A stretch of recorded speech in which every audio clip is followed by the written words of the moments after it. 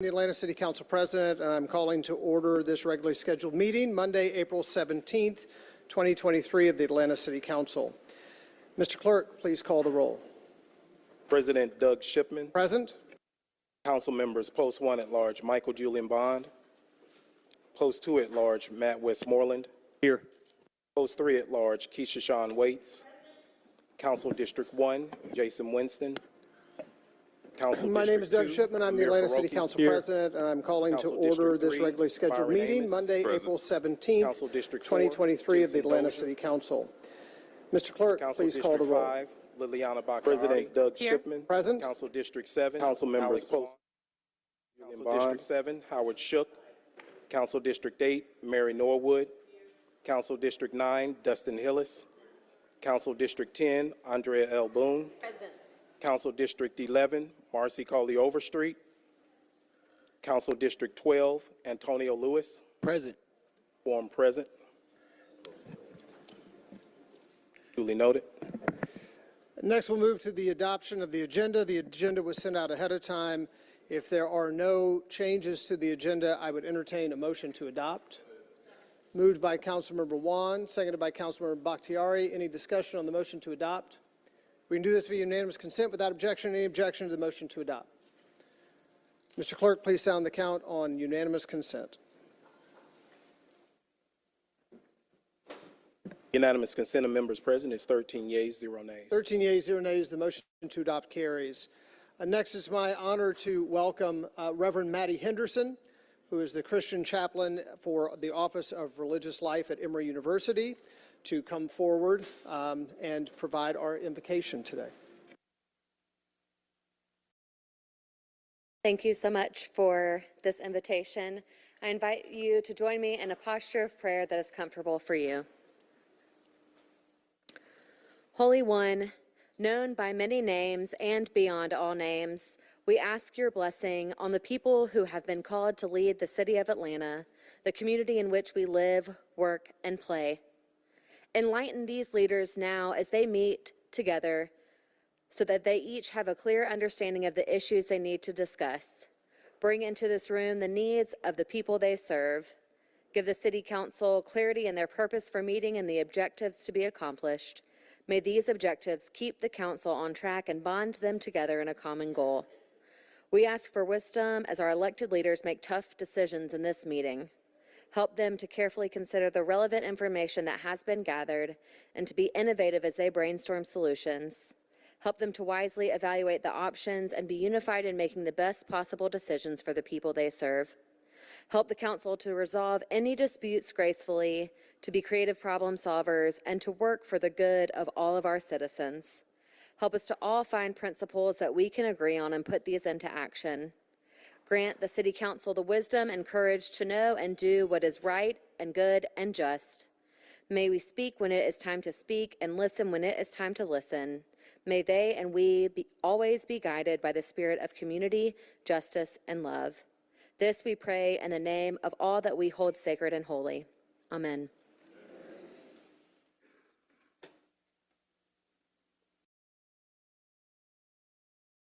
As we remain in a posture of reflection, I would open it up to any of my colleagues that would like to put forward remembrances.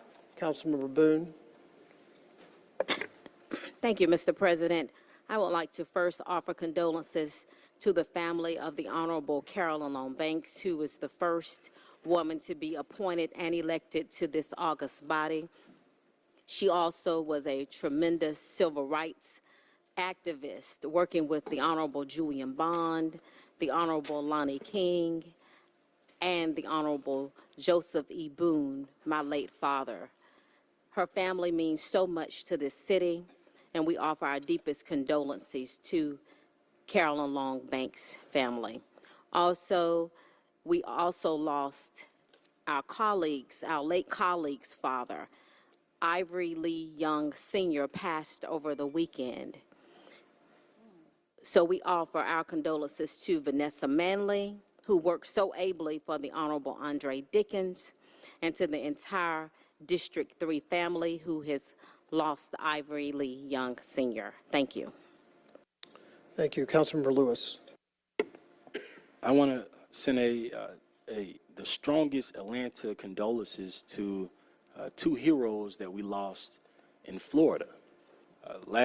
Yesterday was the funeral of Coach Chuck E. Johnson, who jumped in the pool to save the life of one of the best Atlanta has ever had to offer, Bryce Brooks, a young man who jumped in the pool, who jumped in the ocean because he saw 4 little kids drowning. He saw the tidal wave carry them away. Bryce Brooks jumped in and went after to save them. Like we would pray any kid that we raise, any person that we raise, like we say we would do. He jumped in to save them and ended up giving his own life to save every single kid that was actually saved. This young man was a student at Maynard Jackson High School. I want to send out every prayer I can to his family, his friends, and to his father, Chivy Brooks, who should never have to bury a son. So every prayer we can, a moment of silence for the heroes. And may it always be known that they are heroes of Atlanta, Bryce Brooks and Coach Chuck Johnson. Thank you. Councilmember Bakhtiari. Yep, echoing Councilmember Lewis and celebrating the life of Bryce and Coach Chuck. I can't even imagine having to bury someone that a family member, let alone a child. Everything that Councilmember Lewis said, and my prayers and thoughts go out to Chivy and Crystal, Bryce's parents, as well as the coach's family, and also to Mina Tarabi, who I know this was your godson, and I can't imagine what you're going through. In addition to that, we had a number of our staff here, our support staff here, have lost family over the last few weeks, months, and keeping them in our thoughts, and as well as our Commissioner Browning, who just lost her grandmother 2 or 3 days ago. So wanted to keep them in our thoughts as well. Councilmember Bond. I also want to extend my voice to the Brooks family on the loss of their son, their child, and of course, Charles Chucky Johnson, who more than just a coach, he was the son of Charles Johnson Sr., who was the first watershed director, African-American watershed director for the city of Atlanta. So we want to extend a more than heartfelt condolences to the Johnson family, as Charles worked in the company Williams, Johnson, and Russell. But I also want to follow up on what my colleague, Councilwoman Boone, said about the great, late Carolyn Long Banks. Born here in Atlanta, went to Turner High School, went to Clark College, one of the first African-American buyers for Richard's Department Store, first person appointed to the city council that actually won the seat that they were appointed to, first African-American woman on the Atlanta City Council, became the president of the National League of Cities, worked with several presidents, of course, all the great mayors that we've had, really since Mayor Hartsfield. She has had some influence, sway, or conversation with. She was with Dr. King when he was arrested, protested out in front of Rich's, that caused Richard Nixon and John F. Kennedy to have to make a decision of whether or not they were going to help Dr. King. That influenced the 1960 election, a leader of the student movement, and of course, a member of Delta Sigma Theta sorority incorporated without par, as she would remark. And not only a great leader in our city, and of course she worked at Lockheed, but also a great leader in our city, and to me, a surrogate, not just a great mentor, but really a surrogate mother. To me growing up, she literally changed my diapers, and I'm sure it was like, chocolate and roses and what have you, but easy for her to do, but she was like a second mother to me, and I hope that this city in the coming weeks and months will find a way to more appropriately honor her. We had the privilege of bringing her down here to the chamber, I believe it was in 2013 or 14, for a big party where all of City Hall was regaled, the members, the audience, and her sorority sisters, all regaled in Delta Sigma Theta red, painted the town red. She was a great woman, a great lady, an outstanding person, and a tough, tough, tough woman. When you need a definition of somebody who could stand up to speak truth to power and not flinch, that was Carolyn Long Banks. I withdraw. Thank you. Councilmember Amos. Yes, Mr. President, just sitting here thinking about how it's a terrible day in the city when we honor young heroes as well as our seasoned heroes as well. Brother Brooks from Maynard Jackson High, and then Carolyn Long Banks, who, I mean, with all her political leadership, but me, myself, just being old enough to remember the smell of Alex Barbecue on M.L. King. Not quite old enough to remember Hunter Street, but understanding the family from that perspective as well. But recognizing them, and of course, the passing of Sergeant Major Ivory Lee Young Sr. Definitely impacted me personally, but the district, as we all love and honor and respect Ivory, his son, we must understand that it started somewhere. And that was from Dad. So definitely want to send love and respect and honor and condolences to that. And then we being Atlanta, the music capital of the world, we actually lost a music executive since the last time we spoke, Claiborne Evans Jr., better known as Clay, with Grand Hustle. So just want to make sure that the city send their respect and love and condolences to that family as well. Thank you. Thank you. With these and others unnamed, would you please join me in a brief moment of silence?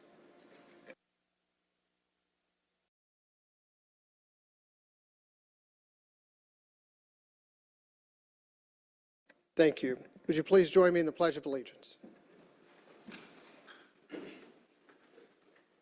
I pledge allegiance to the flag of the United States of America and to the republic for which it stands, one nation, under God, indivisible, with liberty and justice for all.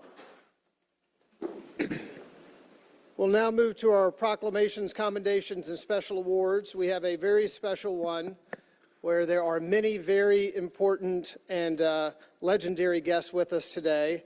I would like to invite Council Members Hillis and Boone forward in recognition of our municipal clerk, Forrest Webb III, and everyone who is here for our municipal clerk, please come forward at this time.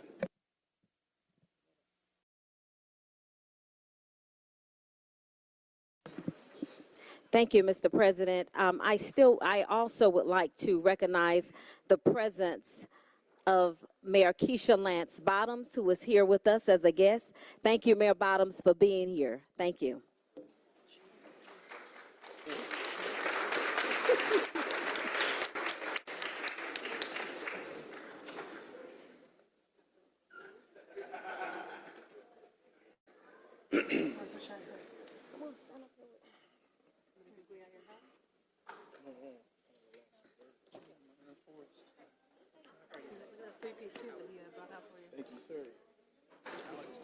Mayor. Could you come right here, please? Could you come right here, please? That's 3 days straight.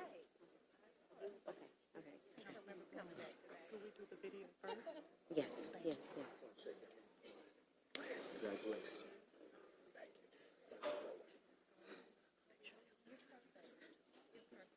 Hey, Corey.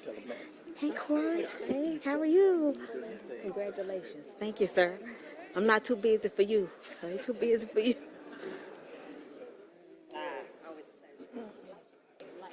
Christian.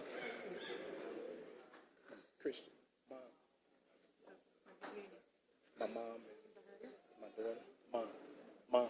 I got Reverend Sutton. Yes. Here. Judge Sloan, Raines Carter. Who else is here important? Rob Pierce. He's here?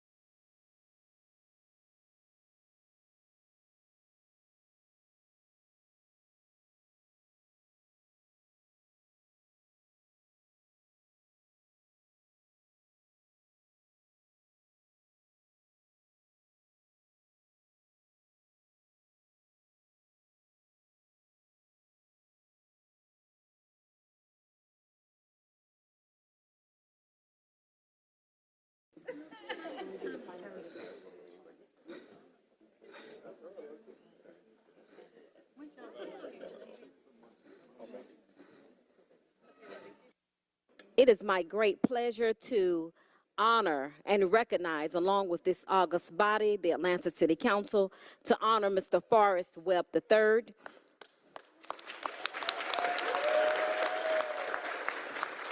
What a wonderful, wonderful, great native Atlantan you have been. We are so proud of you.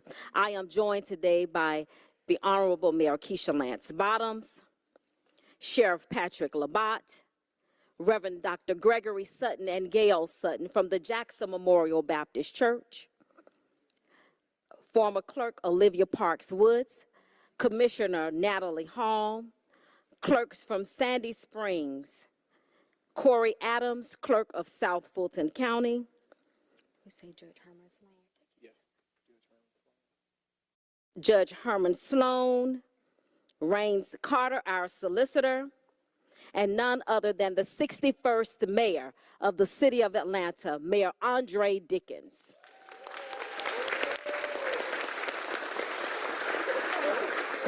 Okay. Mayor Dickens, if you would come, followed by the Honorable Mayor Keisha Lance Bottoms. Good afternoon, everybody. My man. Well, it's with great honor that I stand before you as someone who is really here to compliment a friend, somebody who cares so much about the city of Atlanta, who cares about your job, just doing your job for the people of Atlanta, someone who's always available, honest, committed, faithful, and dependable. And you've been at this so long that we all just know that you're right. When we ask a question, you're right on it. You have a dynamic team, and that's a sign of a good leader is how well their team is prepared. And all of the council members, I was a council member for 8 years, and I look to you for guidance. And now, even across the hall, you still give nuggets of advice and support. So I know Mayor Bottoms, as mayor, having a great clerk that really keeps the city in good standing is important. It's imperative, and you did a fantastic job. You do a fantastic job. And so I thank you for being a good man, too, being a good person. Always dependable, a kind word, and you're a man of few words, so your words are good.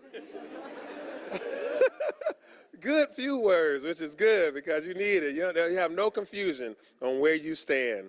You've given me advice, quick advice, and attaboys, good jobs, right at the right time. And so that means that you got good guidance from people that have been in your family, and we just thank you. The city of Atlanta has a lot of great employees, and when they get to the point of retirement, it's sad that that may be the next step. But for you, we carry on in your legacy, as you've done a great job here. And I thank you, council members, for celebrating him today. And Council President Moore, it's good to see you and everybody here. Council members and my Chief Operating Officer, Lisa Gordon, is here too as well, because we all currently, of course, depend on a great clerk's office, just as the council does. So we have this letter here. And this is, I won't read it all in full detail, but it says, Dear Municipal Clerk Forrest Webb III, as the 61st Mayor of Atlanta, I'm pleased to join the office of the Municipal Clerk and the Atlanta City Council in congratulating you on a well-deserved retirement. You have served our great city for over 33 years. And throughout your career, you have improved the lives of countless people and helped create meaningful change across Atlanta. And it says a whole bunch of good stuff here. Good stuff, good stuff, good stuff. Great stuff, great stuff, great stuff. Outstanding, outstanding, outstanding. And then it says, Forrest, your dedication to the city of Atlanta continues to inspire fellow employees, officials, colleagues, and residents. The members of my administration and I will always be grateful for your uplifting efforts. You have helped us tremendously in our work to move Atlanta forward. I am grateful for your steadfast support. On behalf of the people of Atlanta, thank you for devoting your life to public service. We offer best wishes for a remarkable retirement and continued success in future endeavors. Congratulations. Thank you. Oh, we got to go.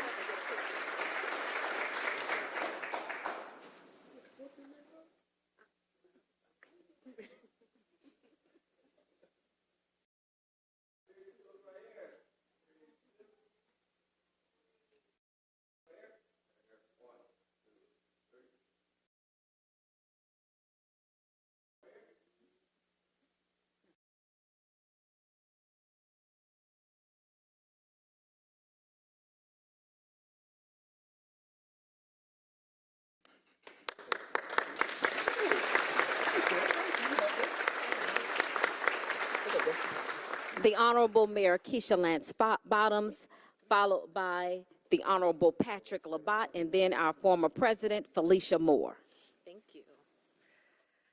Mayor Dickens, President Shipman, Councilmember Boone, and all of the esteemed people here today, I am just so happy to be here to be able to say thank you, Mr. Webb, to you and to your family.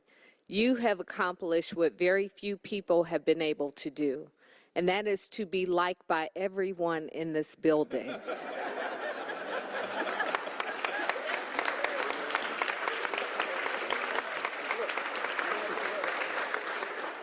And that extends far beyond being the professional that you are. That really is about who you were raised to be. So thank you to your family for loaning him to us, because as you all know, this is a hard job. And not that the people on city council aren't wonderful people, not that the mayor is not wonderful, but they can be a lot altogether. And even with dealing with a lot, Mr. Webb, you've always done it with such grace and kindness and humility. So I am personally thankful to you, grateful to your family, and may God continue to bless and keep you in your next and best season of life.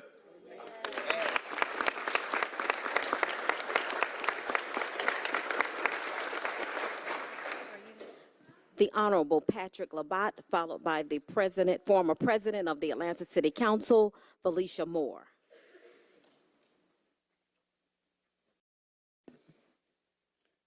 Good afternoon. I didn't cut anything off, did I? All right. I'm always blessed to be able to follow behind two mayors, right? Who wants to do that? Two great mayors. This is where I stopped earlier. When you spend 30-plus years with someone, and most people don't know this, everybody has somebody. And for 30 years, I have had the opportunity for you to be my somebody. And we made those decisions in tandem. So one of the first persons I called when I said I'm running for sheriff was Forrest. And as he ascended through the ranks over here, and we talked about the job openings that came about, we had the opportunity to talk to each other. But it's more than that. When your parents have you associated with someone that they consider their other child. So when my mom says, son, take the uniform off, let Forrest teach you how to put a suit on. Because if anybody don't know, he the cleanest thing, Mayor, I'm sorry, I don't want, I might get myself in trouble, but I've never seen anybody wear a suit like Forrest.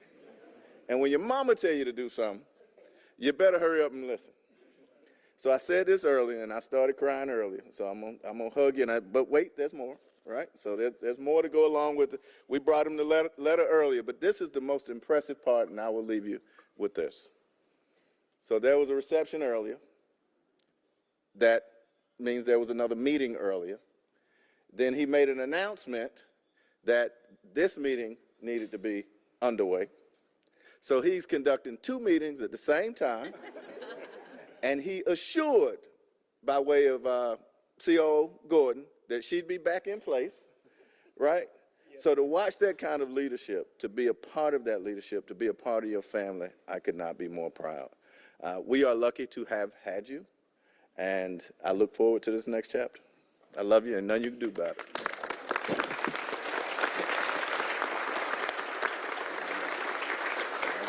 Can y'all step up here and get a photo, please?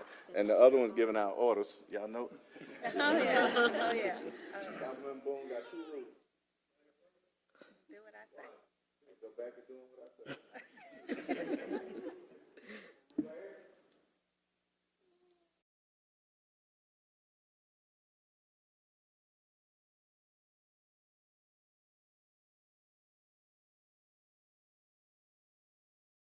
The Honorable Felicia Moore, followed by Commissioner Natalie Hall of Fulton County. Thank you. To President Shipman and the members of the City Council, I know this is a bittersweet day because you all know the work that our municipal clerk and its office and even our research staff does to support what we do at the city. So council, I'm sure, is grieving, but I know that there have been a great line of clerks who have come through this city, from Larry Dingle to Olivia Parks Woods, to Rhonda Dolphin Johnson, to Mr. Webb, and certainly I hope next Vanessa Walden. And this office has always been known as integrity, but what people don't know is it's not just the council's clerk's office. He is the municipal clerk of the whole city. And I've heard from citizens who have come to get information, to get records. I know the mayor's office depends very heavily on it. So people don't realize the gravity of the work that's done. The three words that I really like, and they all translate to this man right here: transparency. He's very transparent, very open. If you come and you ask for information, he'll give you that information. If there's a little bit more you need to know, he'll give you that too. Ethics. Everybody knows that he is a man of integrity, and he does the right thing always. And accountability. He's accountable to you, the citizens of the city. He's been accountable to everyone here at City Hall, and he's held himself accountable, even if maybe they got it wrong. That's the mark of a professional. And that is what Forrest Webb is, a consummate professional. I've loved every minute working with him. The city has certainly in gratitude for all of your service, and God bless you on all that you do.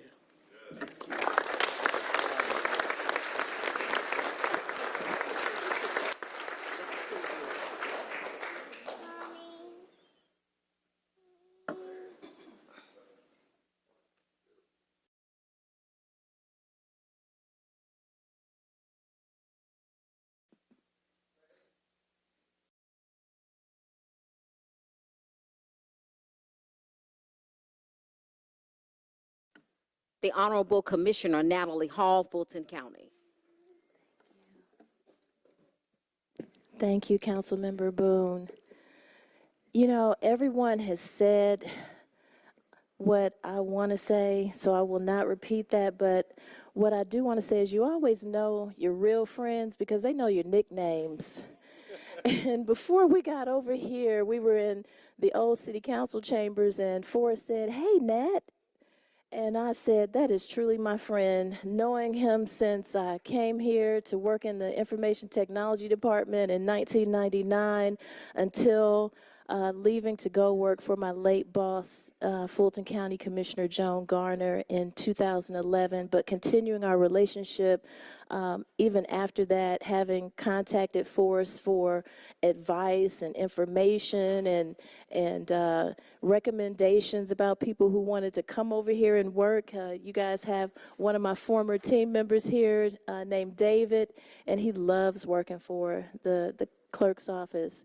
But I never thought I'd see the day that you would actually retire. You know, that has blown my mind and made me feel so old. But I want to just, say again, congratulations to you. And no, Sheriff, you can't steal him, because if he wants a job, he needs to come to me first, because I definitely would love to have you on my team.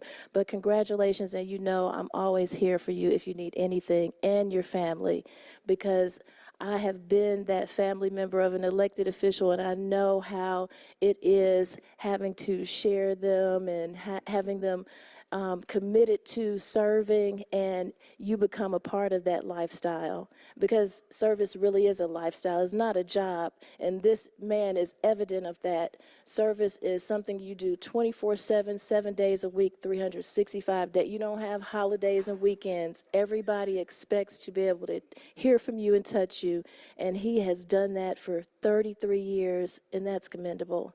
So thank you for your service, and we are still here for you always.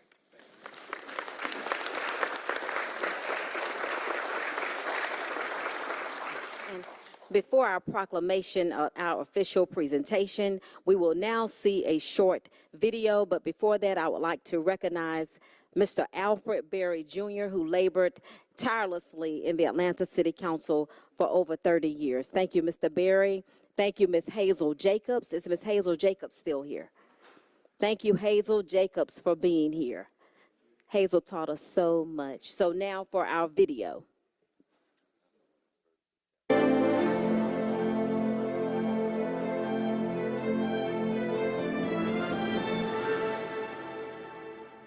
Post 2 at large, Matt Westmoreland.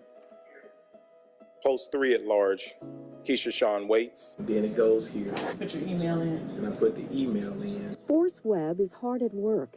As municipal clerk for the city of Atlanta, Webb's office is the custodian of all legislative records dating back to the 1800s. The office is responsible for maintaining the minutes for each and every meeting of the full council. No 2 days are the same. And the only things that are remotely the same would be the committee meetings and the full council meetings. Other than that, we make ourselves available to the general public.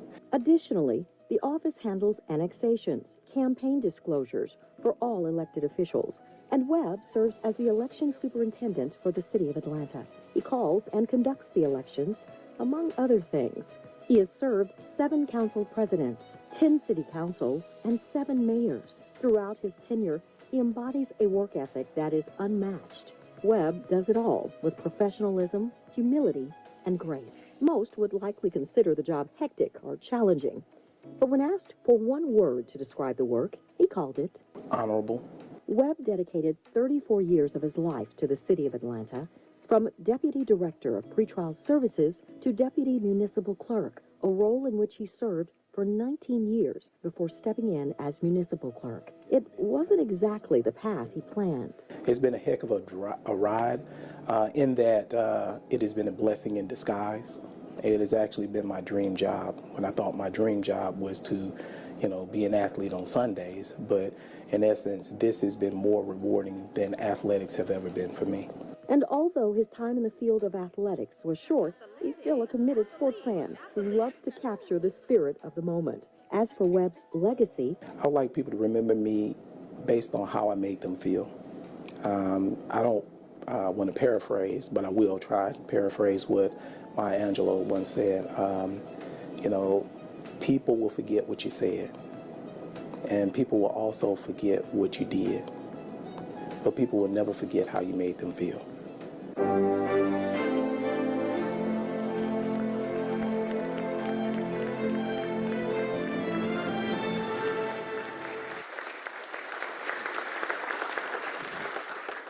Mayor Dickens, followed by the Honorable Dustin Hillis, and then the man of the hour, Forrest Webb III.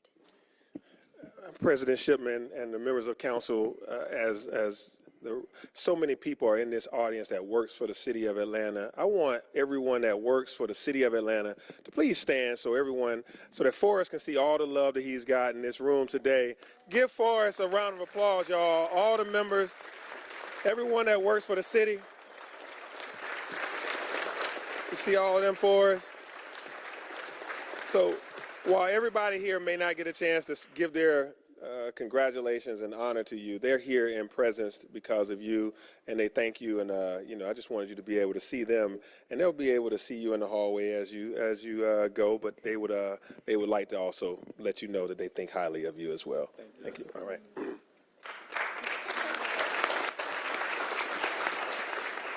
The Honorable Dustin Hillis. Thank you, everyone. The bad thing about going last is everyone's already said everything that needs to be said, but just want to, again, thank you for all that you've done for the city. I know, and I'm sure I speak for all of the council members when I say we can always trust you, we can go to you, make that call, send that email, and we're always going to, number one, hear back from you, and two, we can always trust what we hear back from you is right. So I just want to thank you for that, and I'm also channeling my inner Forrest today in my three-piece suit. Talking about, it may not look as good as yours does, to Sheriff Labatt's point, but I'm trying. Thank you. So this is a council proclamation, in recognition of Forrest Webb III, City of Atlanta Municipal Clerk. Whereas the Atlanta City Council is proud to recognize Forrest Webb III on the occasion of his retirement as we celebrate all his phenomenal contributions to our city. And whereas a graduate of Hazelwood East High School in St. Louis, he received his college education at Northwest Missouri State University in Maryville, Missouri. And whereas Mr. Webb has worked for the City of Atlanta for more than 33 years, including 10 years as the Deputy Director of Pretrial Services, 19 years as Deputy Municipal Clerk, and the last 5 years as our Municipal Clerk. And whereas the Municipal Clerk is the designated election superintendent in the city with all rights, powers, and duties as provided by the Georgia Election Code, in this role, the clerk has served the citizens of the City of Atlanta through his dedication to observing precinct and polling places during the election process. And whereas the municipal clerk has 132 codified statutory responsibilities in the charter and code in addition to the election code, the official code of Georgia, and legislation adopted by the governing authority and approved by the mayor. And whereas in 2018, Mr. Webb was asked to perform the role of Sergeant of Arms during council meetings, and whereas his remarkable tenure with the City of Atlanta spans a course of 10 city councils, 7 council presidents, and 7 mayors, and whereas Mr. Webb is a member of Jackson Memorial Baptist Church and a man of faith, he embodies what the Gospel of Matthew tells us: you are the light of the world, let your light shine. And whereas with his kind heart and steady disposition, he has truly been a guiding light to everyone he encountered at Atlanta City Hall and throughout our great city.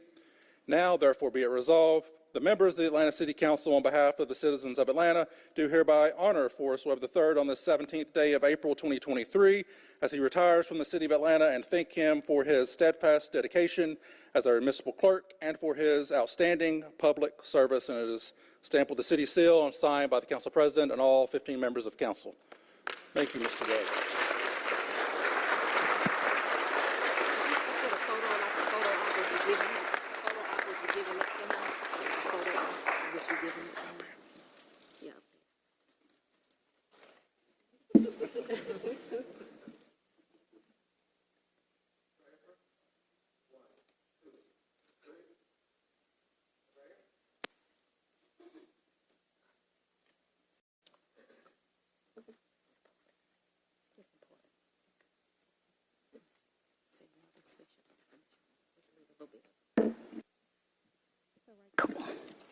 Right quickly, we do want to also present another special recognition award because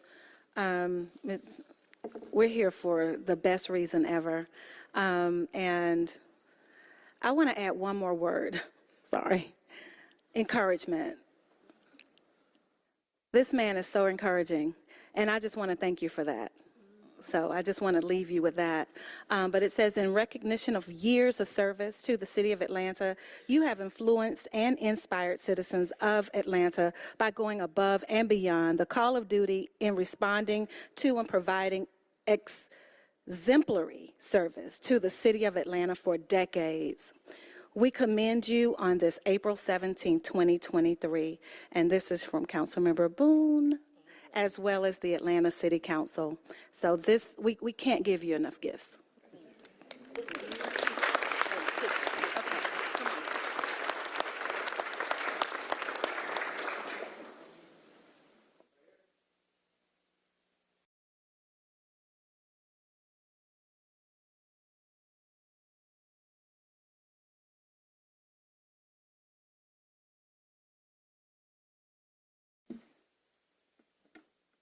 And now the man of the hour, Forrest Webb III, Clerk of the City of Atlanta Municipal.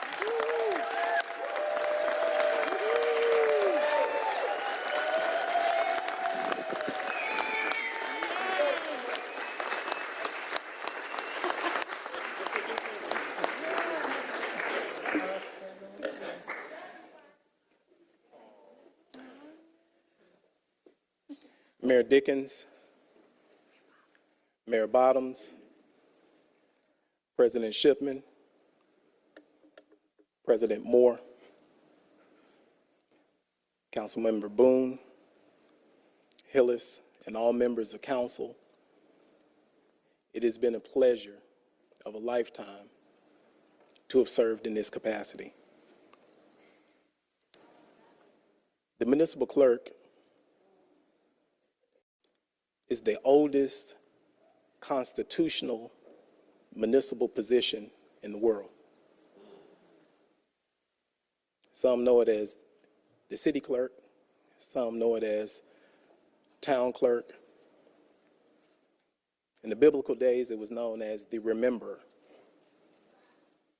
I'm grateful to my parents, Forrest Jr.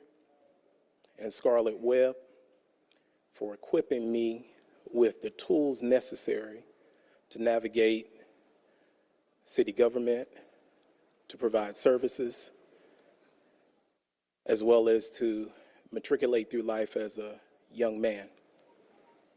I'm grateful to my siblings for always being available day or night for counsel and consultation. I'm also grateful to the children that I've had. My children have taught me how to be humble, how to be compassionate, how to be the best version of me. Thank you to their mothers for always making the sacrifice and taking care of home and allowing me to have the peace of mind of knowing that my children were provided for and taken care of. I want to thank my colleagues from the law department to procurement to public works, not to exclude anybody. But I thank you for always being available. I thank you for all of your hard work. And understand this, when I started working for the city of Atlanta, I took this job only making $23,000 a year. The salary didn't define how I was going to go about doing my job every day, but the way I was raised. The men and women of this great city, trust me, they do the same thing. Money doesn't define what they do and who they are, nor do titles. However, everyone would like compensation, but at the end of the day, if a piece of trash is on the ground, certain individuals will not step over that piece of trash without picking it up. I'm indebted to the men and women who came before me. I'm indebted to the citizens of Atlanta who allowed me to serve in this capacity. And despite all of the challenges they may have had over the years with elected officials and the way we make the sausage here in the city of Atlanta, they've always showed a great deal of respect to me and my staff. I stand before you getting the acknowledgement for doing what my father and my mother expected me to do, which was to have a job. And I had a good government job at that. But for the men and women of the Office of Municipal Clerk, I couldn't achieve anything. I don't receive the acknowledgement or the accomplishment of having been here 33 years based on my merit and my service alone. It's a collective. There is no other city in this world like the city of Atlanta. Now, see, I'm saying this, we've heard elected officials say this, but I'm here to tell you, this is a melting pot. We have what London has here. We have what New York has here. We have what LA has here. We have what Chicago has here. They don't have what we have. We are unapologetically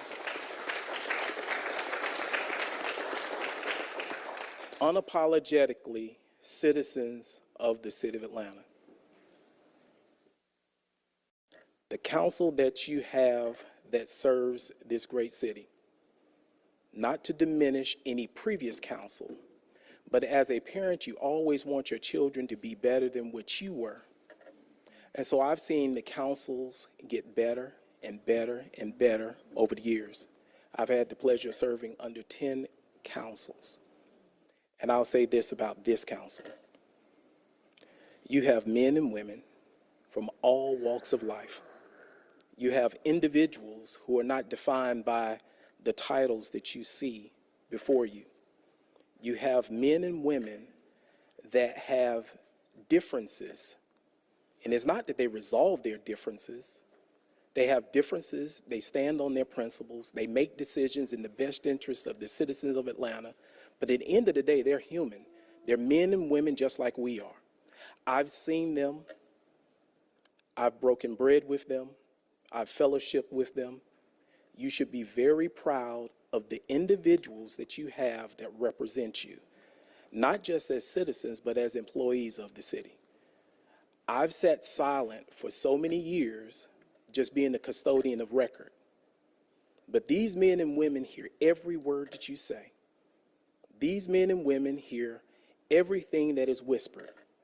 These men and women read everything that is written about them and the content of their character.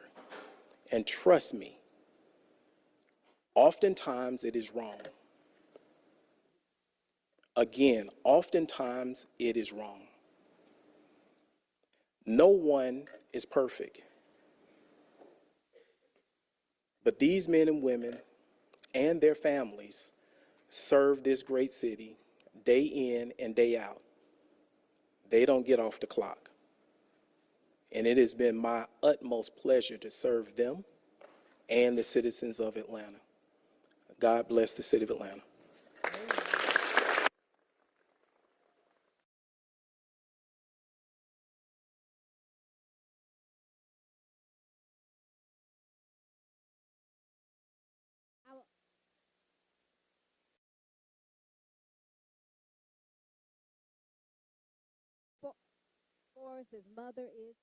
Forrest's mother is here, who is a dedicated and diligent servant at the Jackson Memorial Baptist Church.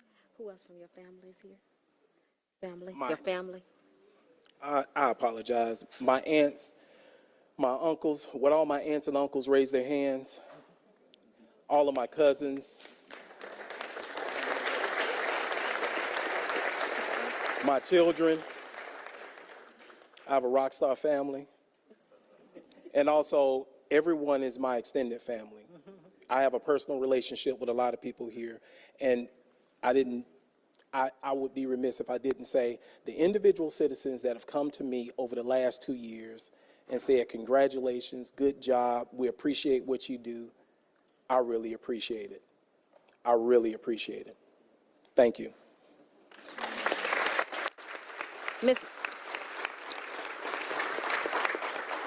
Miss Vanessa Walden, Interim Deputy Clerk. Good afternoon. It's my pleasure to present to the clerk a small token of our esteem because he does have an extended family. It is everyone in our office. He's been a great leader and mentor, and we're sorry to see him go, but we understand that we have to give him back to the world. So it's my pleasure, Mr. Webb, to present to you, and everyone knows that the clerk is the keeper of the city seal.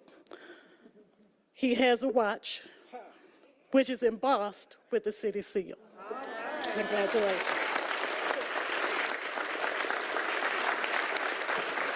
Will everyone in the clerk's office please come forward? Can I get everyone in the clerk's office to please come forward to take a picture with Mr. Webb? As my staff comes forward, I told them years ago, there's only 2 things that I wanted. Well, 3 things. A watch with the city seal, that meant something. That meant something to a lot of employees for decades. A city service pen, and the last thing I wanted just a letter from the mayor. That was it. And so I'm exceeding my dream. Quickly.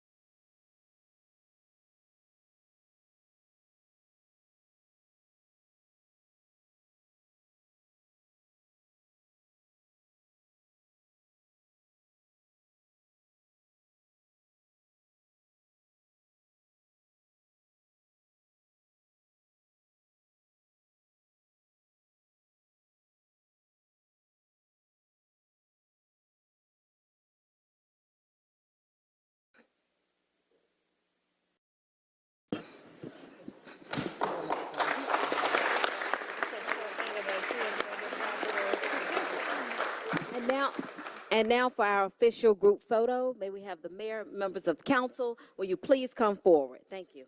And family.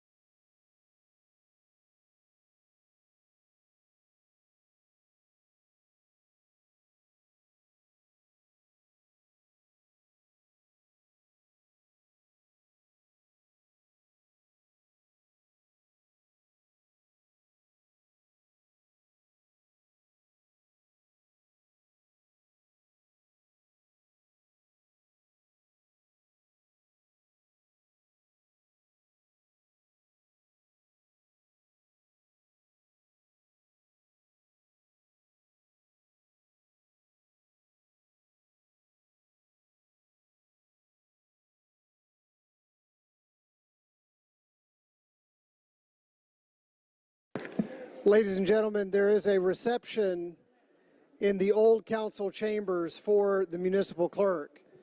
For those who would like to join, there is a reception for him right now.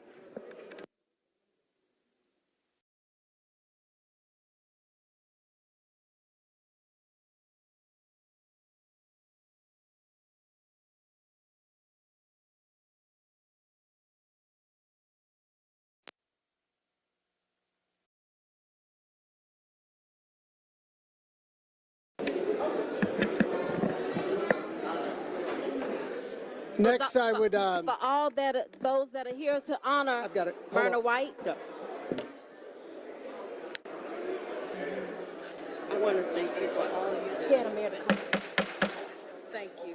For those who are here to honor Myrna White, would you please come forward? All of those here to honor Myrna White, and I would turn over the podium to Councilmember Boone. Yes, Lord. That's a good girl right here. I'm going to let you present this one, but don't say it's for me. Just say for Atlanta City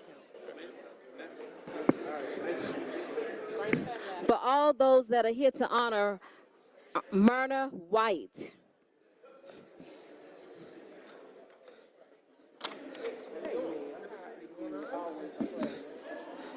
So I'm going to pop up and do my thing and be out. Yes, sir. I promise. What's going on, Amos? He thought he had to leave. I thought I can't leave. Yeah, I'm going to get in trouble. Yeah, women thing. It's a women thing. It's a women It's a thing. woman thing. Yeah. Right.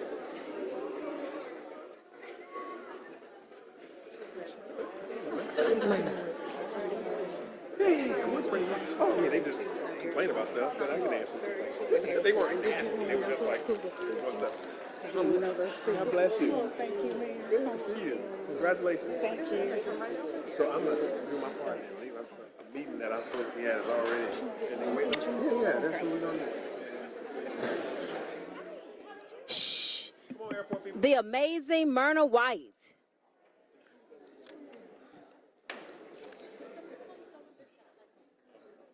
Come over here. Go ahead.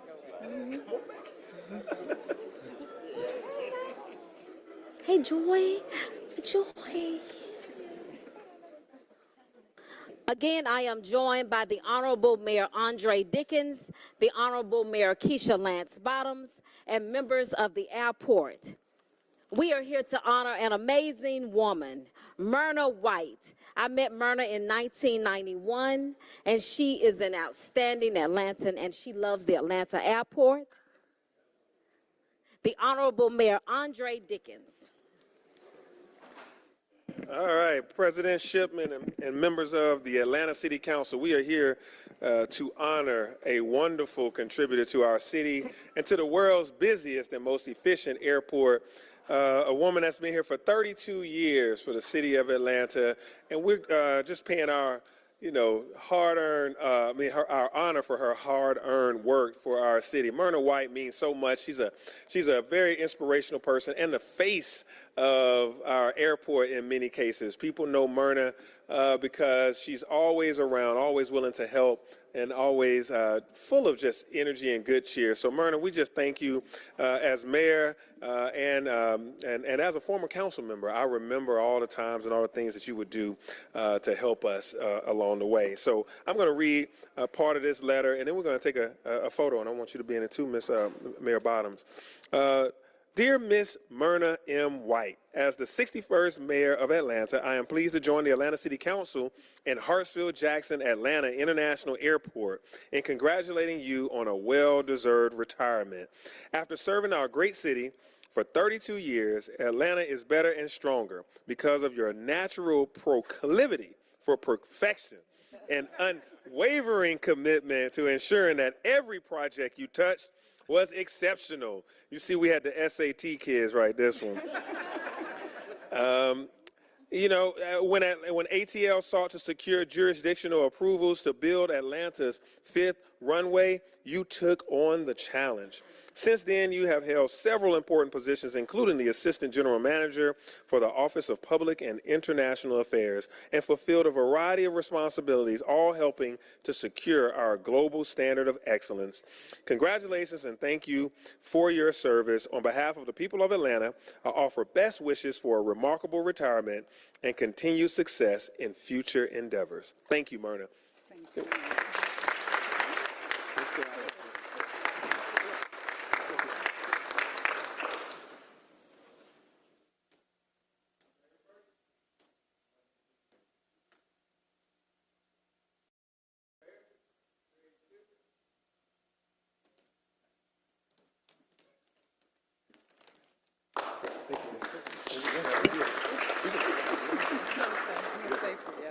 Mayor Keisha Lance Bottoms, followed by the Honorable Commissioner Khadijah Abdul Rahman. I told Mayor Dickens, it doesn't matter that he's the mayor. We know who actually runs City Hall. That would be Councilmember Boone. But old to be a Delta girl. Sorry.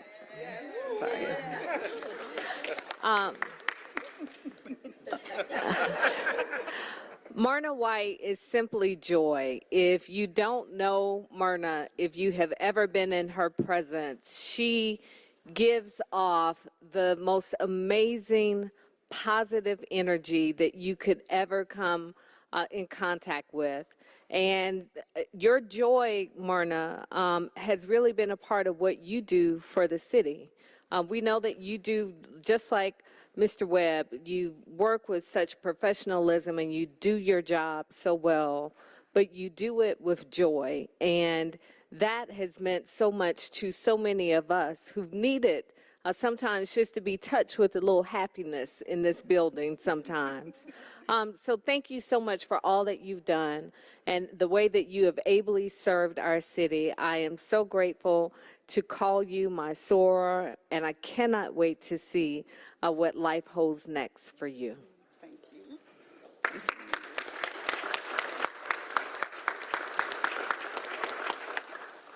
Commissioner Khadija Abdul Rahman, Fulton County.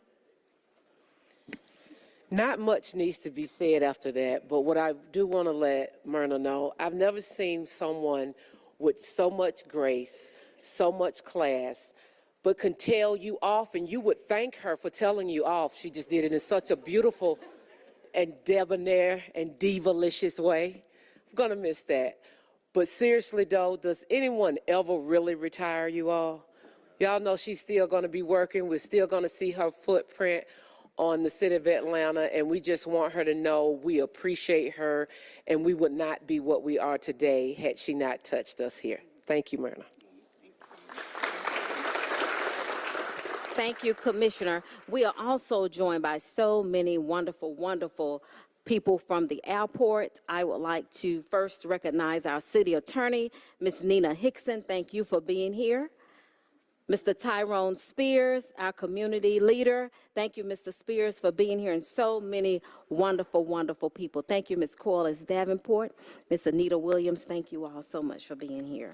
And now our Senior Deputy General Manager, Mr. Michael Smith, a great resident of District 10. Thank you, my council member. First of all, our general manager, Byron Biradari, couldn't be here, but he sends his congratulations, best wishes to Myrna, and to let you know that he is greatly going to miss her service. I got to know Myrna when she was Myrna May, and according to her dad, she will always be Myrna May. But in my capacity as a assistant attorney, and in that capacity, I got to know that Myrna was critical to the expansion of the airport. As was mentioned, in order to expand the airport and create fifth runway, it called for us to go out and get community support from the other jurisdictions. And it was Myrna's face that was out there for the airport in terms of going out and telling the story for the airport and letting these officials know what was going on. It was mentioned by others during Forrest's mentioned that transparency. And it was that transparency and her honesty and forthrightness in setting forth that I think helped us a heck of a lot. And it has always been with such grace, professionalism, and perfection that we've come to know Myrna, and we're certainly going to miss her. We're going to wish her well, and as the commissioner says, there's never retirement. I know she has other activities, and I know we're going to be seeing her, but we want to wish her, her family, and thank her family for supporting her and giving her her time, especially her son Tad. And Myrna, we're just going to miss you. Thank you. Thank you.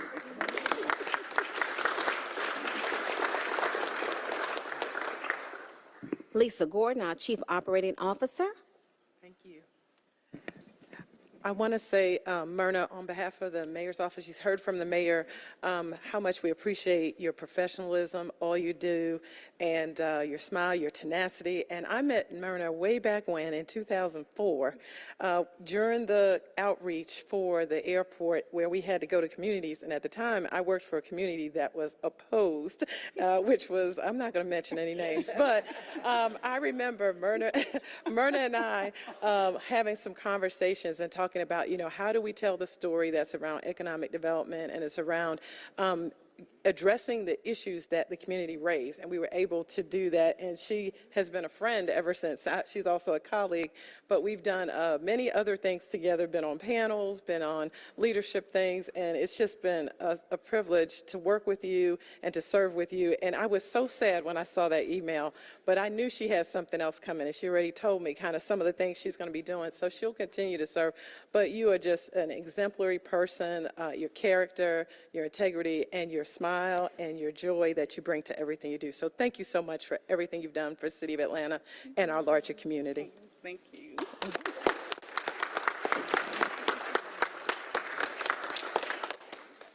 The Honorable Byron Amos, followed by the Honorable Antonio Lewis. Well, thank you. I do have one special presentation, but before I do that, you know, we all develop in phases, and my phase of the airport expansion. And, you know, I have seldom called Miss White because it has always been Myrna White. That is the name she built for herself during the airport expansion, and the way that she just wielded her power throughout the city when it has come to the airport. I remember, and true story, and Jan, I didn't even tell you this one. When I was on the security team at the airport, we used to perform security checks on the 4th floor. And I walked past your office with your name outside, and I actually had to stop. Your door was closed, and I wanted to open it, but it's two things that didn't make me do it. One was that it would have been the wrong thing to do.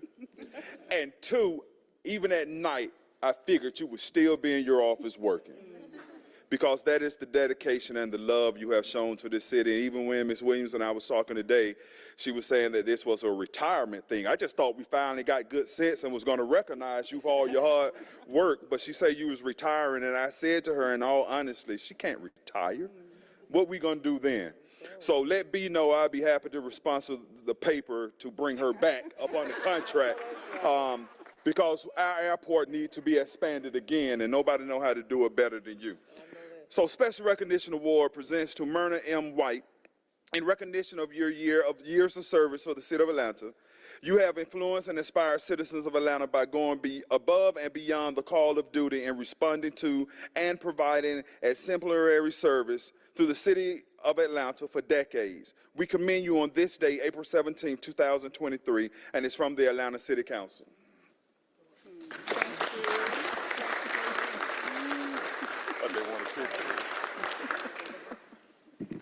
The Honorable Antonio Lewis.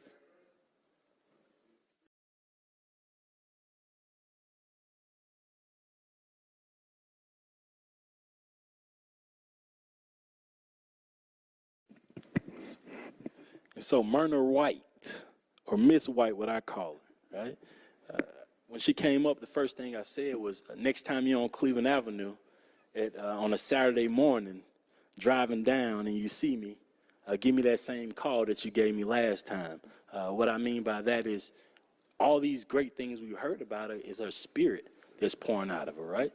When I first heard the name, they told me when I got elected, I was placed on the Transportation Committee, and I was accepted to be the co-chair, vice chair. And so I heard the name Myrna White. Do you know her at the airport? Myrna White, do you know her at the airport? And so when I met her, I understood that the paperwork part was what she did, but also she hugged situations. And so we had a internship program last summer at the airport, and I got to work with Miss Anita Williams very closely on it. But after I got involved, I got to see who was hugging situations when you had people who couldn't wash their clothes. When you had people who didn't know how to get to work and from work. When you had kids who were spending 1 hour of work, 1 hour of pay of work to get something to eat. We didn't have any of those issues because of the partnerships that they did at that airport. And I'm super excited to be a part of that. And that was our first interaction. And so congratulations on your retirement. I'm not going to tell you to come back. I'm going to tell you to go enjoy some vacations and see the world. I'm going to tell you to be a consultant to the airport if you can. And enjoy yourself. Congratulations again. Thank you.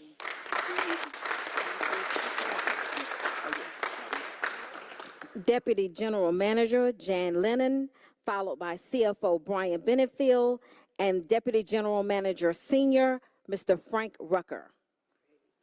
Jan Lennon. Thank you. Wow.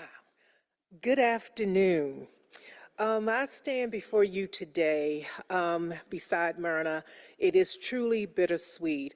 But Myrna, I just want you to know I'm standing beside you today as also a colleague, a friend, a confidant, and especially my soror, as Mayor Bottoms just stated, oh, to be a Delta girl.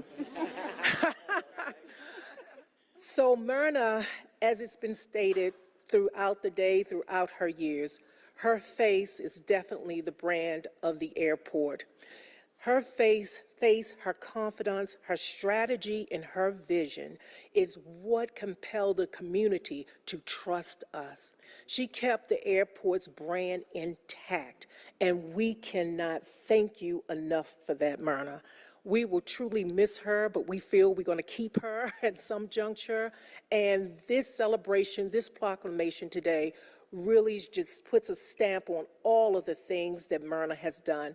She may have spent 32 years with us, but truly her work will continue on for another 332 years. So Myrna, I say to you today to continue to be brilliant, to continue to be bold, and continue to be the best that you can ever be. Thank you so much.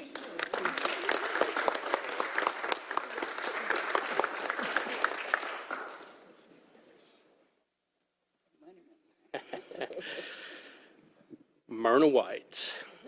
I've worked for Hartsfield-Jackson Atlanta International Airport for 10 years, and I've not known a single day without your presence at the airport.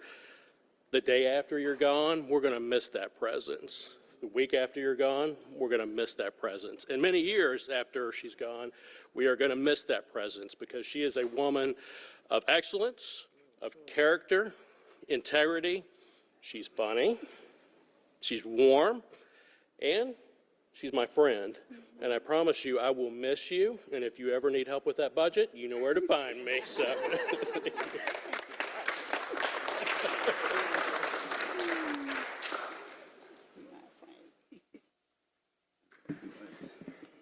This is a very special man. I think we have all worked with you in some capacity.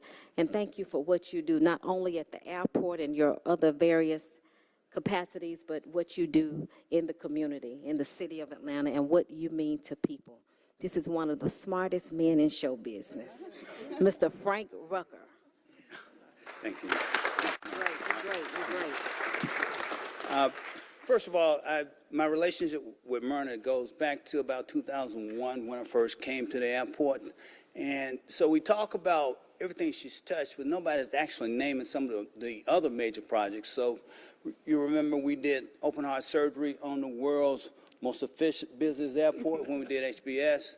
We talk about the fifth runway. We don't talk about the rental car center. We don't talk about the international concourse, and we don't talk about the 200-300 other projects that she actually had a hand in. And first of all, telling you how to present it and how to basically talk about it. You know, so I don't know how many coaching sessions I've been with Myrna, but she will always, and still to this day, she coaches me on what to say and how to say it. So I'll close with this. You know, we always had this running joke about she's a University of Georgia grad, and I'm a Georgia Tech grad. So, you know, of course, when we talk, we say, well, my closing remark is blank with Georgia. And I've been taught that way. But, you know, jokingly, we have always been, and I'll miss her so much. So with that, much luck in the future. Thank you. I'm going to work here. All right. Thank you. Ms. Diane Larche.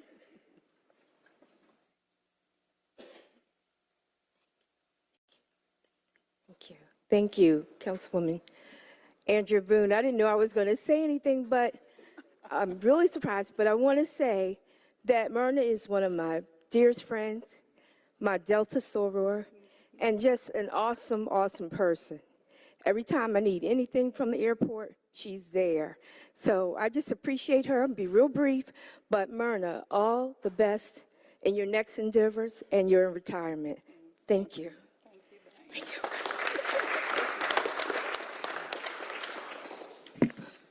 Any of my colleagues at this time, please come forward. Thank you. In recognition of Myrna M. White, whereas the Atlanta City Council is pleased to recognize Myrna M. White for her distinguished career spanning more than 30 years with Hartsfield-Jackson Atlanta International Airport, and whereas hired to help win governmental approvals to build the fifth runway at the airport, she built upon her success to become the organization's first Assistant General Manager for Public and International Affairs.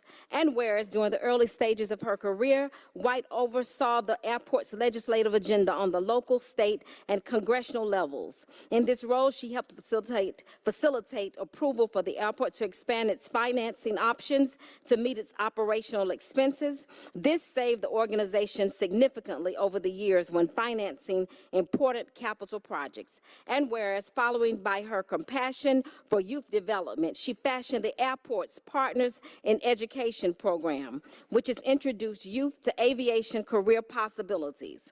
And whereas she has had several accomplishments throughout her tenure, including establishing the airport's governmental and community affairs unit, overseeing the development of the Department of Aviation's first brand guidelines, as well as the design of the airport's current logo, which is recognized around the world. And whereas, outside of her commitment to aviation, her work throughout the community earned her recognition from both the Georgia Senate and House of Representatives. As a past chair of the airport's Council of International Marketing and Communications Committee, she has earned the respect of her colleagues throughout the continent. And whereas, with plans to retire from the airport in 2023, we know that day is here now. We know she will continue her record of success in all of her future endeavors.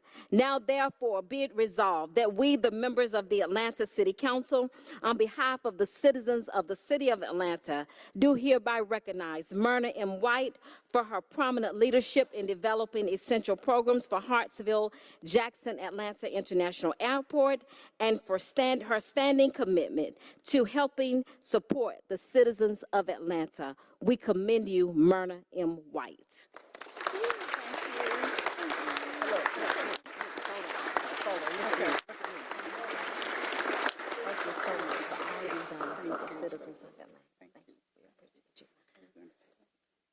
And now a short video featuring the career of Myrna M. White. Runway 1028 provides ATL the capacity to maintain its status as the busiest airport in the world and the economic engine for the region. But it took quite a lot to get to this point. Building a runway is not quite as simple as clearing land and pouring concrete. It requires a deft political touch and communications expertise.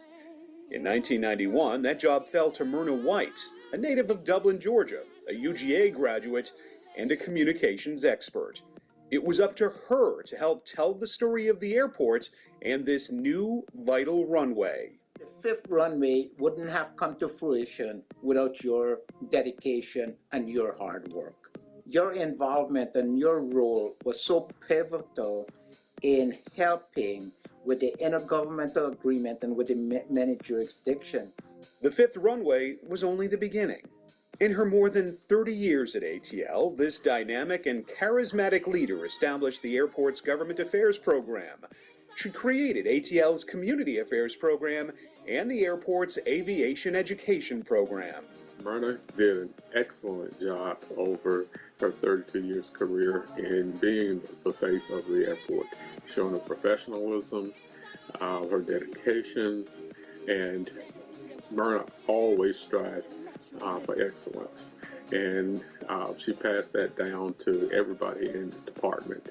And speaking of outreach, that stylized ATL logo that is so familiar, she oversaw the development of the airport's first brand guidelines and the logo, now recognized around the world.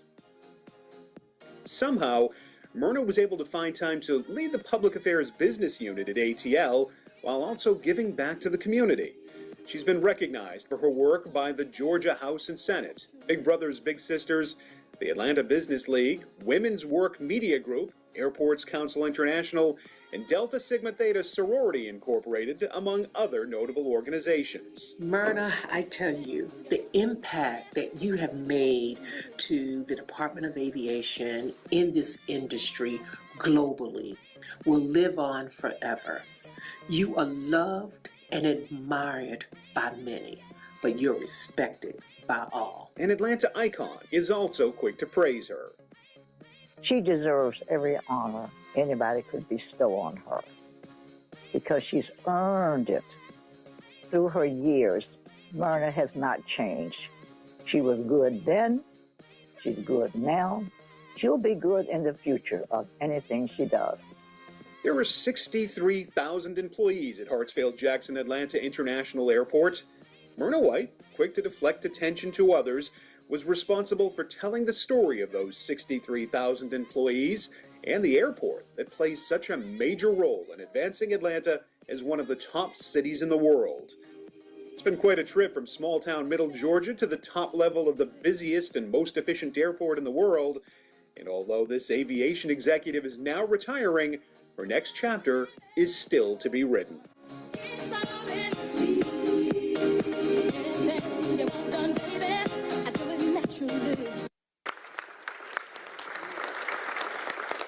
Who will fill these big shoes? Who will fill these big shoes? But before we recognize and hear from our honoree, I still would like to recognize this wonderful, wonderful team who runs the busiest airport in the world. Thank you from the bottom of our hearts. We have seen all of you all grow from different capacities, and thank you all so much. Anita, thank you for all you do for the people of Atlanta and all over this world. We can never forget what you have done in this city. Thank you. And now, Ms. Myrna White.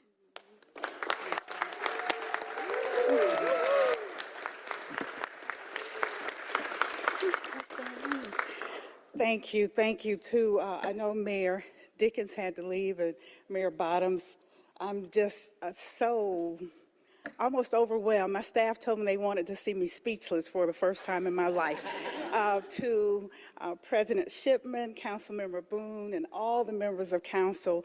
When I was a little girl growing up in the big city of Dublin, Georgia, my parents would bring me to Atlanta with my brother and sister, and that was like a highlight for us to come to the big city. My father was a big Braves fan, so for us to come here, go to the Braves game, stay at the Hyatt and marvel over the big blue top, I never imagined that I would one day be an executive at the busiest airport in the world. It has just been a blessing. As Farah said, it's been the dream job, the honor of my life. And I want you council members to know that every single day I worked hard to let the world know how outstanding this city is and your airport. I promoted this city and this airport, and I counted 11,680 days, and it was with much pleasure that I did it. I just want you to know that this honor means the world to me, to do a job that I have loved from day one, and to be recognized for it is really the icing on the cake.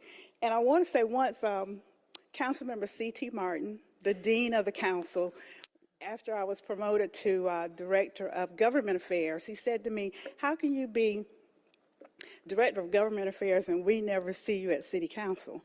And I said, that's because you're so special. You deserve one person who focuses on just you. But I want you to know, although you had your Anita, I was always standing ready to assist you any way that I could. So I am proud to have been a part of this city for 32 years, and I will continue to tell the world just how wonderful this organization is. And to my team at the airport, you just don't know how much you have meant to me all these years. The leadership and my staff. God made this job just for me. So when I say I was the first AGM of Public and International Affairs, it is not to brag. It is to say everything I did leading up to this point in life prepared me for such a time as this. Thank you all. I appreciate all of you today. I want Greg Pridgeon to come and join us with the picture. Mr. Pridgeon, please come up. Please come up. Mr. Pridgeon. First Chief of Staff.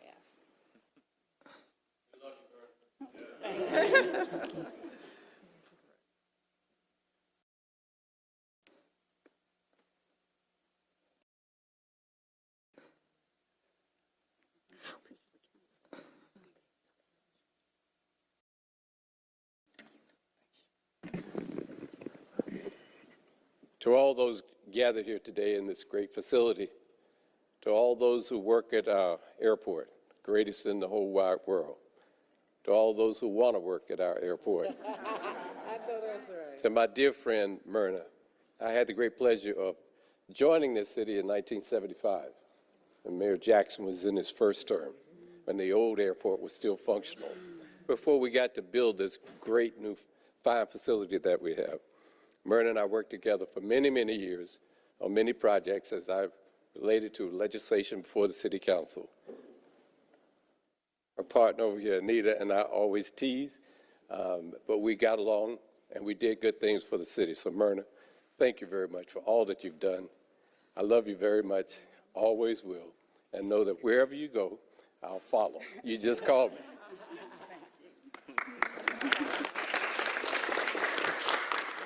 Will all members of the Atlanta City Council please join Ms. White for a photo?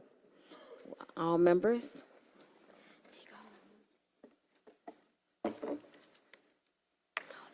Where's the other little place?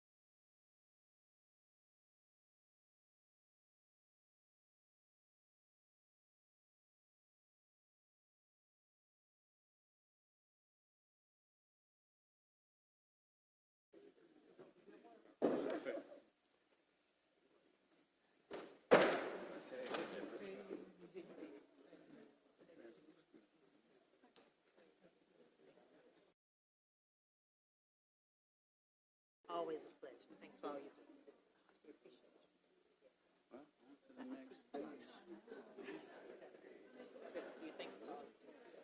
She's calling Tanya. Right here.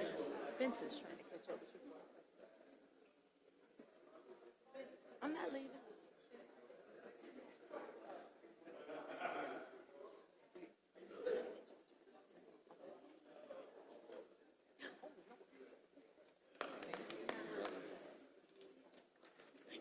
Thank you for all you do.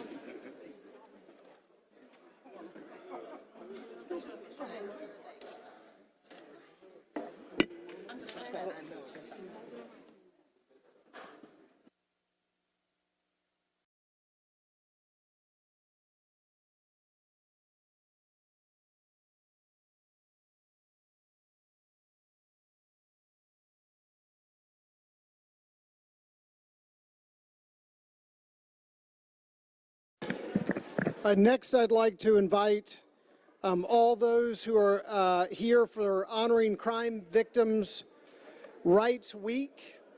Crime Victims' Rights Week, please come forward.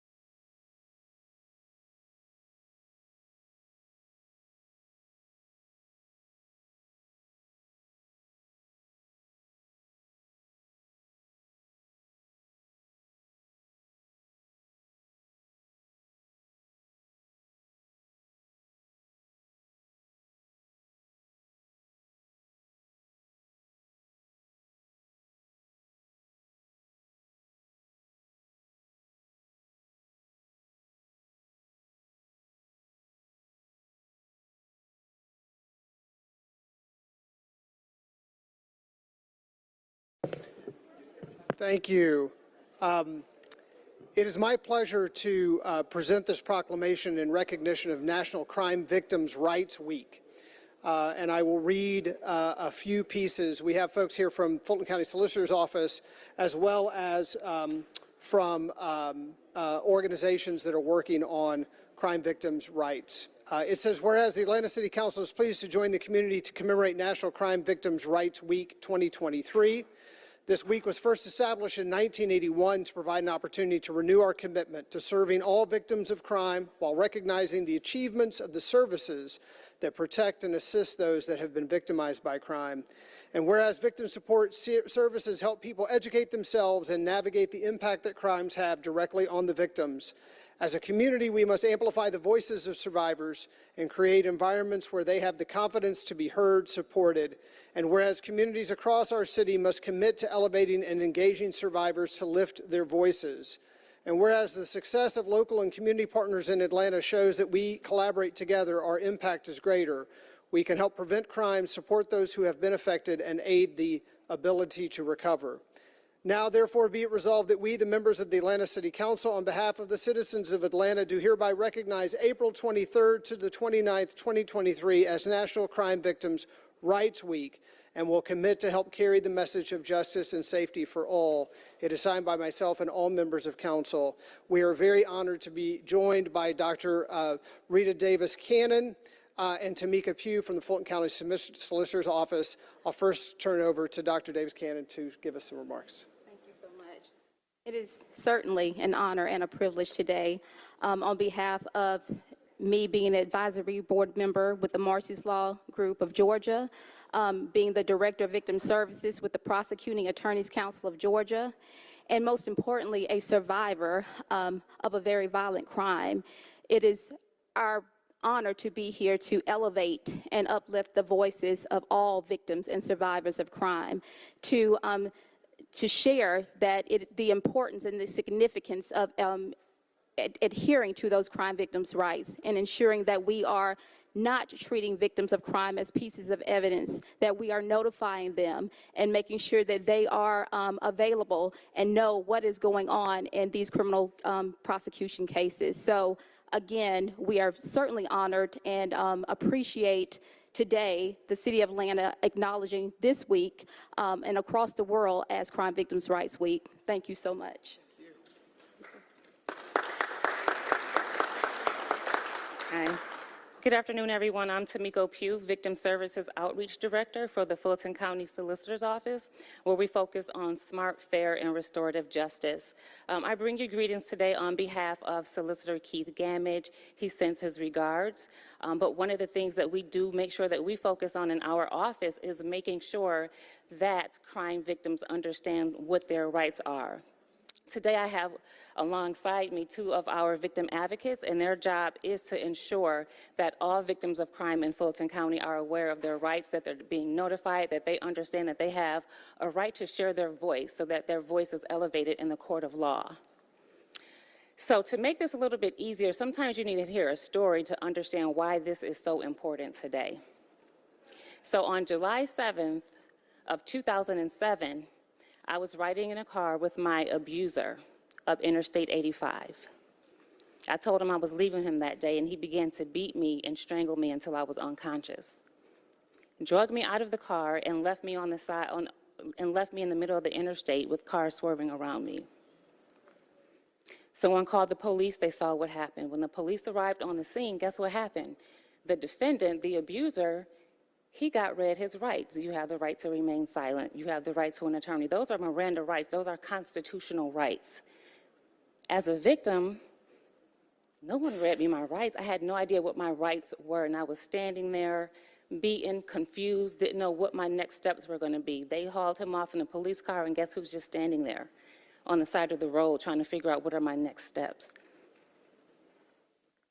Back then, there were crime victims' rights, but they were not constitutional, so they weren't being enforced. This is why this is important. So today, we stand before you saying that back when was it, November of 2008, it was Amendment 4. So the people voted, and we were able to add the Crime Victims Bill of Rights to the Constitution. So now victims and survivors of crimes have rights. So you don't have to be like me standing on the side of the road trying to figure out, what do I do next? How do I navigate this criminal justice system? This is why this is important. So on behalf of all victims of crime and survivors of crime, we are grateful for Marsy's Law and the Crime Victims Bill of Rights. And so thank you all for being here today.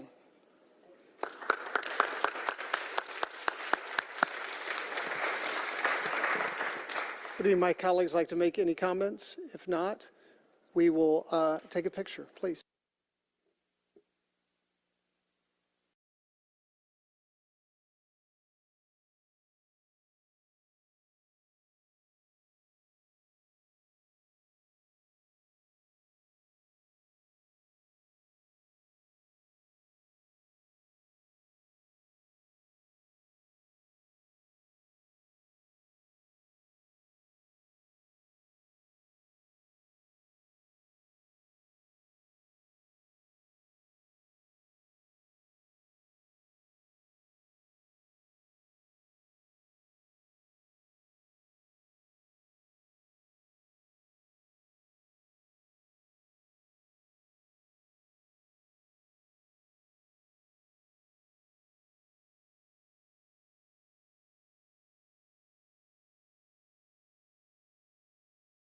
Next, I'd like to ask everyone associated with the proclamation regarding Earth Day 2023 to come forward.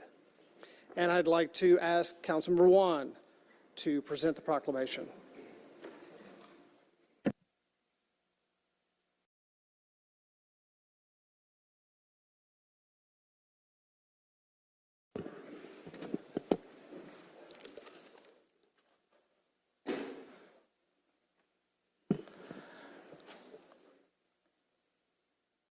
All right, as they are coming up, I've been kind of called up from the miners to do a double header this afternoon for this proclamation and the next.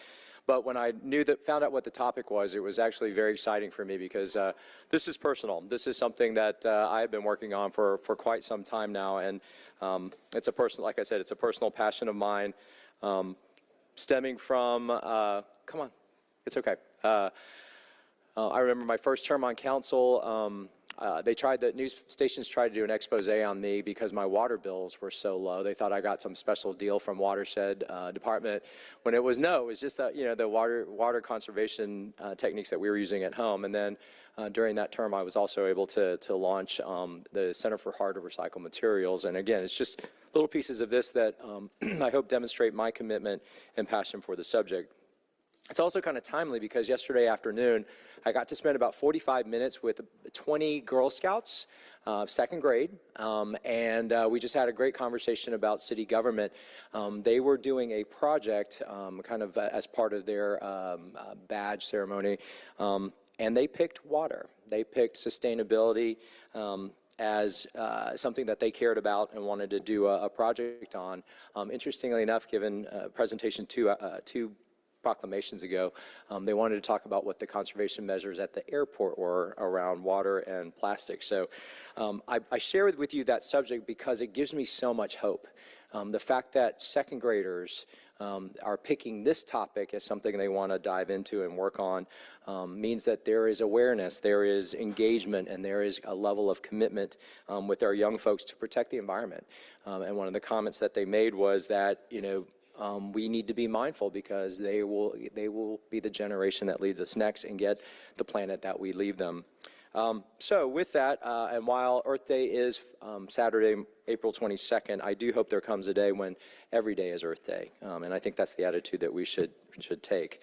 I am not going to read the entire proclamation, but I did want to highlight a couple pieces of it, and it is in recognition of Earth Day 2023, whereas the Atlanta City Council is proud to join the community this year in recognizing Earth Day. And whereas all Atlanta residents have a right to a healthy and sustainable environment that protects and preserves our natural resources, and whereas Earth Day serves as a reminder to us all to be good stewards of Atlanta's green spaces and to reflect on the impact that we have on the environment, and whereas Earth Day in Atlanta is an opportunity for us all to join together to support environmental awareness and action. Now, therefore, be resolved that we, the members of the Atlanta City Council, on behalf of the citizens of Atlanta, do hereby join the community in recognizing the importance of Earth Day on the 17th day of April 2023 and encourage residents to get involved in local events and activities to support the environment. And I'm not sure which of you is going to come up here and accept this, but I invite whoever will be. It was you. Okay. Let's get one picture of us and then we're going to let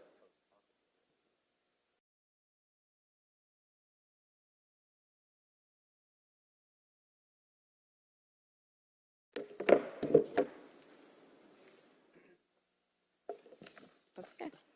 Well, thank you everyone for hanging in, and the kind of leadership that I saw displayed here today through the honors that we had in the previous proclamations is exactly the kind of leadership that we have been fortunate to have here in the city of Atlanta when it comes to sustainability, when it comes to environmental protection. So I am surrounded by the people who make that work. So I do want to thank Council President Shipman, Councilmember Wan, and the entire City Council for proclaiming April 22nd as Earth Day in the city of Atlanta.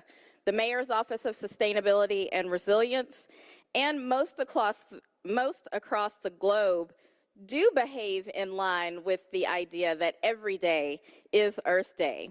However, today officially kicks off Earth Week, and as we head up and lead into Earth Day, it's critically important and something that really, I think, stayed on my heart from the opening prayer. So when we talk about community, when we talk about love, and we talk about justice, those are exactly the values that we need to achieve our sustainability goals. So we have our Department of Law, we've got Watershed, we've got Public Works, we've got City Council representative, we've got the Atlanta Beltline, Park Pride.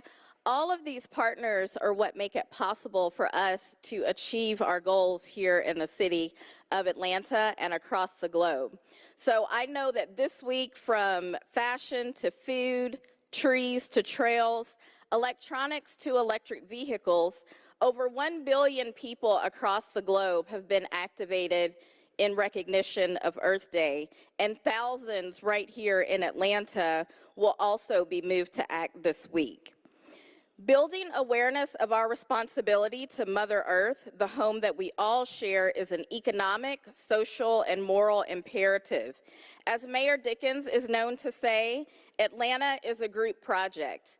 And be sure that our ability to drive climate action today and for 7 generations, as the Iroquois principle puts forth, that we depend on our commitment to working together just like a group project. So I'm proud that Atlanta is officially proclaiming its commitment to Earth Day and sharing this call to action with city employees, our partners, all across our great city. Thank you.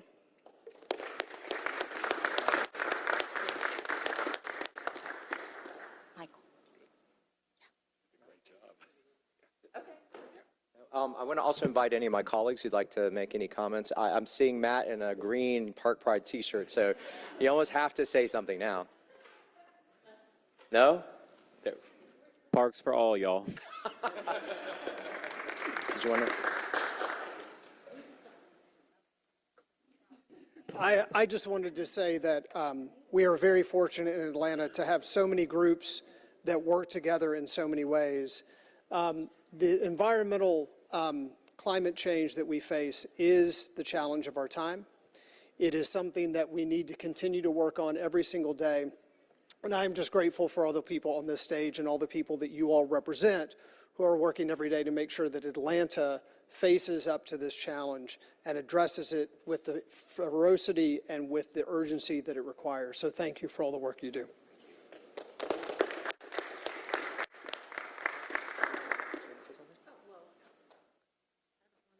Said no.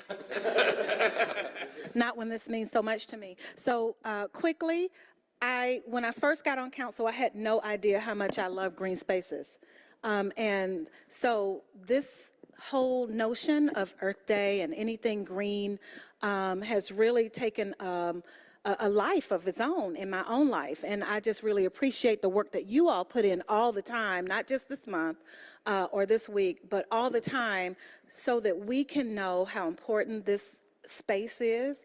And I am true now to green spaces. And I think I've made a really big difference in the District 11 with your help. And so I thank you for that. Go ahead, please. Hi, my name is Doug Teeper. I am the policy manager at Georgia Conservation Voters, and I want to thank the City Council, the President, and all the City Council members for recognizing Earth Day this week. I want to let you know that not only is this a celebration of the Earth, but it's also a recognition of the struggle that we have ahead. All of us have an obligation and a duty to work on all the issues that are threatening, a very existential threat to the planet Earth and all the citizens on it, and we have a lot of projects ahead of us. The good news is the federal government is kicking in some resources. The U.S. Congress and the President have passed the Inflation Reduction Act, the Infrastructure and Jobs Act, and that with that comes millions of dollars of resources that are available to the city of Atlanta, to the metro Atlanta area, and indeed all the state of Georgia. And you have advocates up here who are going to do everything in our power to make sure that we access those resources and put them to work for all the people and indeed the planet itself. So thank you very much for today. All right, if there's no one else, I'll invite my colleagues up. Let's take a picture with these fine folks.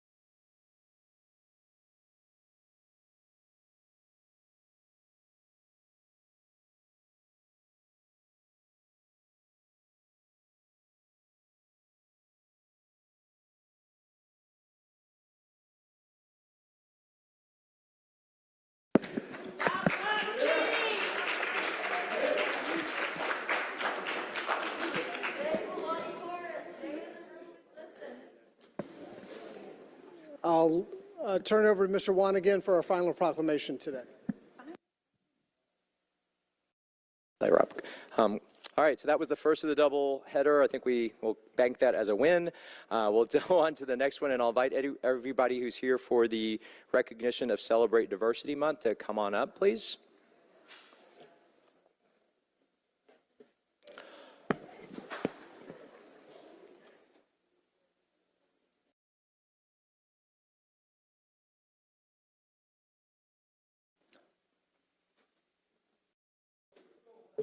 And while they are coming up, I will say that it's an honor for me to present this as well. This is yet another kind of personal passion of mine. I think for a number of reasons. Number one, as I trace kind of my community service and public service back and the trail of volunteerism, it's always centered around advocacy and activism for all the minority communities that I consider myself a proud member of. I think this is also particularly important given today's environment, where it feels like every time we turn on the news, we're bombarded by yet another incident of attacks on minority communities, shootings, even random things like flyers placed on cars just north of our city. So I think it's important as we enter this month that celebrates diversity that we do that we celebrate and we acknowledge and we understand. And I'll read a couple of parts of the proclamation that I think really personify and exemplify the objective of this initiative. So this is in recognition of Celebrate Diversity Month. Whereas the Atlanta City Council is proud to recognize Celebrate Diversity Month as a way to educate ourselves, to develop a greater sense of respect toward others, celebrate our differences, and foster a more equitable society. And whereas Celebrate Diversity Month takes place in April every year, it was initiated in 2004 to recognize and honor the diversity of the world. It is a time to acknowledge and understand our differences, be it gender, race, ethnicity, faith, sexual orientation, and other factors. And whereas this month highlights the urgency of understanding other cultures to ensure a better world. Learning more about different cultures and interacting with those living different lifestyles can help eradicate misunderstandings. Now, therefore, be it resolved that we, the members of the Atlanta City Council, on behalf of the citizens of Atlanta, do hereby recognize the month of April as Celebrate Diversity Month and encourage all Atlantans and City of Atlanta employees to broaden our perspectives on the lives of others around us, and is signed by Council President and all 15 members of City Council. So, I guess step forward real quick.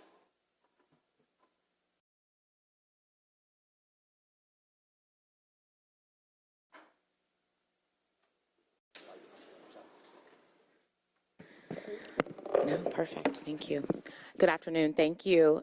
Thank you, President Shipman. Thank you, members of the council. Thank you, Councilmember Juan, for particularly bringing that forward.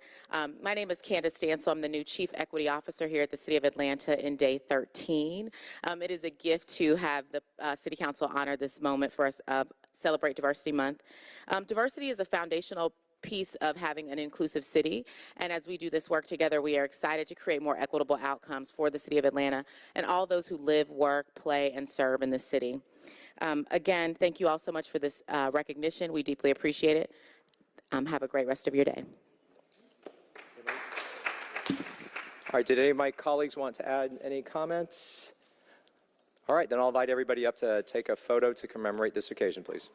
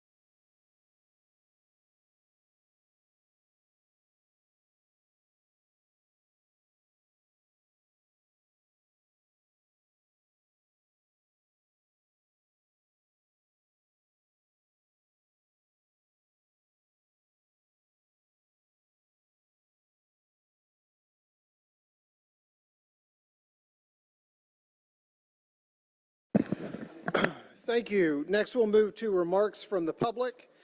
I would remind everyone that you have 2 minutes unless you've been granted time from someone else, which I will acknowledge when you start. I would ask that everybody please stay on time to respect the other speakers, and I will try to call out 2 or 3 so people can be ready. I apologize in advance if I do not get your name correct. Please do correct me. We'll start with Rukia Rogers, and then Violet Ventana and Sasha Von Hanna. Rukia Rogers, you'll have 4 minutes due to yielded time.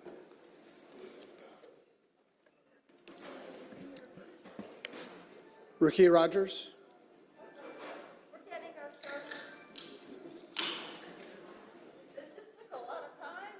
I'll go ahead and go to Violet Ventana, and then I'll come back to Rukia Rogers. Violet Ventana.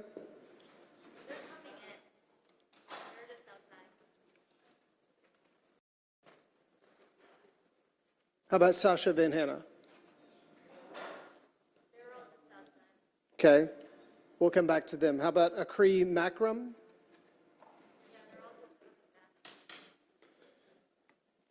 Stephanie Lopez? You give a minute to go and call some people in. I understand. I'm trying to make sure that we have speakers, so we're not just waiting. So we'll come back to them. Sandia Oliver or Sophia Oliver? or Daisy Dominguez Giare. Ron Shakur. Go ahead, Mr. Shakur. You have 2 minutes. Ron Shakir, Southwest Atlanta. I'm really concerned and disturbed and really upset of coming down here for maybe 12 or 16 years and to actually see and hear how public engagement is getting less and less and how policies are made with little or no respect or regard to vetting it in front of any committee. It's just that you had a power to get it in, the power to do it. And you feel no obligation to move towards getting the feel or the impact of what the people think. The Beltline, the streetcar, where did it come from? Why is it important to be such a big economic impact or cost on our city? At one time, the Beltline was the biggest project in America. I know with great faces like the Honorable Mrs. Shirley Franklin or the determined leadership of Kasim Reed, anything can go forward. But the impact and the focus of the housing crisis, the breakup of neighborhoods, the displacement, the gentrification of communities matter. And it is shameful for a reputation, a beautiful reputation of Atlanta, Georgia, African-American communities and the progressive leadership is shameless to have no regard of the impact. And I just ask you, because people are looking all over this country, what is the impact, what's happening to Atlanta? And gentrification is not as beautiful as you may think it is when you look at the boys and girls who are disconnected from their mother and father and the violence that we see because there's no home stability because they are shifting and we are losing stable community housing because of greed. Thank you. Thank you. Chandra Galashaw. Margie McLeod. 2 minutes. Give me some of that popcorn. I know it's good. Hey, good afternoon, everybody. I'm back here again for rent control. There's 10 reasons that we need to put rent control on that ballot, on the city ballot, and we could do it. I have to give certain signatures, but I'm coming back. The first reason, homeless is increasing, not decreasing. I don't know where y'all get your status from. You better start looking around unless you're not coming out, seeing the homeless people out here in the city of Atlanta. And number two, waitress. People's not getting, they're not tipping no more. Churches, guess what? They're not tithing no more. Churches is closing. And then what happening, seniors is dropping their life insurance because the rent is too high. I know this don't affect y'all because y'all could have able to pay $1,500 a month or $2,000 a month. But people out here, that's why it's so important that we'll be able to put rent control on the ballot. Let the people vote for it. We could do it. You do everything else. The sad part, more children, this is my baby, more children is going into foster care ever before because the mothers or the fathers cannot afford the rent. Y'all could do this, and you need to do this. And then I'm going to repeat history. In 1997, we forget, the Olympics was here. Didn't we run? Didn't a lot of people got misplaced? And you put them somewhere else and closed down the housing when the Olympics came, but they came back. To me, I'm looking at what's happening in 2024. We got the soccer team coming in. Are we trying to clean up the city of Atlanta to make Atlanta look pretty? For this, when the tourists come Time in has expired. and you don't see the homeless?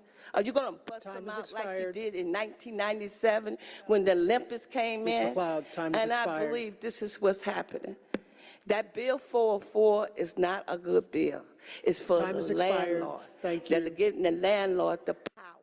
But we're going to fight, and we're going to get this rent control on the ballot. Time has because expired. the people need Ms. it. McLeod. Rent is going too high, and we could do it. Thank you. Power to the people. And give me some of that popcorn. Let me go back to the top. I would ask that we not clap after each speaker so that we can continue to respect each speaker. Is Rakia Rogers here?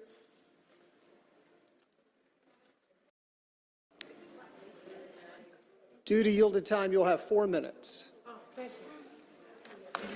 Excuse me, I ran up here a little out of breath, sorry. Whew. All right.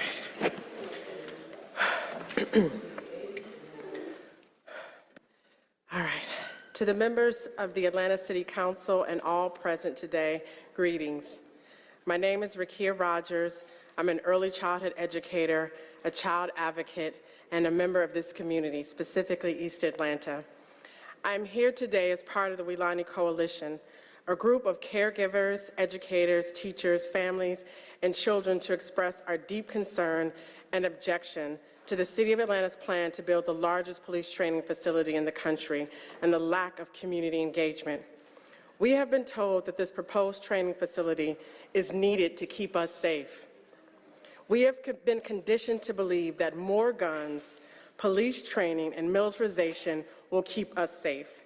And yet, for all the spending our nation does on guns and policing, it has not provided the peace and societal changes that are vitally necessary for our safety and well-being. We incarcerate more people, adults and children, in deplorable, inhumane conditions that severely endanger their safety and, in turn, the safety of the entire community.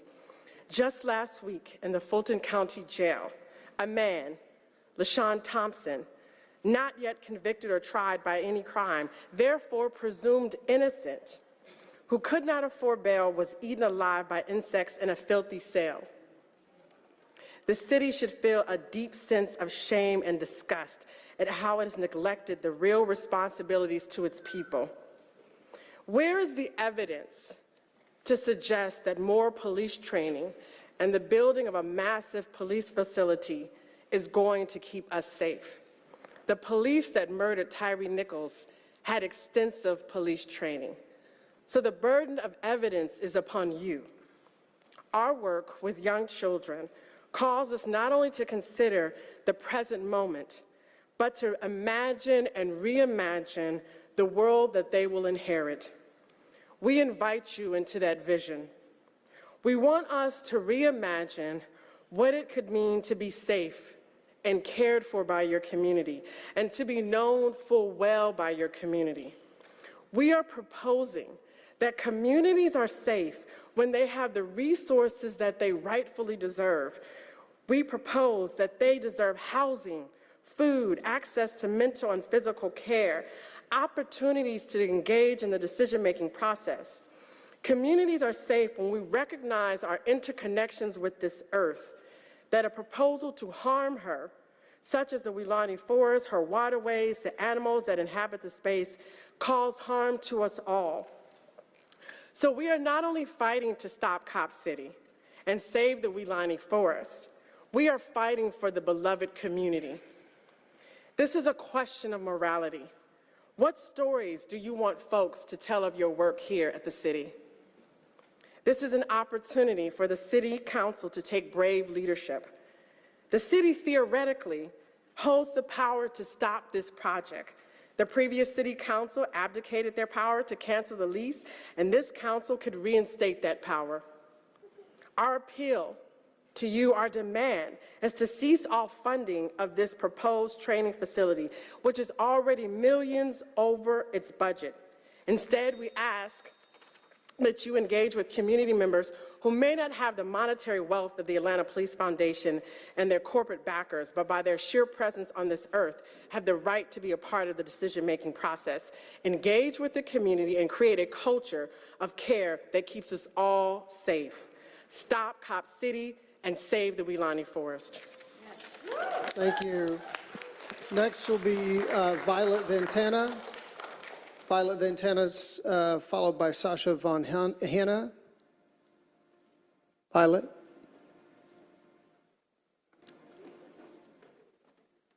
You'll have 2 minutes.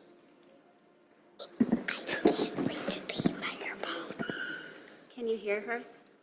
Boop. Okay. Yeah, got it.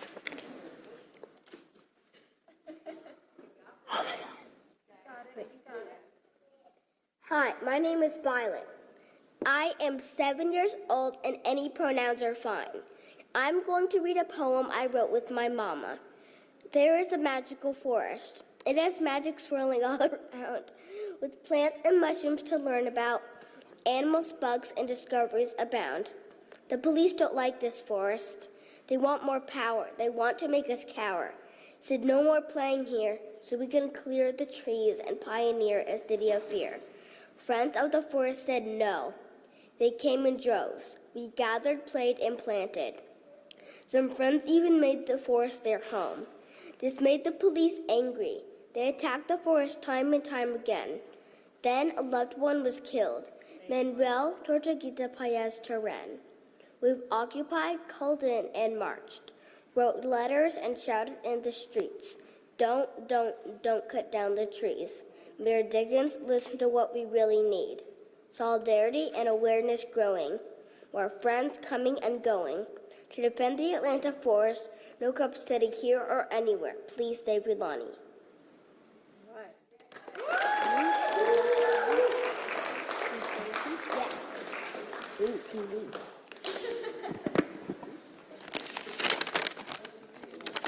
Hi, my name is Sasha Von Hanna. My pronouns are she, they. My people are not from this land. I've called the city in the forest home for 22 years.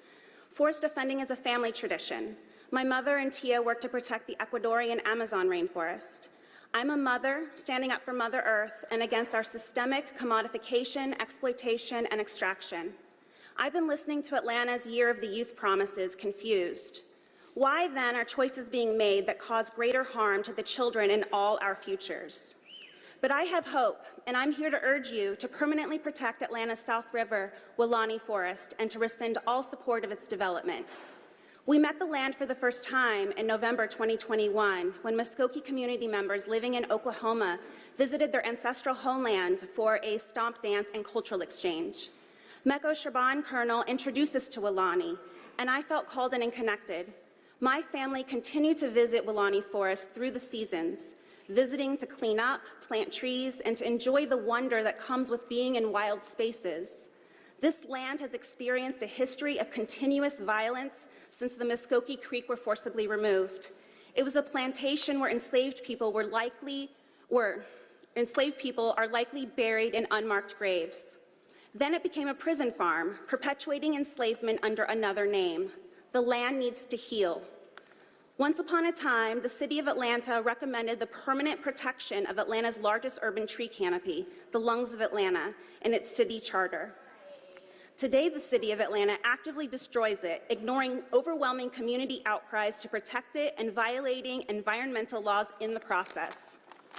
The South River is a headwater to Georgia's largest and most biologically diverse freshwater system, and it's one of the most endangered rivers nationwide because of pollution from DeKalb County and the City of Atlanta, providing polluted water to millions downstream. There are already investigations of this being a cancer alley. Weelaunee Forest is a habitat for more than 175 species of wildlife, including endangered and near-threatened species. Atlanta's communities facing the most poverty, living in the South River watershed, have suffered through decades of massive sewage spills, industrial waste dumping, flooding, and a growing presence of carceral institutions. This is textbook environmental racism. A permanently protected South River forest could address long-standing social and environmental justice concerns while dramatically improving community health. Please stand with us in opposing the Atlanta Public Safety Training Center, Cop City, and the land swap development to Ryan Millsap. This forest is ecologically, historically, and culturally significant. It's irreplaceable. This is your opportunity to bring people together and to actually do something for the children of Atlanta and generations beyond. The climate does not obey the police. Please cancel Atlanta Police Foundation's lease. Please pull city funds for their project. And please permanently protect Wilani Forest. Thank you. Next will be Akri Makram, followed by Stephanie Lopez. You have 2 minutes.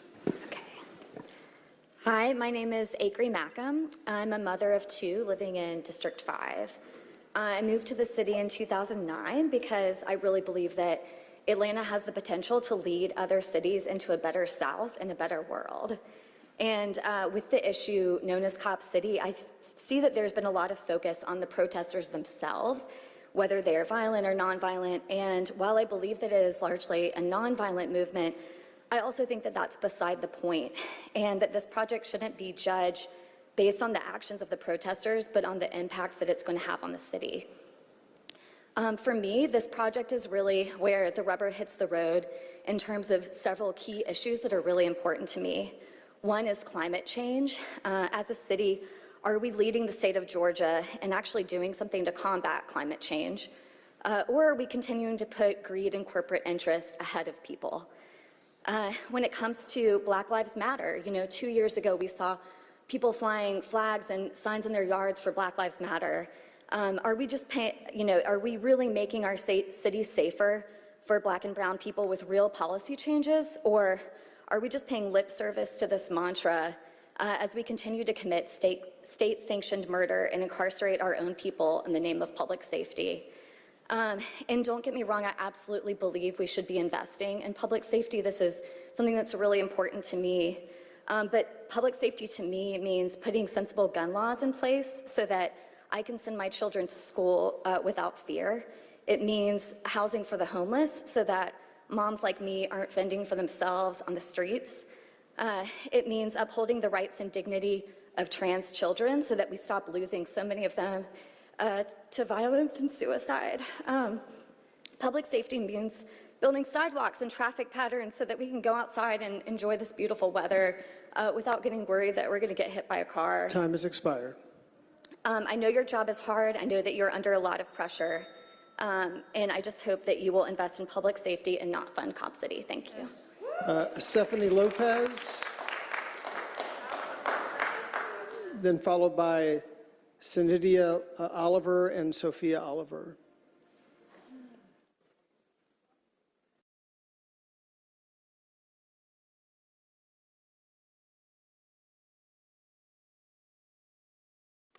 You have 2 minutes. Hi, and blessings to all. We stand here before because we deem this important and necessary.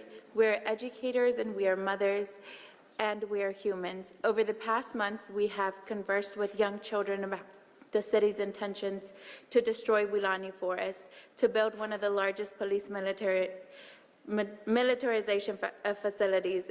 We have shared with them that Wilani and our school sits on Muskogee ancestral land, and that children immediately responded with, "Do the people know?"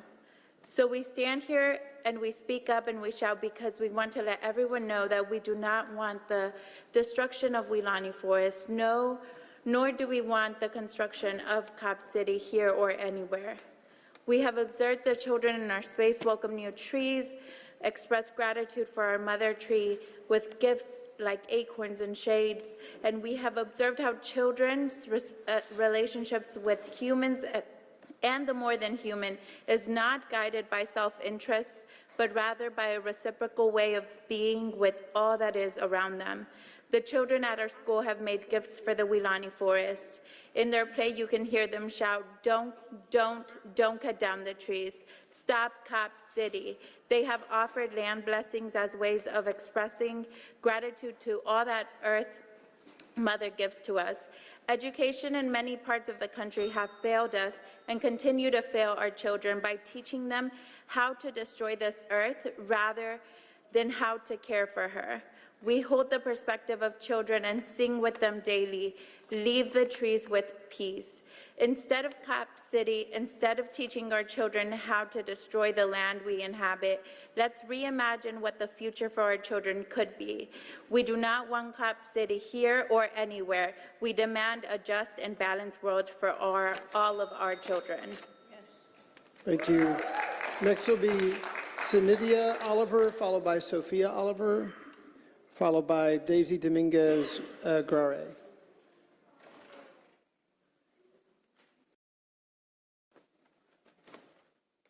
Hello, I do not have a script or anything written down that is prepared, but I do have lots of thoughts and feelings about this issue of Weelaunee Forest.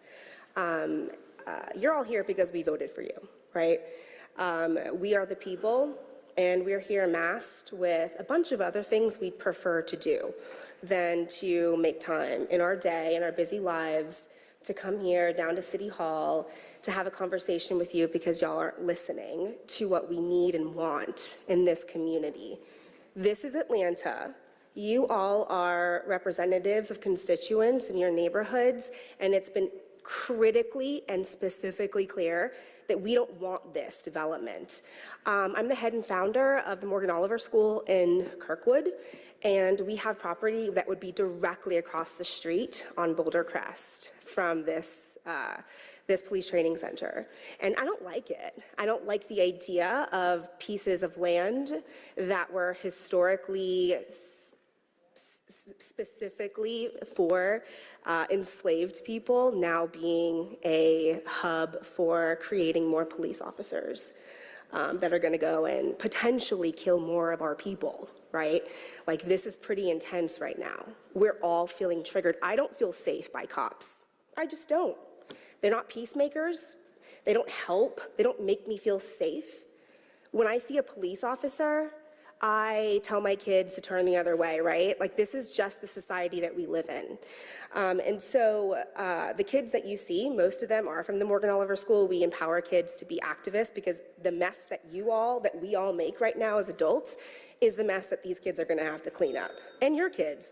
So I think what is important for me to leave with is that you all consider the power that you have in these elected offices. Know that we hold power. I hold power as a small Black business owner in Atlanta, and I hold sway, and I will absolutely share my voice. And remember the decisions that you all make right now for the good of Gresham Park and Atlanta as a whole.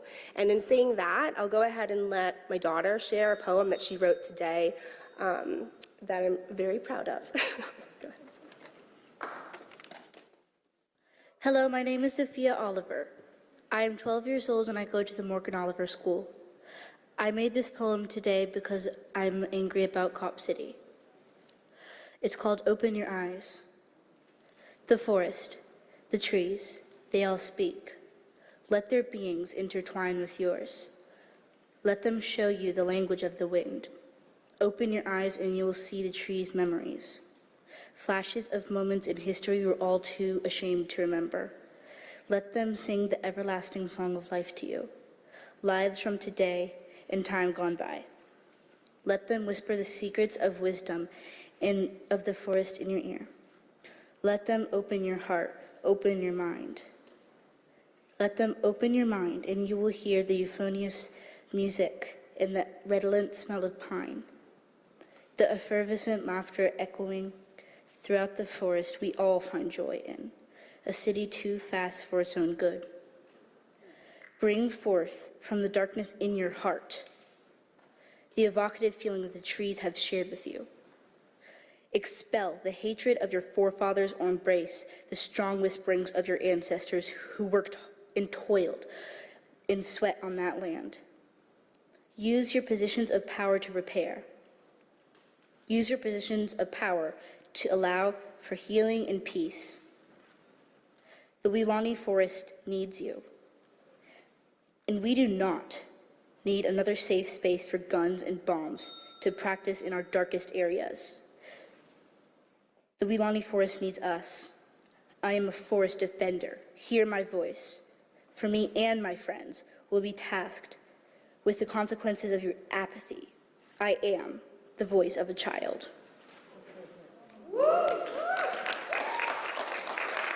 Next will be Daisy Dominguez-Guerre, and then Chandra Galashaw, and then Lorraine Fontana.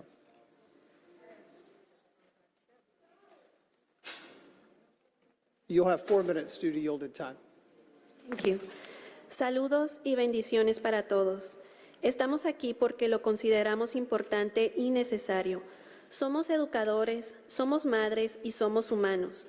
En los últimos meses hemos conversado con niños de 3 y 4 años sobre las intenciones de la ciudad de destruir el bosque Weelaunee para construir una de las instalaciones de militarización policial más grande del país. Hemos compartido con ellos que Weelaunee y nuestra escuela se encuentran en la tierra ancestral Muskogee y los niños respondieron de inmediato: ¿la gente lo sabe? Así que nos paramos aquí y hablamos y gritamos porque queremos que todos sepan que no queremos la destrucción del bosque Weelaunee ni queremos la construcción de una ciudad policial aquí o en cualquier otro lugar. Hemos observado a los niños en nuestro espacio. Damos la bienvenida a nuestros árboles. Expresamos gratitud a nuestra madre árbol por sus regalos como las bellotas y la sombra. Hemos observado cómo los niños se relacionan con los humanos, y no solo humanos, sino cualquier ser vivo. Estas amistades no están guiadas por el interés propio, sino por una forma recíproca de ser con todo lo que les rodea. Los niños de nuestra escuela han hecho regalos para el bosque Weelaunee. En su juego puedes escuchar gritar: no corten los árboles, detén la ciudad de policías.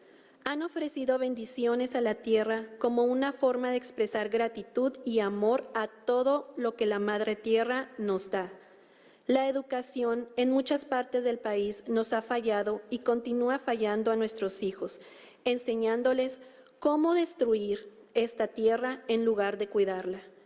Pero ahora mantenemos la perspectiva de los niños y cantamos con ellos a diario: dejen los árboles en paz.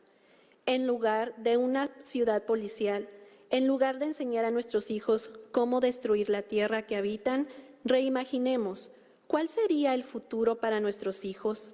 No queremos una ciudad policial aquí ni en ningún otro lado.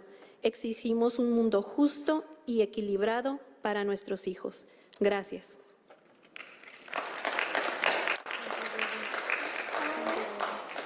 Next will be Chandra Galashaw.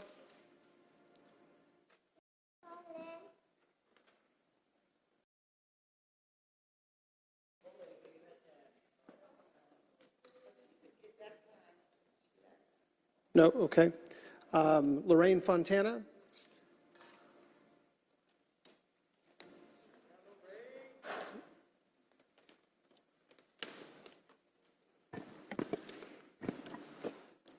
You have 2 Hello, minutes. everybody. Lorraine Fontana, Amir Farouki, you're my representative on the council, and I'm going to address this mainly to you because I'm responding to an Atlanta First interview you did about this issue of the Weelaunee Forest and this police academy. But I hope everybody else will listen because I think it applies to most people on the council. I voted for you. I think you're a very good representative in terms of being a liberal, democratic-leaning type person. That's what I want on the council. But I'm disappointed. I'm disappointed in a lot of people on the council. Sadly, what I didn't hear when you were talking all about answering questions about this issue is you said, oh, it was a tragedy someone was killed. Yes, it is a tragedy, but it's more than a tragedy. Manuel Esteban Baez Terán, known to us as Tortuguita and to his family as Manny, was someone that no one that knew him will ever believe the police story, the Georgia State Trooper story. Those people killed him, and it wasn't something that should have happened because he didn't fire on anybody and hit that officer. I think we know now from some of the few things that have been out that there's a real question of that, including why, for instance, haven't you demanded, and other people, that that first autopsy done be released so people can see what it said and how it was different, if at all, from the second autopsy that was done but because the parents wanted to know what happened. Here we have people, Belkis, his mother, has had to sue people to get the information she needs to find out what happened to Time has her. expired.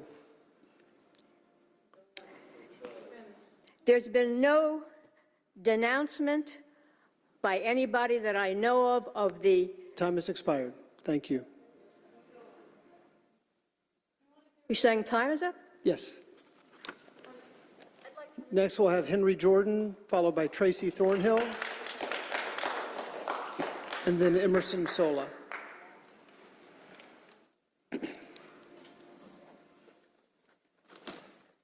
Give now to the Spirit of God, everyone that's here. In the beginning, God created the heaven and the earth. Genesis 1st verse, 1st chapter.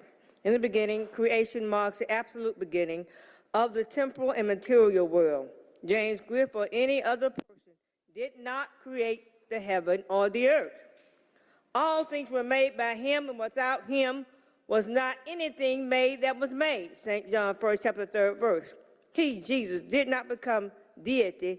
He always was equal with the Father. We look to Jesus to help us to be righteous. See now that I, even I, am he, and there is no God with me. I kill, I make alive, I wound, I heal.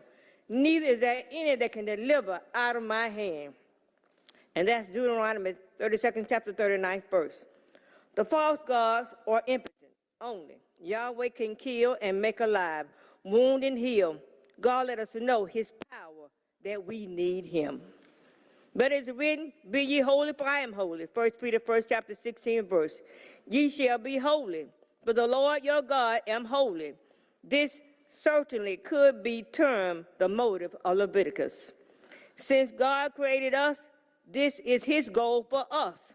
So we should say, Christ, help us to be holy, not unholy, in Jesus' name.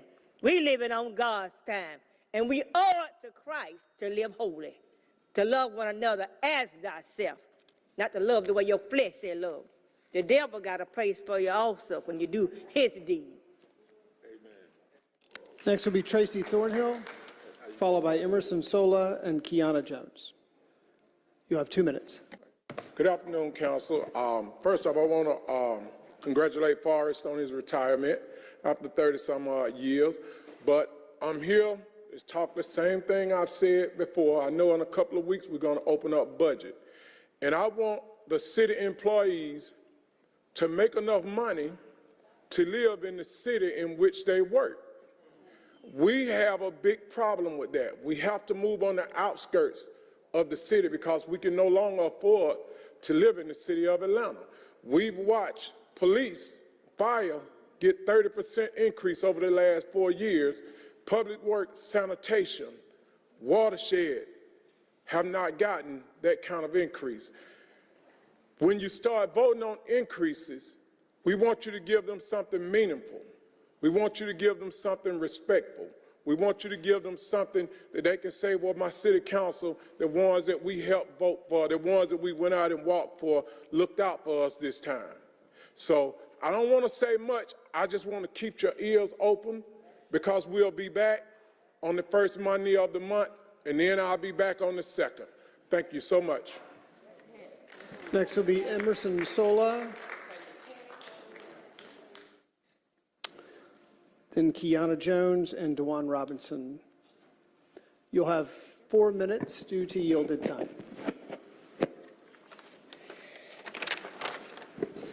Can I move this over? Yeah. Hi, my name is Emerson. I am 9 years old. I live in East Atlanta. Here are some of the reasons why we should stop Cop City. 1, when you cut down the trees, When we cut down the trees, it reduces the amount of oxygen in the air to breathe. 2, you are making animals lose homes. So let's stop Cop City. Also, Tortuguito was killed by cops. Also, George Floyd and Tyree Nichols. Show us you care. Put that base elsewhere, please. And I like walking in the forest. It makes me feel happy. We need peace, please.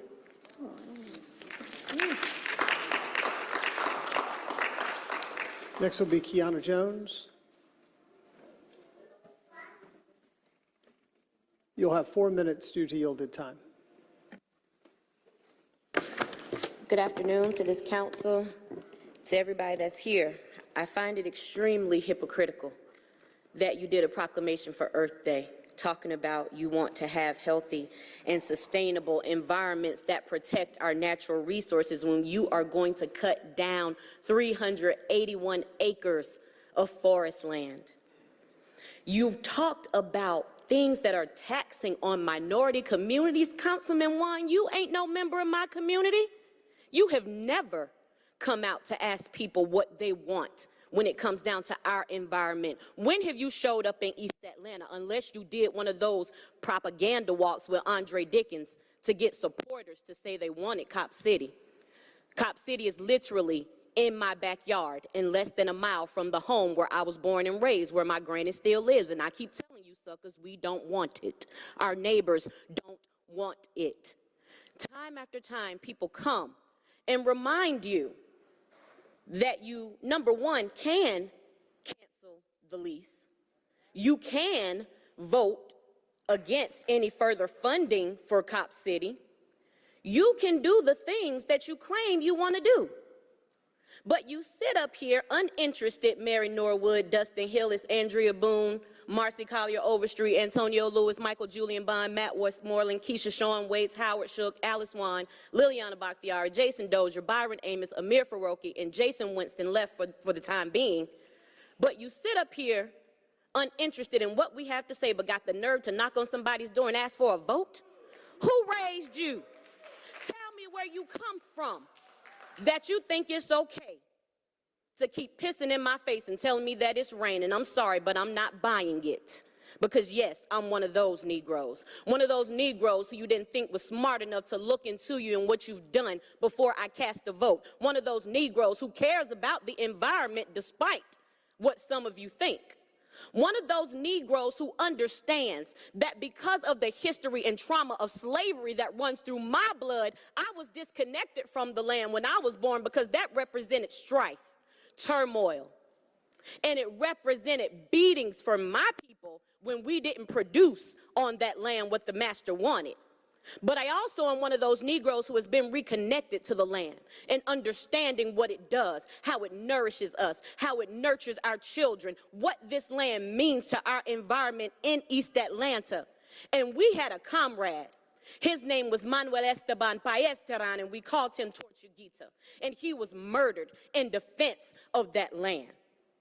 His family had to go and get an independent autopsy to tell us that at the time he was shot, the missile entrance and locations and the missile trajectories through the body indicate that the decedent was most probably in a seated position, cross-legged, with the left leg partially over the right leg. Several of the individual bullet wounds passed into his body, traveling downward and from front to back. These trajectories are also consistent with the decedent being in a sitting position, contrary to your narrative that he was holding a weapon and firing at officers. At some point during the course of being shot, the decedent was able to raise his hands and arms up in front of his body with his palms facing toward his upper body, and it is impossible to determine that he had been holding a firearm.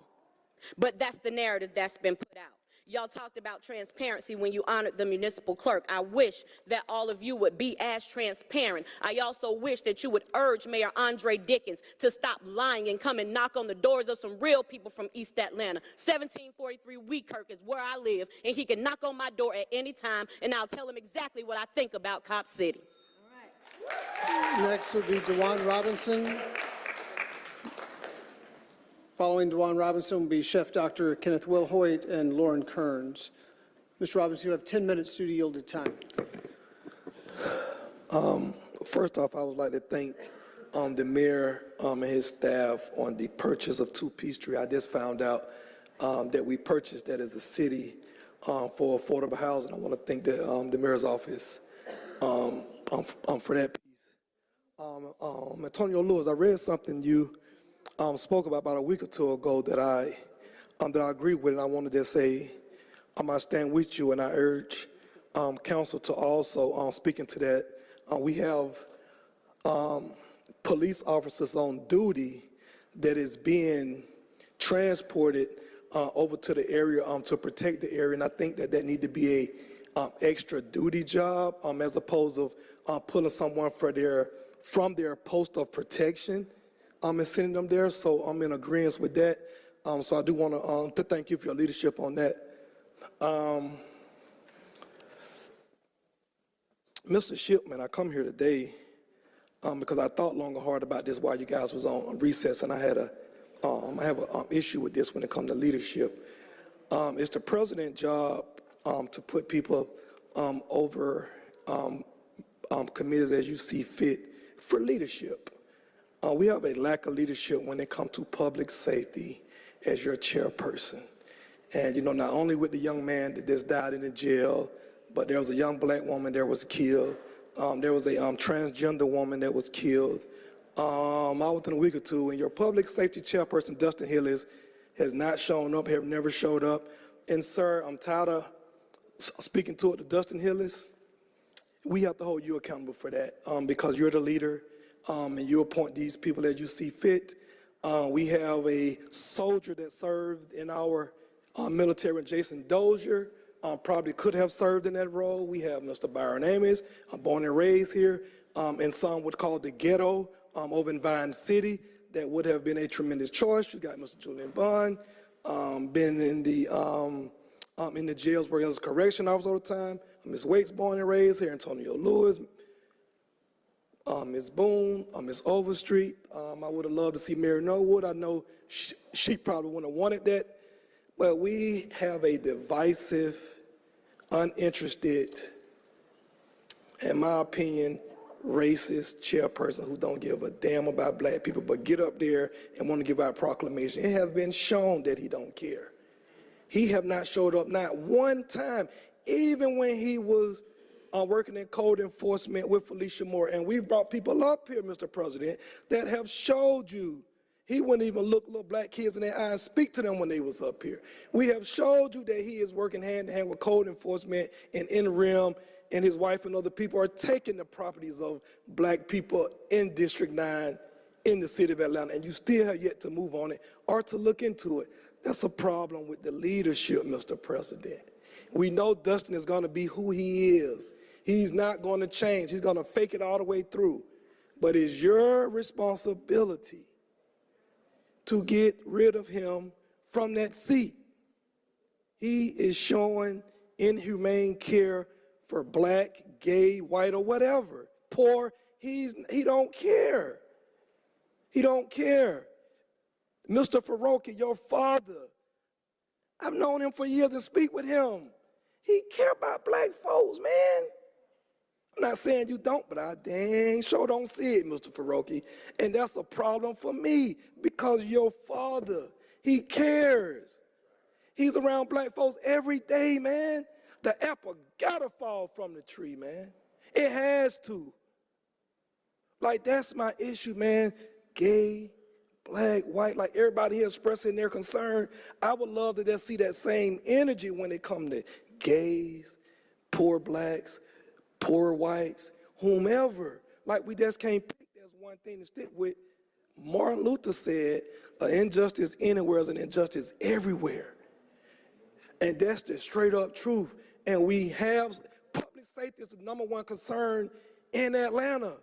And you got a chairperson that's been there 5 or 6 years. Now, we know he served a great deal to Felicia Moore. She put him there for a reason. She became a successful real estate agent by putting him there.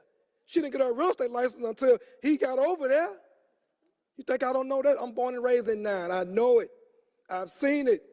His wife is also the registered agent for Felicia Moore Company. We done gave y'all this. You still ain't moving, man. This man is taking folks home, literally, from the public safety chair position. They are doing this. You still ain't removed them. It falls on you, brother. It falls on you because it's the leadership. Anything goes on with the city, we want to blame the mayor. But when it comes to council president, you appoint these people over there. It square sits on your responsibility. Even when my 77-year-old lady, I forget her name, the white lady that was killed, he wasn't there showing up. He don't care. He don't care where he at. If it don't benefit him politically, he ain't showing up. And he dang sure ain't showing up for black folks in 9. That's why him and his friends don't allow him to draw the maps to get himself out of 9. Because he know black folks ain't vote for him. He don't want them there. He don't care. But it's driving a wedge in our city, man. We finally got black and white folk starting to get along in certain areas. But you got your chairperson of public safety study dividing us, study dividing us, study dividing us. And we can't have that, man. Like, we have to have the participation of everybody. Mr. Faroki, your father is an educator. I don't see you over there, APS, fighting for what's right for these young black kids that are miseducated, misrepresented, and all that leads them out here, man, is death and destruction because they do not have the proper leadership of APS. I don't see you over there fighting for that, and that concerns me because your father, he cares a lot. You know what your father tell me? Hey, I watch it. Keep giving them hell. Those are his words to me. I don't expect you to say that to me, but that's what you come from, man. That's the DNA that should run in your blood. Man, this is not a seat for politics, man. This is a seat to help folks. But you know what? We had a former mayor. You know what a former mayor told me? He said, man, being on council and being the mayor is not about helping people. It's big business. And you know what? I was upset with that. You know what I'm saying? That was in 2009. I was upset with that, but I've come to grips with that because when you control a $2 billion budget and you probably have an impact of that $2 billion of probably $20 billion budget, and we are an international city, it is big business. I get that.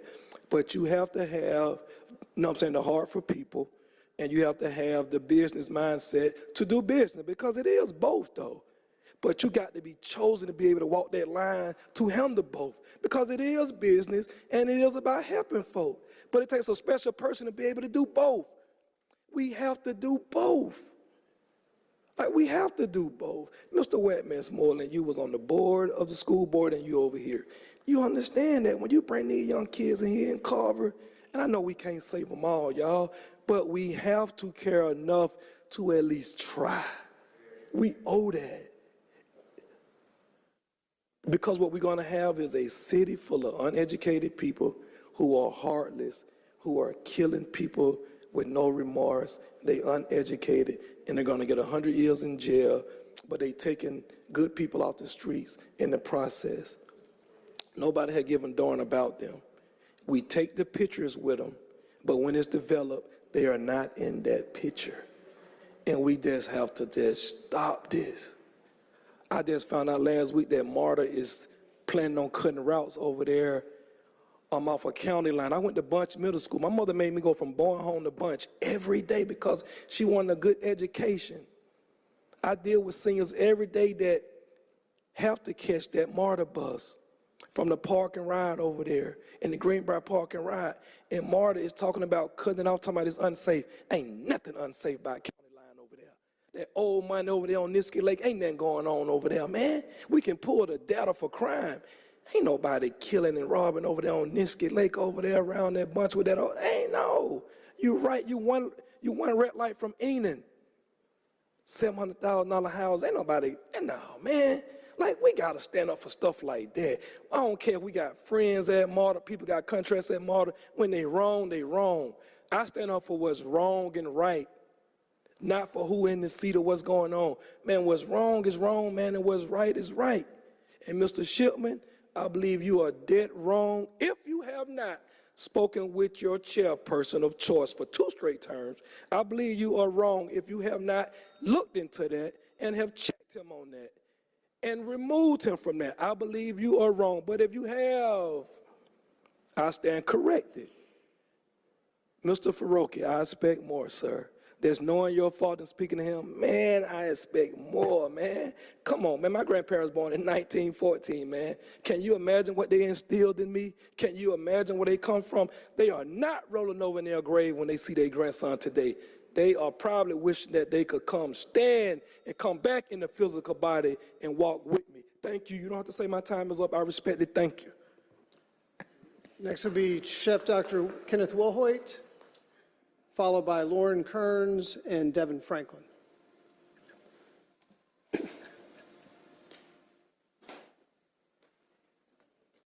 Chef, you have 2 minutes.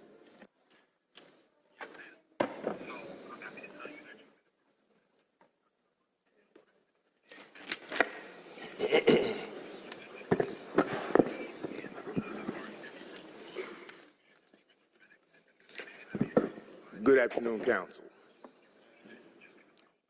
Good afternoon, Council. Thank you so very much. It's a beautiful day, and I come here with good news. It's always good to see you. My name is Chef Dr. Kenneth Wilhoit, the president and founder of the Soul Food Museum that's celebrating 20 years. It's our 20th anniversary. And I'm here to inform the council that I need your support. At this present time, I want to thank the mayor for the good job he's doing, and Rob Pitts, and working on the housing situation here in the city of Atlanta, and the council overall. I'm not coming here complaining about anything. I'm just giving you what I told you I was going to give you, and that's a transparency report for the Soul Food Museum, which is a nonprofit. We lost the manager of the Sweet Auburn Curb Market a couple of weeks ago, and we also lost one of Atlanta's greatest waiters who served hundreds of thousands of visitors and tourists to this beautiful city. And Soul Food Museum was a part of that. Our funds are low because we're nonprofit and we're trying to make a comeback from COVID-19. We need help. I have here in my hand what I'm going to give every city council person. But then, while I got this song playing, let me let you listen to just a little bit of this, please.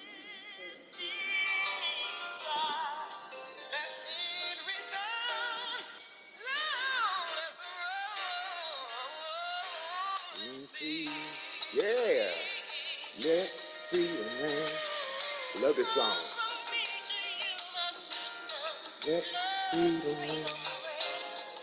Time has expired. Thank you. Yep, there you go. This trophy is here. I'm gonna leave it here at City Council because it belongs to someone.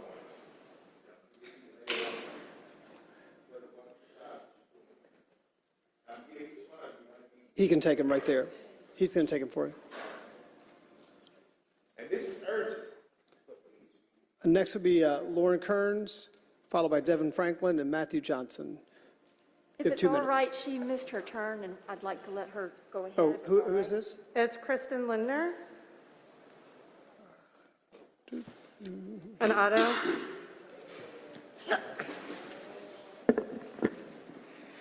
Hi, I'm Otto, and I go to the school in the Morgan Oliver. I don't think Cop City is good for the environment. It's just not good, and you should never cut down any trees in real life, really. Because trees give you oxygen. When you run out of one tree in the world, you'll be in danger. Mark my words, really. Good job. My name is Kristen Lindner. I live in East Atlanta Village. I'm in District 5. I've been going to the South River Trail with my family for the last 7 years, and it's devastating to me to see where my kids learned how to walk bulldozed. It's devastating to me to see where my husband celebrated his birthday bulldozed, We have spent so much time there as we live so close, and it is so sad to see where my memories with my family have been disregarded and thrown away. I would like to cede the rest of my time to Magdalena. I'm sorry, you can't cede your time. Well, then Otto's time, because he, Magdalena. I'm sorry. We'll get to her if she's on the list. Next is Lauren Kearns. You have 2 minutes. Okay, I'm just going to say something very briefly and then cede my time to Lorraine. You cannot cede time to someone else. Oh, It's I your can't? time. Nope. Okay. So I just wanted to thank publicly the children of the Weelaunee Forest and the administrators, because they planted some beautiful trees in the park. We're talking about Entrenchment Creek Park. But that was very, very meaningful to me. The children came and they planted, I believe it was 5 trees. And as we celebrated on different occasions, we had a couple of concerts. They do free food distribution, and they offer meals on Wednesdays. Those trees were very special to me and others. On a couple of occasions, we had a lot of people driving in with their vehicles. And since the trees are up on the grass, but not really in a protected area, we put out some orange flags to protect them. And I just pray that those trees are still there. We don't know what's happened since the Entrenchment Creek Park has been closed. They put up barricades. Honestly, we had thought the park would be preserved. That was our understanding of the agreement made with Mr. Millsap. Even after he sold that property, we thought the park was going to be left open until we would find out. There would be a public announcement of its disposition. There would be a warning, and yet the park has been closed. So first, thank you. And secondly, I hope that you all will do what you can to open the park. Thank you. Thank you. Next will be Devin Franklin. Due to yield of time, you have 8 minutes.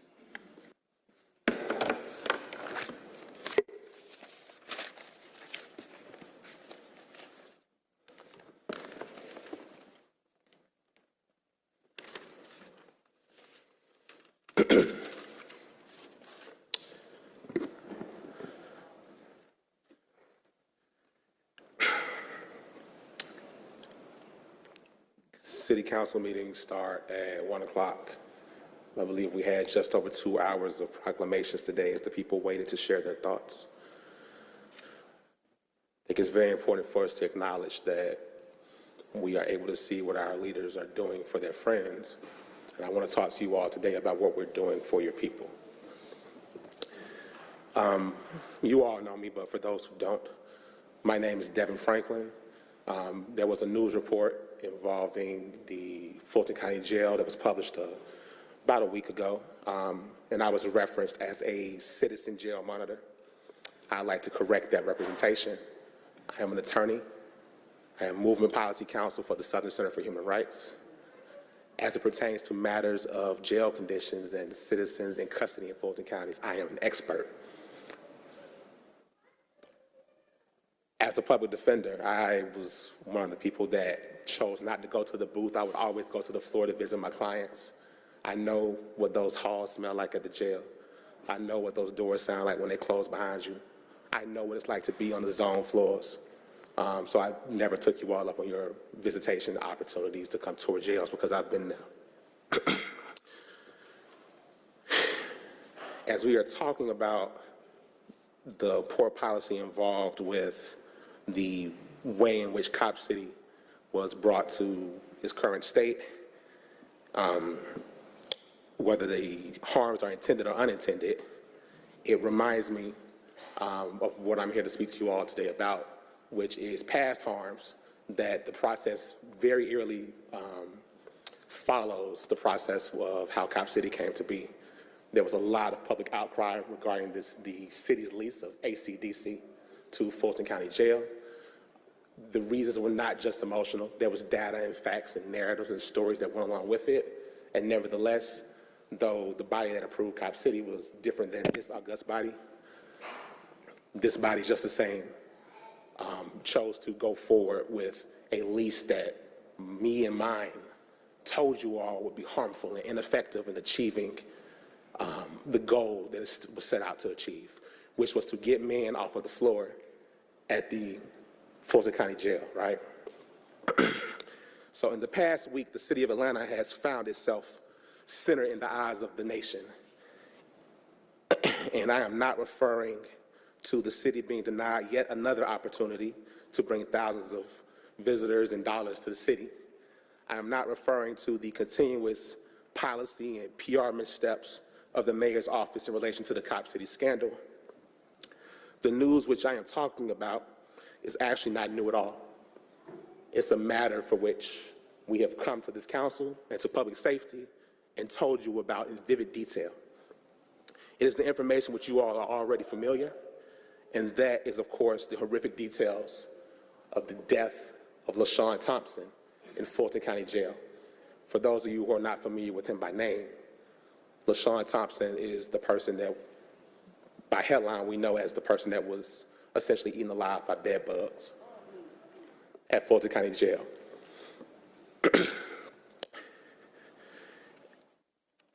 And before this august body chose to get in bed with Fulton County, we told you that the best way to alleviate harms, to get people off of the floor, was to address those systematic causes that were leading to the overcrowding.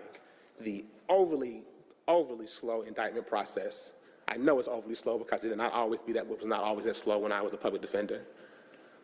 And onerous bond amounts that kept people in custody, not because they were too dangerous, because if they were too dangerous, the judge would just deny them bond, but kept them in custody because they were simply too poor to buy their way out in the way that more well-money people would be able to do.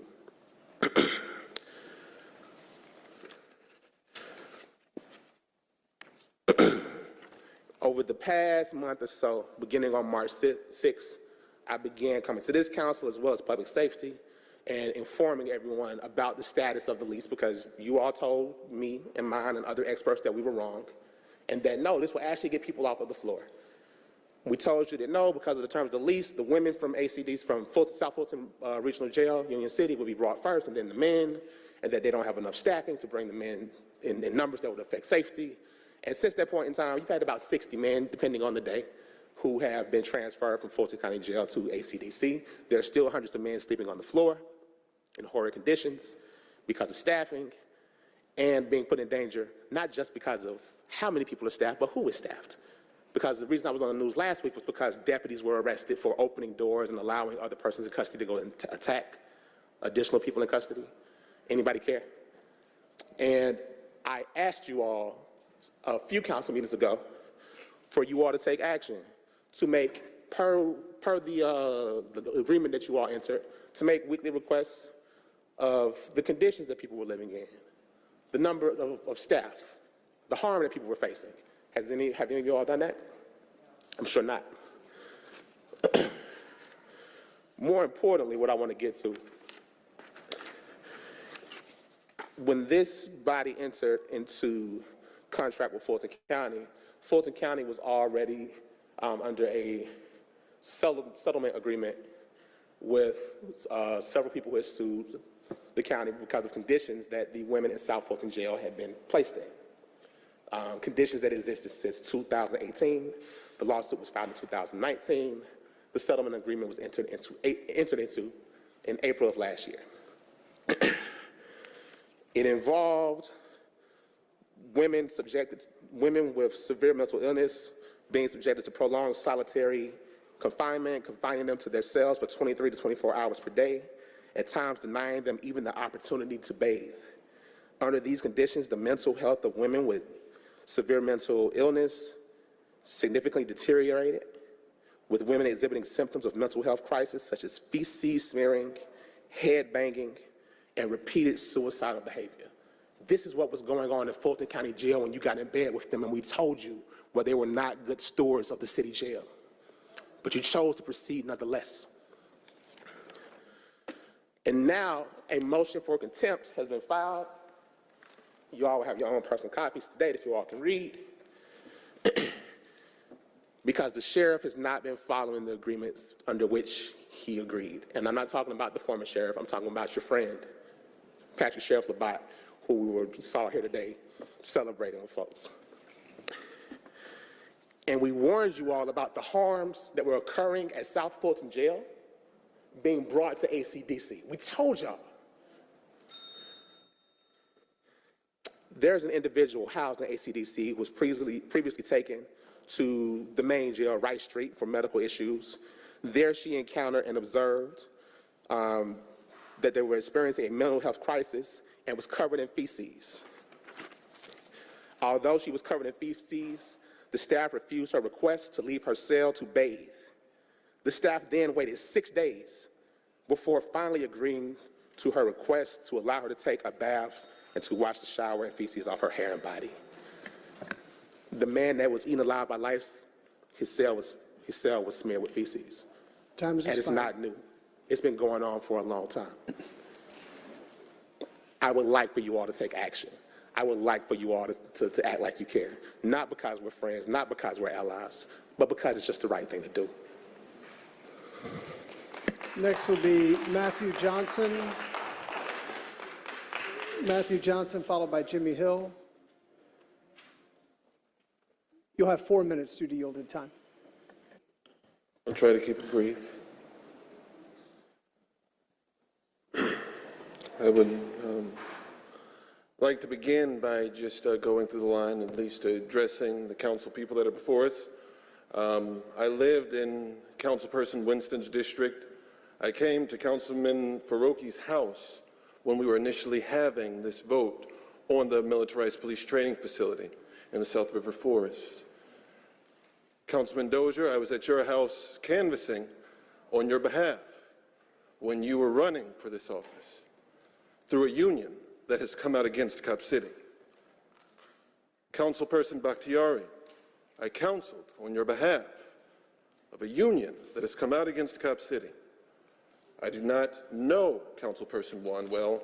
Councilperson Shook, I do not know you well. Councilperson Norwood, at least you've been consistent. Councilperson Hillis, I lived in your district. I did not vote for you. Councilperson Boone, I delivered a check to you on behalf of a union that has come out against Cop City. I do not know you, Congress or a councilperson Overstreet. Councilperson Lewis, I know you, and I'll circle back to that.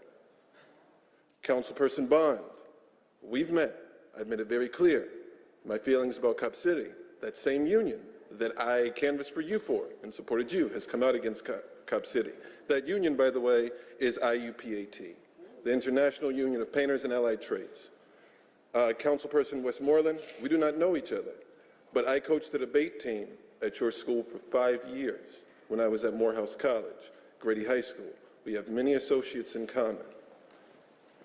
Councilperson Waits, I do not know you well. I'm saying that to say this.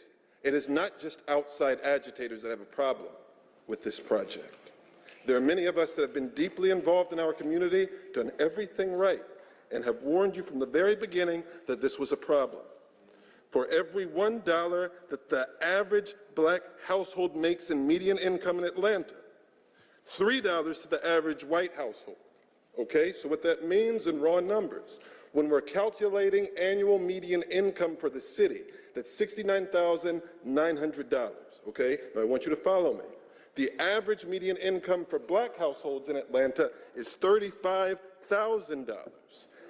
80% annual median income, which is what's calculated for affordable housing, is 170% the annual median income for black households. The people that are most inclined to cause crimes are also the same demographic that have the most unstable housing in the United States. Do you know who that is?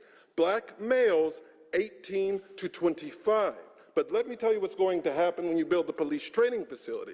They're trained to arrest the people that don't have any place to stay, as is done through the HOPE program for houseless outreach. We've shut down the Pine Street facility that used to house people, okay? that used to give resources in this city, there's been nothing done to reciprocate. Nevertheless, we keep pumping more money into policing. Over the past 3 years, we've raised the policing budget by about $38 million and still seen a rise in crime. So it's not logical to believe that more money will reduce crime when we've already tried that. And we fail to ever invest in the people that need it the most, and we wonder why we keep coming out with these same outcomes. When you keep investing in militarized policing but can't find the will to spend in any other social programs, you're creating the problems that you're trying to solve. It's very simple. It's math. Now, Brother Lewis, I saw you 3 times at the place where Rayshard Brooks was killed. The first time I gave you a gas mask because the police were using tear gas then, and I wanted you to be safe. The second time you told me that you were against Cop City in 2021. In 2022, you said that you would not allow them to extend the budgets when they came for it because they never had the money for it, which we knew. Don't come up with that $17 million because you made promises to people that cared. And you would have been arrested under the domestic terrorism law if they used it as loosely as they did against the people that were arrested in these protests right here in Atlanta. Your time's expired. Mr. Lewis.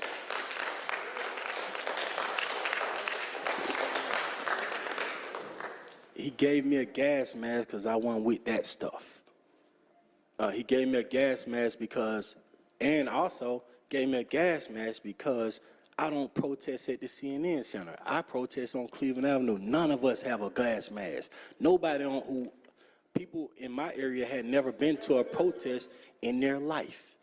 So I went to a protest and we seen police come out with the gas guns to shoot them. They didn't shoot any while I was there, but he did protect me and give me a gas mask. There were people there that were more prepared for anything that could happen than other folks. I was there trying to make sure we were standing up for Lil Mac, because I also went to Lil Mac house on Conley Road, right? Not at the Wendy's. So we're standing up for Lil Mac. Yeah, I got you in the funeral and wrote a letter of recommendation for the job, right? So I'm locked in. I mean, however you want to talk about it, but when you talk about Lil Mac, we don't call him Rayshard Brooks where I'm from, we call him Lil Mac. But we do. I went out there because that's my friend. And gas masks ain't nothing I ever owned in my life. It ain't microphones either. That wasn't a thing that black folks on the South Side had. It cost too much money. So we did have folks who were part of the movement who had more resources, and so they would give it to us to do certain things. I appreciate you wholeheartedly for that. Thank God they didn't shoot any bullets, gas bullets that night. Good afternoon. Mr. Hill. God is good no matter what I'm going through. And God also will bring every deed, every secret thing in the judgment, whether good or either evil. The dead can't cry for justice, so it's the duty of the living to do so for them. I'm Jimmy Hill. I'm the father of Jimmy Atchison, who was murdered, unnecessary, unjustifiable, January 22nd, 2019. A lot of you have been sitting on this same board. We haven't got any type of support from neither of you. This fight, this journey has been filled with many obstacles and hurdles. You know, but each day God give me strength. Each day God allow me to wake up. I'm gonna fight for mine. Because my son was murdered. Like I said, unnecessary and unjustifiable. These last 4 years have been hell. Still, no support. I've been here plenty of time. Still, no support. Not a word. No support from neither of you. You know, the day they talked about, I heard so much about Atlanta, the great city. How can Atlanta be great when you just treat people any kind of way? I heard a lot of saying today, but what about, I didn't hear nobody say anything about fairness and truth and justice and honesty. Atlanta has become a city that has got rid of the honesty and the fairness and the truth and justice. Well, I'm saying nobody don't want to stand up for fairness, truth, and justice. You know, Georgia got a police brutality problem and it needs to be dealt with. And it is time to stop remaining silent on this issue. There are some bad apples out there, indeed, and they need to be held accountable, just like you need to be held accountable. This fight, Fulton County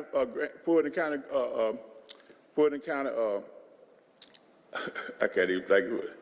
Fulton County, District Attorney Fannie Willis saw fit enough to present this case to a Fulton County grand jury. A Fulton County grand jury indicted this officer, Son Kim, who murdered my former Atlanta police officer, Son Kim, who murdered my son, unnecessary and unjustifiable. They saw fit enough to indict him in December 2022, and charge him with felony murder, aggravated assault, and violation of oath. Still, no word from neither of you, no support from neither of you, no support from black leadership in Atlanta, no support from black pastors in Atlanta. These were taxpaying citizens that indicted this officer for his wrongdoing, and still no support. You know, we do a lot of quotes, and we just celebrated Martin Luther King 50th anniversary. We do a lot of support. We do a lot of quotes about Dr. Martin Luther King. Time has expired, Mr. Hill. Okay, but Dr. Martin Luther King stated, everybody should have the right to live their lives free of fear, and everybody should be treated with dignity and respect. It's a little too late to be telling that to my son. There'll come a time when you must take a stand. Time has That'll expired, neither Mr. safe, Hill. nor popular, nor politics. But you must take it because your conscience tells you it's the right thing to do. Thank you. When will you take that stand? Next will be Camille Harris, followed by Alma Lott and Otto. You have 2 minutes. First, I want to address Antonio Lewis. I want to ask, does any of this sound familiar to you? Voters in my district are against the prison farm, the 80-plus acres becoming a cop city. Neighborhoods all around the site passed resolutions in opposition to that proposal. That's over 20,000 Atlantans speaking together in one voice. It only takes 20,000 Atlantans to elect a mayor. So if 20,000 are speaking in one voice, we should listen. The bill of 85 acres of land in the city of Atlanta right now, in which we're having a housing problem, would affect us for the next 40 years. The state where we're having a housing shortage, where affordable housing is almost non-existent. Right now, the city is in uproar because we know there's more they could be doing with this land. These are all things that you said on the campaign trail opposing Cop City. I don't think that the south side of Atlanta is a place this should go. That's what you said. And that's why you were elected. You were elected to put a stop to this. But now that you're in office, all you have to say is you're going to try and stop our tax dollars from going to it. It was never stop Cop City from being built with our tax dollars. It's stop Cop City. And that's what you're put here to do. And start being a leader on this issue. Step up to the plate instead of blocking people on social media when they call you out. Do what you're elected to do and stand against this project. And to address the rest of you, especially Jason Dozier, because you presented the award, how dare you all sign an award to Angela Davis, rewarding her for her commitment to activism and abolition, when you sit up here and ignore the black activists in your city telling you we want to stop to this project? How dare you say every day should be Earth Day when you refuse to stop 85 acres of land from being chopped down? And I want to remind you all, you have the ability to reverse this project. You have the ability to take another vote, and it's time to step up to the plate and do what the people who elected you want you to do.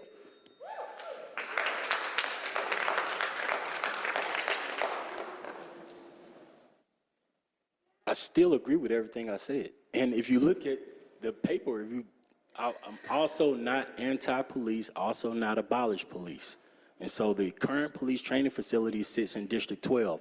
It's sitting in District 12 the past 30, 40 years and not a really training facility. They're actually spread out all across my district. Most people don't know that.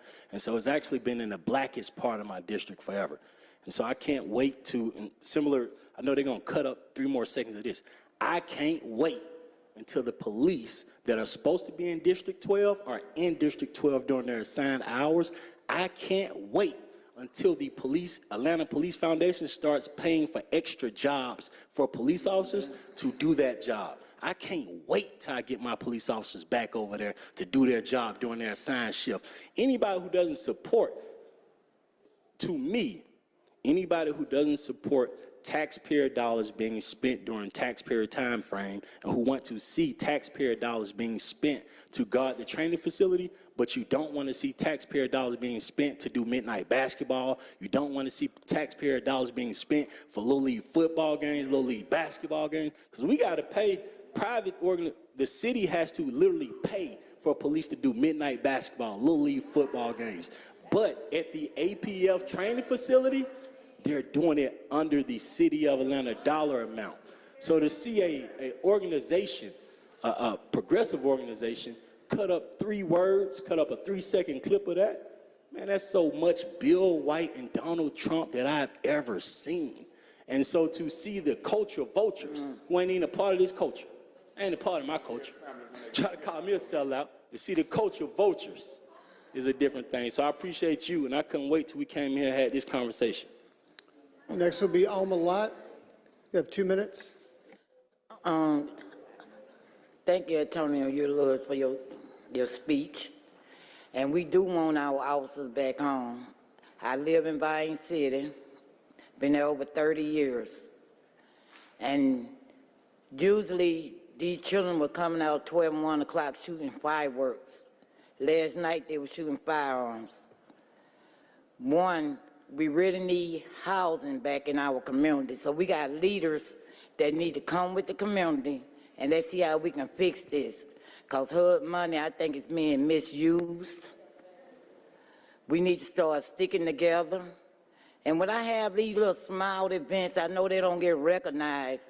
I be trying to bring these youths in off the streets, because we're losing too many of our black children. I've lost 7 nephews to Vine City and English Avenue, where my heart is heavy. That's where my heart lies at, in that community. But for to see families now being put up on the streets because of greed, because of silence, a still mouth never get heard. But we got to recognize this. And I don't think our city councilors recognizing the black families that's being put on these streets, sitting in front of churches, waiting till the centers open back up. How can a mother find a job when she got to get up in the morning time and take her babies with her? Y'all got to recognize us. We need housing. And it's a shame that everybody go into politics saying, oh, the first thing come out their mouth is housing. I don't want affordable housing, I want fair housing. Fair housing means not just for business owners, fair housing means for low-income families. If you read up on it, when y'all put affordable down, that's for businesses too. Y'all forget about the families. I don't care about small businesses.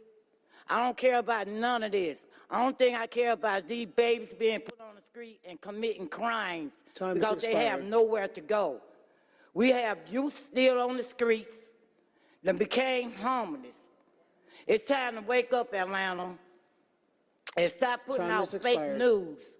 There will be a fake news to the media that you all are doing something and you're not doing nothing. Ms. Lott, time has expired. Thank you. Next will be Otto, followed by Davies Davenport and Chauncey Alcorn.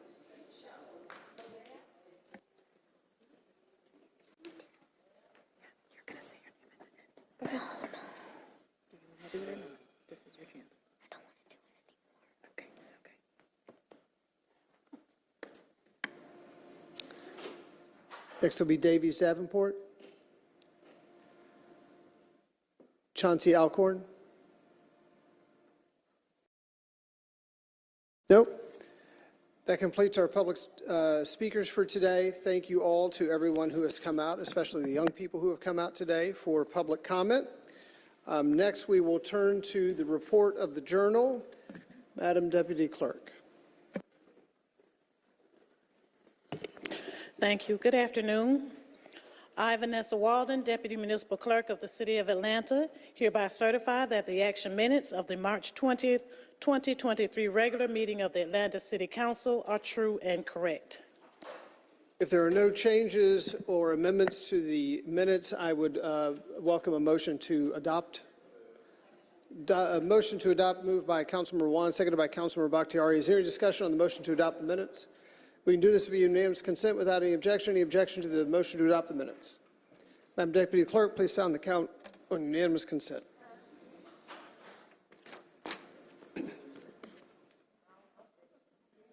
Unanimous consent is 12 yeas, 0 nays. 12 yeas, 0 nays. The motion to adopt the minutes carries. Next, we'll move to communications. Madam Deputy Clerk. I'd like to sound, please, the first two communications together. Without objection, please proceed. 23C5054, a communication from Municipal Clerk Forrest Webb III, submitting a report of an administrative correction made to previously adopted legislation between the regular council meeting dates of March 20th and April 17th, 2023, to the Atlanta City Council in accordance with Section 2-169 of the Atlanta City Code of Ordinances. 23C5055, a communication from Chief Procurement Officer Jadid Manjur, submitting the March 1st, 2023 through March 31st, 2023 monthly contracts report to the Atlanta City Council and the Clerk of Council pursuant to Section 2-1142 of the Atlanta City Code of Ordinances. Both communications are recommended to accept and file. Let both items follow that course. 23C5056, a communication from council members Liliana Bakhtiari, District 5, Alex Wan, District 6, and Matt Westmoreland, Post 2 at large, reappointing Ms. Roseanne Maltese to serve as a member of the Water and Sewer Appeals Board. This appointment is for a term of 3 years to begin retroactively on March 4th, 2022 and expire March 3rd, 2025. Staff recommendation is to refer to City Utilities and Committee on Council. Let the item follow that course. 23C5057, a communication from Daniel Hampton, Chair of the Audit Committee, submitting the Performance Audit Report, Grants Management. Staff recommendation is to refer to Community Development and Human Services Committee. Let the item follow that course. 23C5058, a communication from Daniel Hampton, Chair, Audit Committee, submitting the Performance Audit Report in REM process. Staff recommendation is to refer the Public Safety and Legal Administration Committee and the Community Development Human Services Committee. Let the item follow that course. Finally, 23C5059, a communication from Daniel Hampton, Chair of the Audit Committee, submitting a performance audit report, Solid Waste Services. Staff recommendation is to refer to City Utilities Committee. Let the item follow its course. That concludes the report, sir. Any other vetoed legislation for consideration? No, sir. Any unfinished business? No, sir. Thank you. Next, we'll move to the consent agenda, Section 1, which begins on page 5 of the materials. These are items for second reading, and the appropriate motion will be to adopt all of the items. But first, let me ask if there are any items to be removed from the consent agenda. Councilmember Hillis. Thank you, President Shipman. On the transportation part of the agenda, 23O1179, item 3, page 6, I'd like to remove that from the consent agenda for the purpose of introducing a substitute that clears up some language. Pull off 23-0-1179. Any other items to be removed from the consent agenda, Section 1? Hearing none, I'd entertain a motion to adopt with the one item removed. Moved by Councilmember Wan, seconded by Councilmember Shook. Is there any discussion on the motion to adopt the consent agenda, Section 1, with the one item removed? Seeing none, we'll move to a vote. Madam Deputy Clerk, please open the vote on the motion to adopt the consent agenda, Section 1, with the one item removed.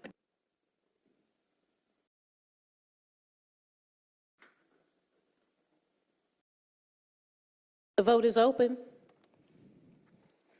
Will all members please vote?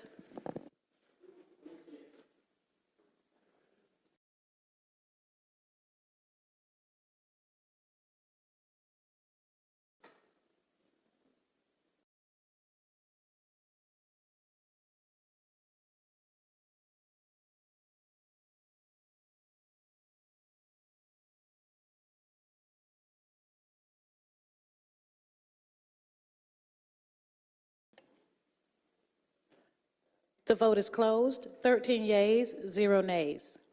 13 yeas, 0 nays. The motion to adopt the consent agenda, Section 1, carries. We'll now move to the consent agenda, Section 2. It begins on page 27 of the materials. These are ordinances for first reading. The appropriate motion will be to refer. First, let me ask, are there any items to be removed from the consent agenda, section 2? Hearing none, I would entertain a motion to refer the consent agenda, section 2. Moved by Councilmember Norwood. Is there a second? Seconded by Councilmember Wan. Any discussion on the motion to refer the consent agenda, section 2? Hearing none, we'll move to a vote. Madam Deputy Clerk, please open the vote on the motion to refer. The vote is open. Will everyone please vote?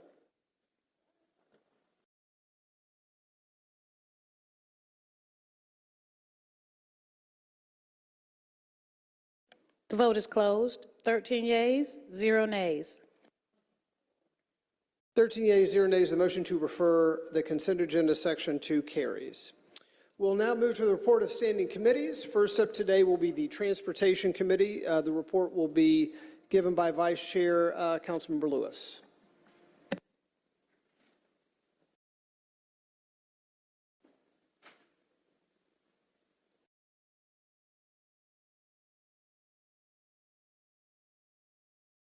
And thank you, Mr. President. Ordinance for second reading. Number 1, we have two items on committee report. Number 2301180, item number 1, page 30.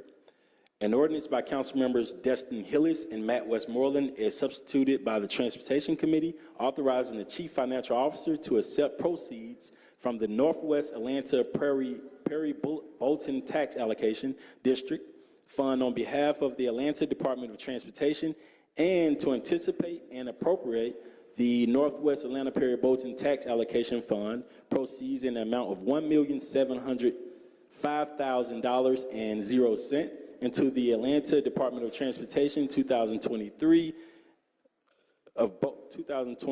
Perry Bolton Transportation Improvement Projects account for the resurfacing of Bolton Road Northwest and for other purposes. This item was favorable on substitute. 5 yeas, 1 abstention. Councilmember 1 requested information on the funding summary on the Perry Bolton TAD. The information has been provided. Motion is to adopt. There's a motion to adopt coming out of committee 23-0-1180. It doesn't need a second. Any conversation on the motion to adopt, Councilmember 1? Thank you. Colleagues, I did abstain on this because I wanted to confirm that the proposed funding that was coming out of TADS aligned with the Invest Atlanta's presentation to us previously this year in terms of projected uses. I just want to make sure that we don't have project scope creep that displaces what Invest Atlanta presented to us in terms of projected uses. And so I did receive that, I did confirm it, and I'm supportive of this now. Any other discussion on the motion to adopt 23-0-1180? Hearing none, we'll move to a vote. Madam Deputy Clerk, please open the vote on the motion to adopt. The vote is open.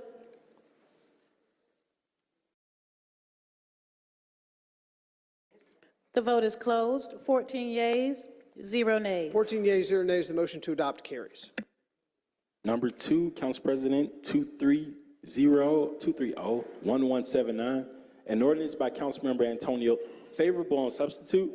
An ordinance by Council members Destin Hillis, Michael Julian Bond, Matt Westmoreland, and Keisha Sean Waits is substituted by Transportation Committee to rename the Standing Peachtree Creek Bridge connecting Marietta Boulevard, City of Atlanta, and South Atlanta Road, Cobb County, over the Chattahoochee River to the Standing Peachtree Creek Panacahali Bridge to waive certain provisions of Section 1388 of the City of Atlanta Code and for other purposes. This item was favorable on substitute. The sponsor would like to propose a substitute.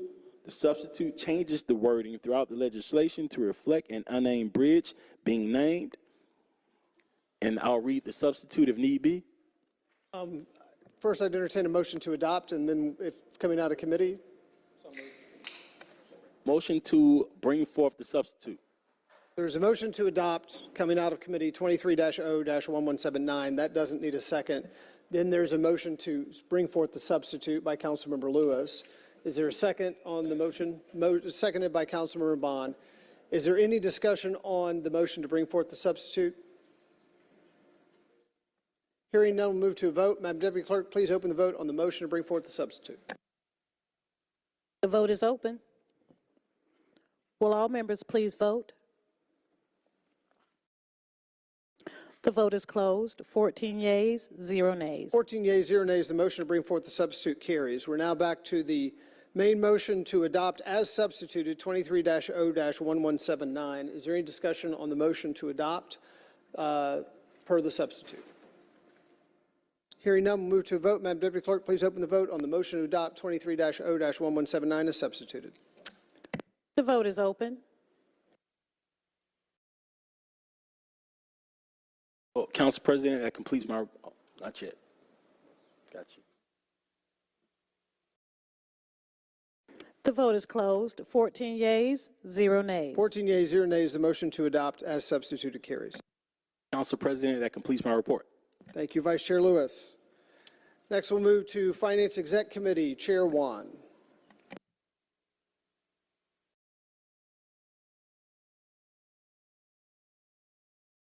That's why I can't sit next to District 5.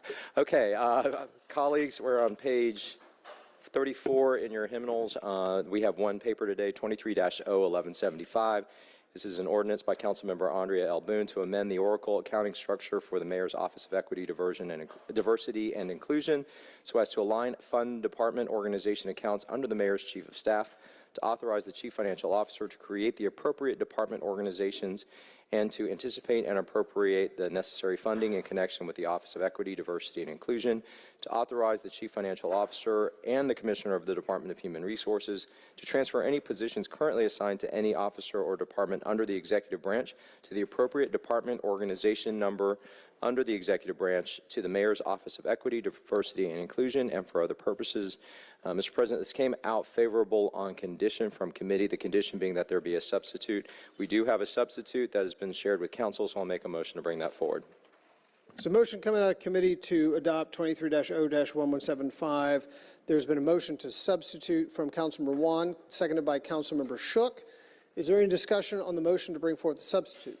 I should add the substitute finalizes some of the department code numbers. Thank you. Any discussion on the motion to bring forth the substitute? Hearing none, we'll open the vote. Madam Deputy Clerk, please open the vote on the motion to bring forth the substitute. The vote is open. Will everyone please vote?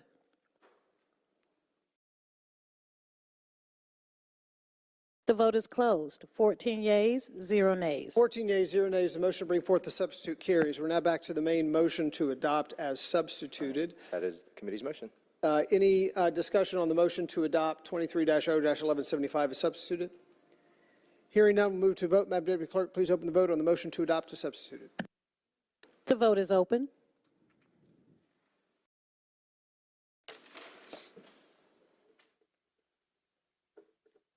The vote is closed. 14 yeas, 0 nays. 14 yeas, 0 nays. The motion to adopt as substitute carries. Mr. President, that concludes our committee's report. Thank you, Councilmember Wan. Next, we will have Committee on Council, Chair Bakhtiari.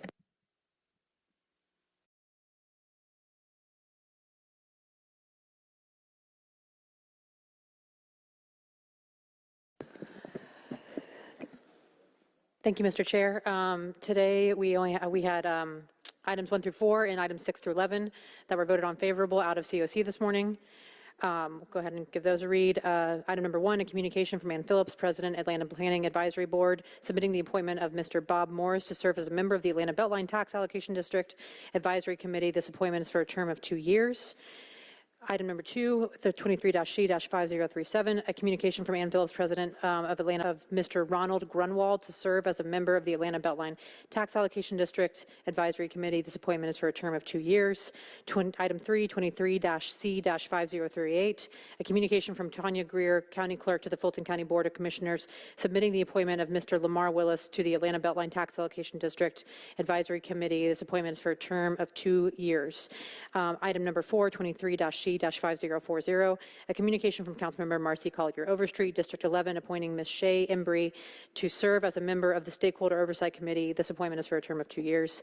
Item number 6, 23-C-5048, a communication from Councilmember Justin Hillis, appointing Mr. Keith Sharp to serve as a member of the Chattahoochee Brick Company Memorial Green Space and Park Board.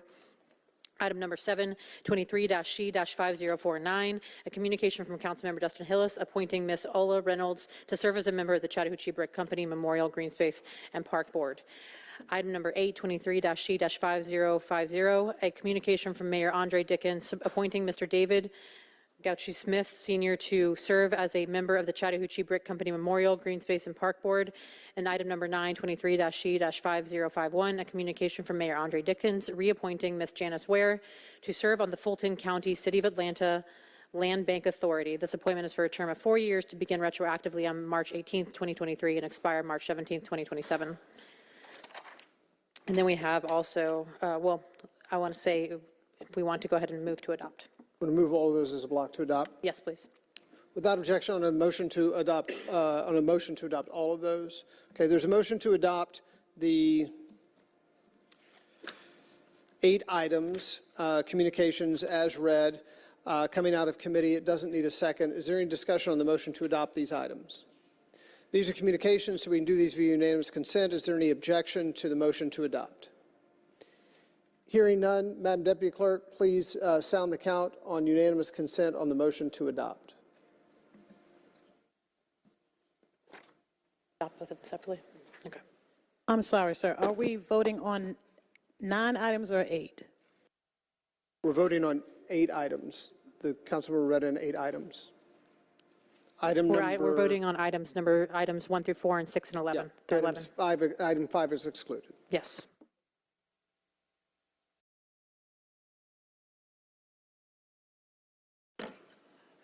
Unanimous consent? 13 yeas, 0 nays. 13 yeas, 0 nays. The motion to adopt these items carries. And I apologize, I included 10 and 11 in that, and those are both being read separately, so that was my fault, Ms. Walton, I apologize. We have 2 more items to vote on. The next is a communication, item 23-R-3340, a resolution by Councilmember Jason Dozier appointing Mr. Joel Alvarado to serve on the Atlanta Housing Authority Board of Commissioners for a term of 5 years, scheduled to begin upon the approval of this resolution and for other purposes. This was found favorable and move to adopt. There's a motion to adopt 23-R-3340 coming out of committee. It doesn't need a second. Is there any discussion on the motion to adopt this item? Given the nature of the item, I'm going to go ahead and ask for a vote. Madam Deputy Clerk, please open the vote on the motion to adopt. The vote is open. Will everyone please vote?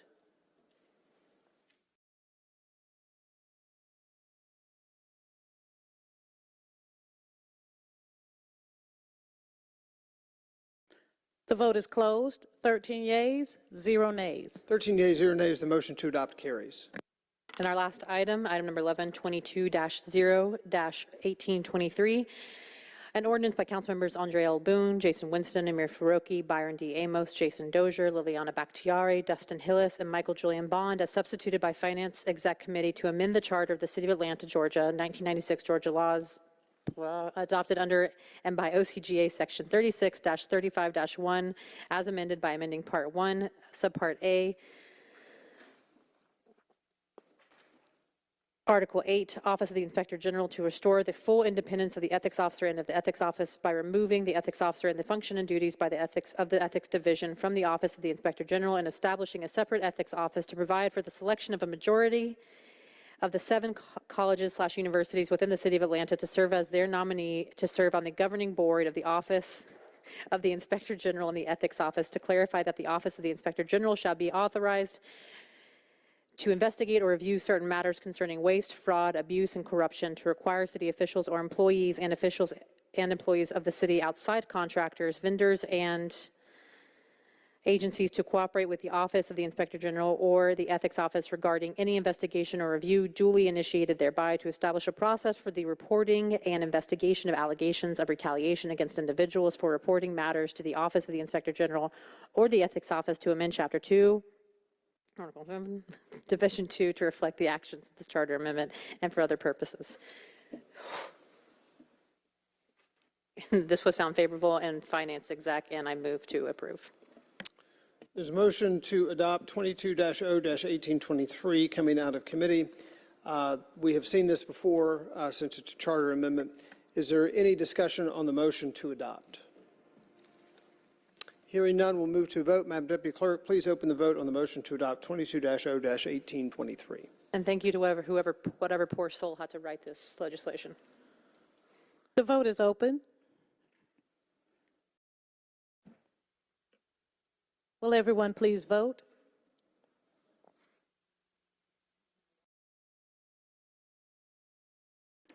The vote is closed. 13 yeas, 0 nays. 13 yeas, 0 nays. The motion to adopt carries. Thank you, Mr. President. That concludes my business. Thank you. Next up will be the Zoning Committee. Chair Overstreet.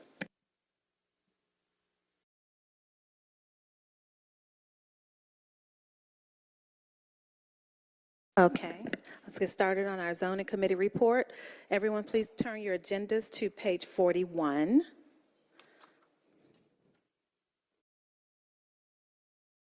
President Shipman, I would like to just take, item 1. Legislative number 22-0-1059, case number Z-2221-105. Location 2590 and 2594 Watkins Street, Northwest. The ordinance is to rezone from R4A, single family residential, to PDH, planned development housing. Number 1 was favorable as substituted, so the motion is to adopt as substituted. There's a motion coming out of committee to adopt a substitute 22-0-1059. It doesn't need a second. Is there any discussion on the motion to adopt this item? Hearing none, we'll move to a vote. Madam Deputy Clerk, please open the vote on the motion to adopt. The vote is open. Will everyone please vote?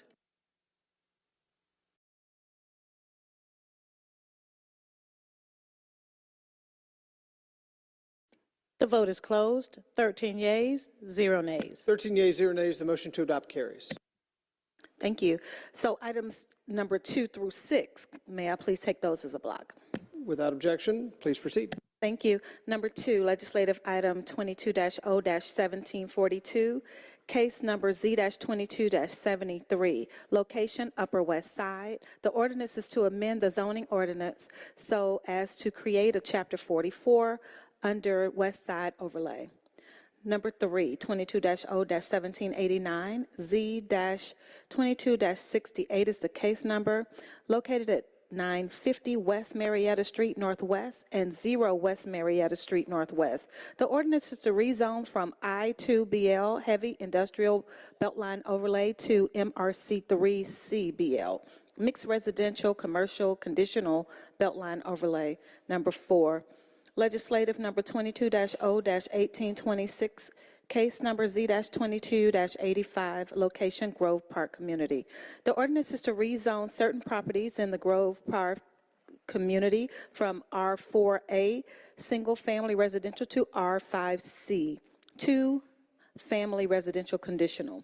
Number 5, 23-0-1034, case number Z-22-89, locations 305, 309, 315, and 321 Far Road Northeast, 2990 and 2996 Grand View Avenue, 2985, 2989, and 2991 North Fulton Drive Northeast.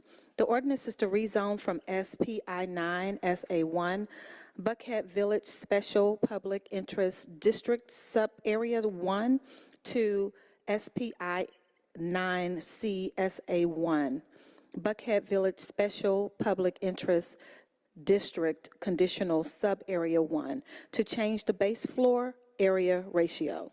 And number 6, 23-0-1103, case number Z-22-92, location 2120 Marietta Boulevard Northeast and 2130 Marietta Boulevard Northeast. The ordinance is to rezone from I-1 Light Industrial to MRC2C, Mixed Residential Conditional, Commercial Conditional. Items number 2 through 6 are favorable as amended, so the motion is to adopt as amended. There's a motion to adopt these 5 items coming out of committee. It doesn't need a second. Is there any discussion on the motion to adopt these 5 items? Hearing none, we'll move to a vote. Madam Deputy Clerk, please open the vote on the motion to adopt. The vote is open.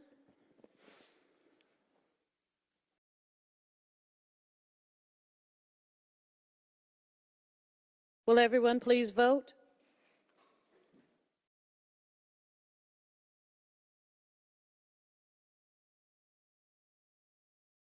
The vote is closed. 12 yeas, 0 nays. 12 yeas, 0 nays. The motion to adopt carries.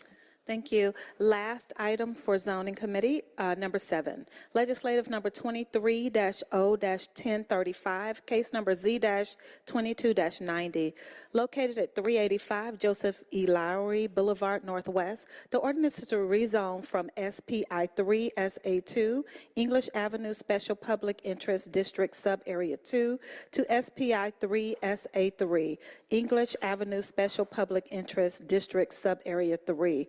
The committee recommends to file item number 7, so the motion is to file. There's a motion to file 23-0-1035 coming out of committee. It doesn't need a second.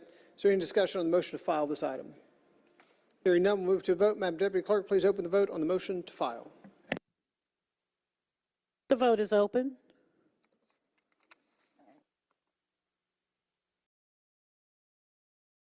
Will everyone please vote?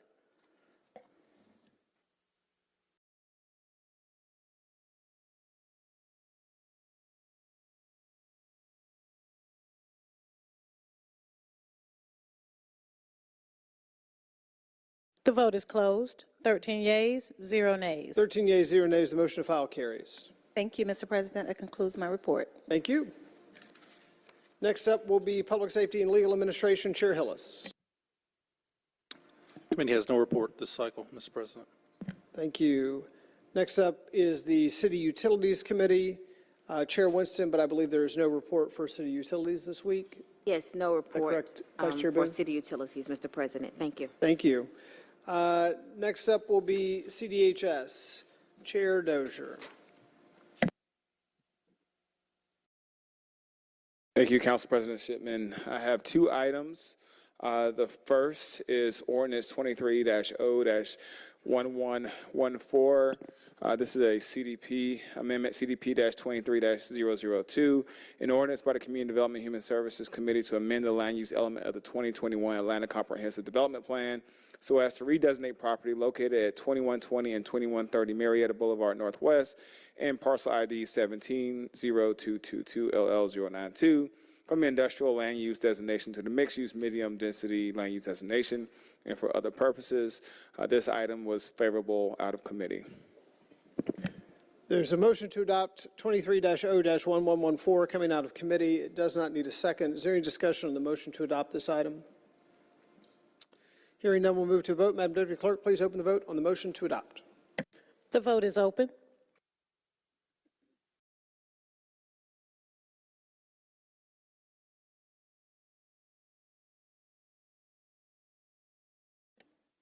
The vote is closed. 13 yeas, 0 nays. 13 yeas, 0 nays. The motion to adopt carries. All right, my next item is a resolution 23-R-3338, a resolution by council members Jason Dozier, Jason Winston, Liliana Bakhtiari, Alex Wan, Howard Shook, Matt Westmoreland, Mary Norwood, Dustin Hillis, Andrea L. Boone, Marcy Collier Overstreet, Michael Julian Bond, and Keisha Shawn Waits to adopt the goal of achieving and maintaining 50% average tree canopy cover within the city of Atlanta and to request that the Department of City Planning use this goal to guide future updates to the tree protection ordinance and other land use development related ordinances, and to request that the Department of City Planning conduct a study every 5 years to measure the tree canopy cover within the city in order to evaluate the effectiveness of the tree protection ordinance and other land development related ordinances in reaching and maintaining the 50% tree canopy cover goal, and for other purposes. This item was favorable out of committee. There's a motion to adopt 23-R-3338 coming out of committee. Doesn't need a second. Is there any discussion on the motion to adopt this item? Hearing none, we'll move to a vote. Madam Deputy Clerk, please open the vote on the motion to adopt. The vote is open. Will everyone please vote?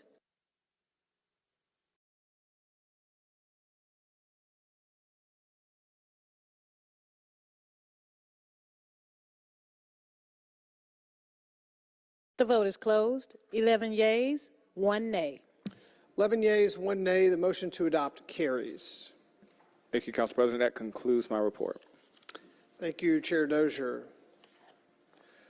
That concludes the reports of the standing committees. We'll move, there are no personal papers for immediate consideration, I don't believe. So we'll move for personal papers to be referred. I'd like to wish Councilmember Bond a very happy birthday. And if he would like to go first, he is more than welcome to present his personal papers first today.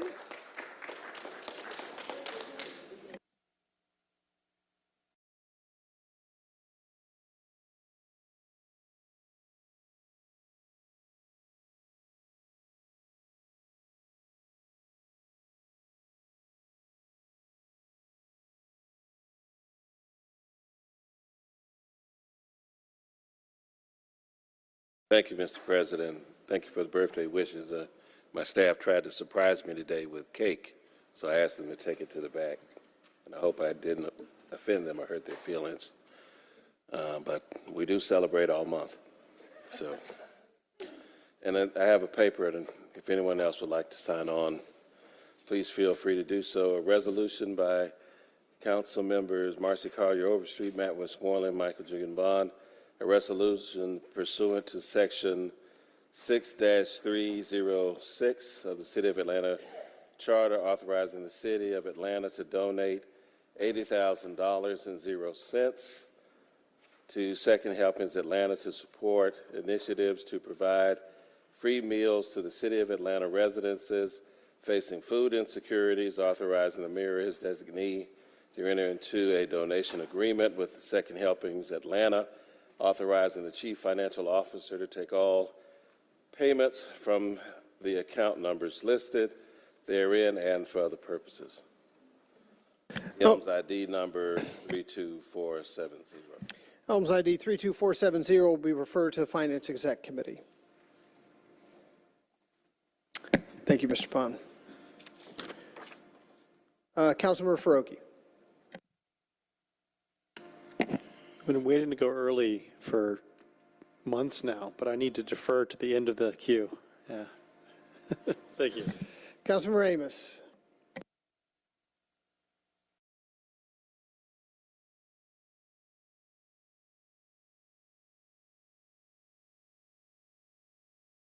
Yes, Mr. President, AMS number ID 32435, a resolution by Councilmember Byron D. Amos, a resolution authorizing the mayor or his designee to enter into FC- placeholder ML King Drive and ABI Bridge abutment art installation with Maria Antimus, doing business as Artemis Studios, LLC, pursuant to Section 2-1191-1 of the City of Atlanta Code of Ordinance for signature metal and light sculpture public artwork under the Atlanta Beltline Bridge at Martin Luther King Jr. Drive in the amount not to exceed $265,000 and no cents.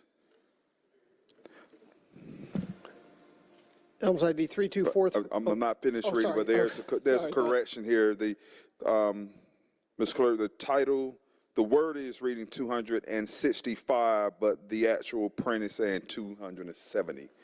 So we probably need to see which one. So how will we handle that, Mr.?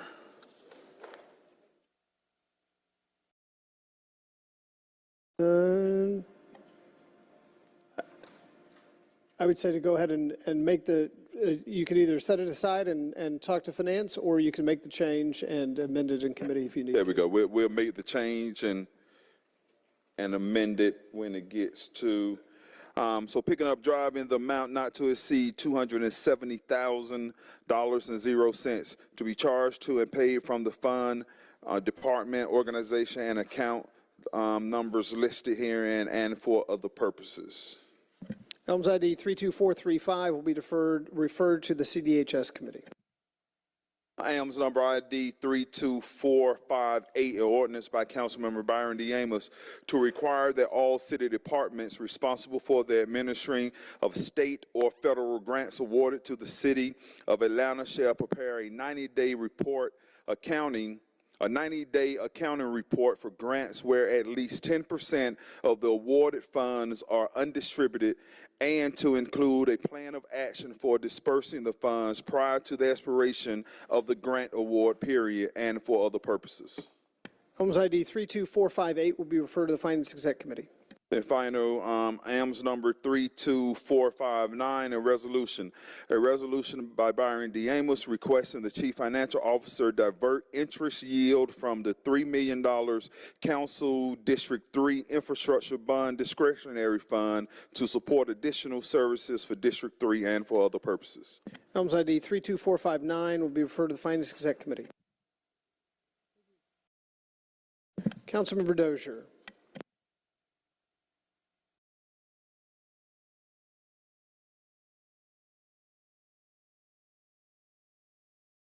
Thank you, Council President. My first item is ELMS number 32464, a resolution by Councilmember Jason Dozier authorizing the mayor or his designee to install traffic calming devices on Lorenzo Drive Southwest from Avon Avenue to Calhoun Road Southwest and for other purposes.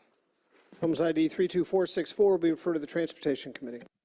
Next item is ELMS number 32465, a resolution by Councilmember Jason Dozier authorizing the mayor or his designee to install traffic calming devices on Rose Circle Southwest from Joseph E. Lowry Boulevard to White Street Southwest and for other purposes.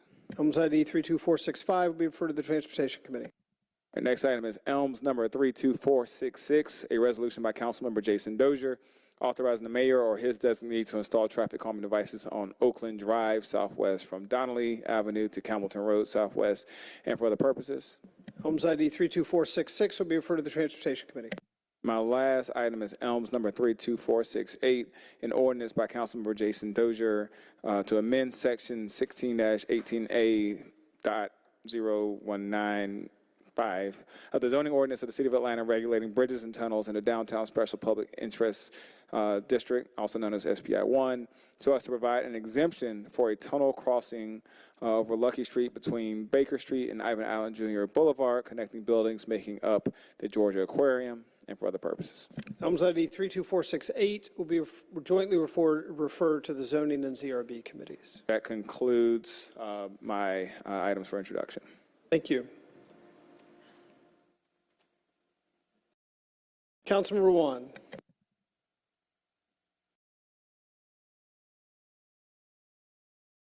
All right, thank you, Mr. President.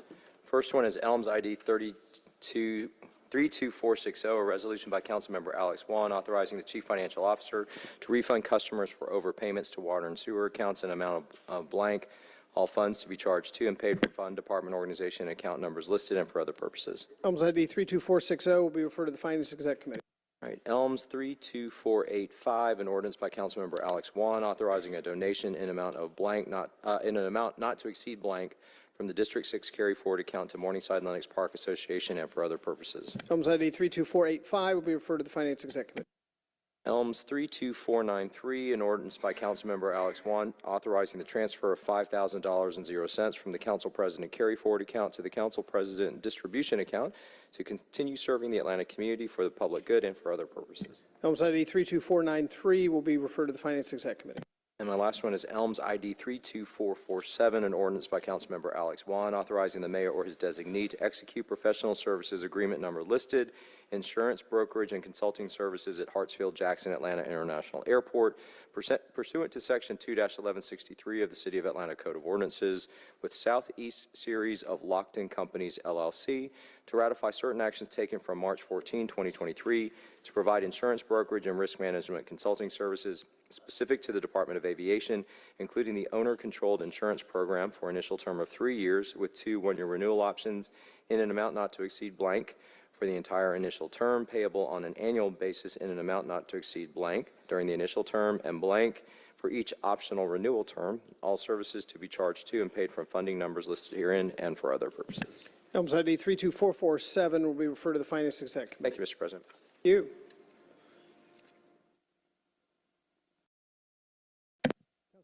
Councilmember Farokhi.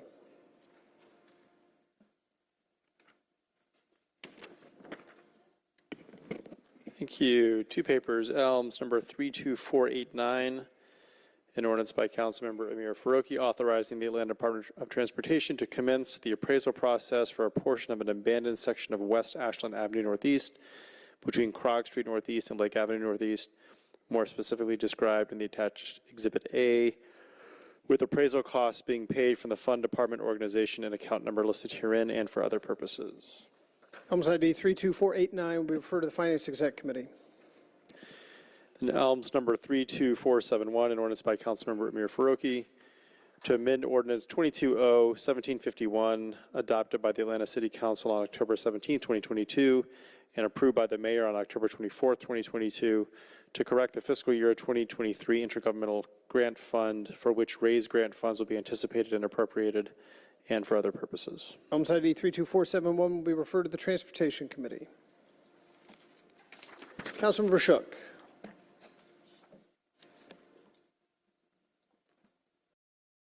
President, this is Elms 32406, resolution authorizing the mayor to execute a consent order with Georgia's EPD and authorize payment pursuant to the consent order in the amount of $4,250 to resolve permit compliance violations, including failure to submit a water effects ration report by December 31 of last year, and failure to submit a request for an extension in a timely manner as required by the consent order. All amounts due under the consent order will be charged to and paid from the account numbers listed and for other purposes.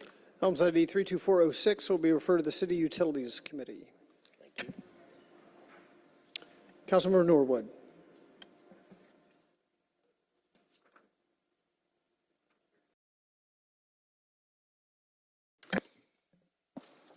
Elms 32361, a resolution by Councilmember Mary Norwood requesting the mayor as designee make the intersection of Trabert Avenue and Hawthorne Avenue an always stop controlled intersection to request the Atlanta Department of Transportation install stop signs at the intersection and for other purposes. Elms ID 32361 will be referred to the Transportation Committee. Elms 32360, an ordinance by Councilmember Mary Norwood to rename Haynes Manor Park to Sam T. Roberts Memorial Park to waive certain provisions of the City of Atlanta Code of Ordinances relating to the dedication of public places within the City of Atlanta which are not applicable where a dedication is initiated by the City of Atlanta and for other purposes. Elms ID 32360 will be referred to the CDHS Committee.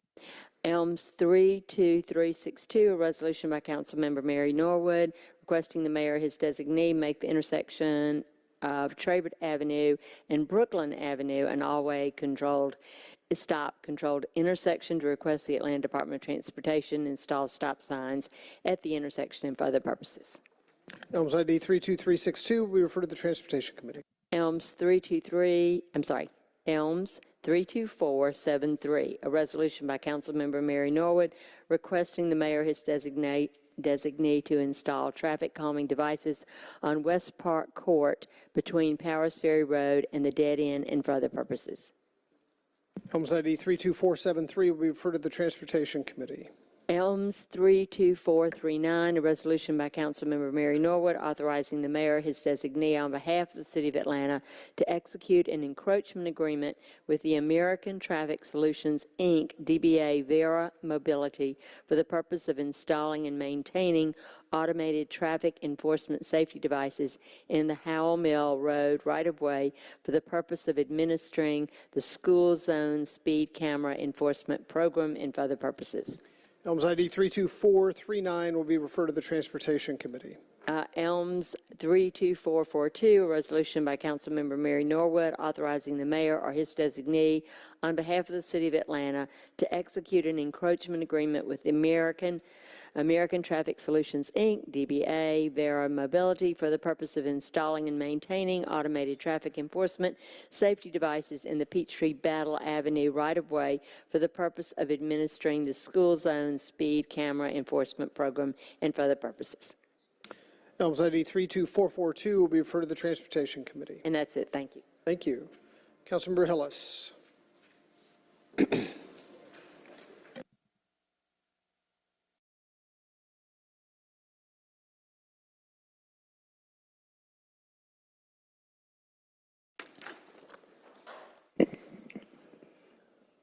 Elms ID 32496, resolution by Councilmember Dustin Hillis, amending Resolution 21R 3869 adopted by the Atlanta City Council on August 15, 2022, and approved per City Charter Section 2-403 on August 24, 2022, and for for the purpose of amending the manner in which the DeKalb County Board of Commissioners appoints representative to the Atlanta Public Safety Training Facility Committee and for other purposes. 32496. Elms 32496 will be referred to the Public Safety Committee.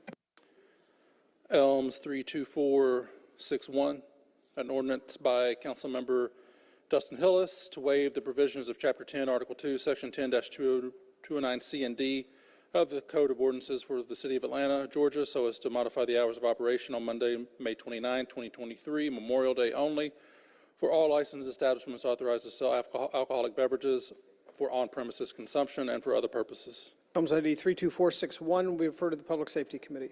Thank you. That concludes my items. Thank you. Councilmember Boone.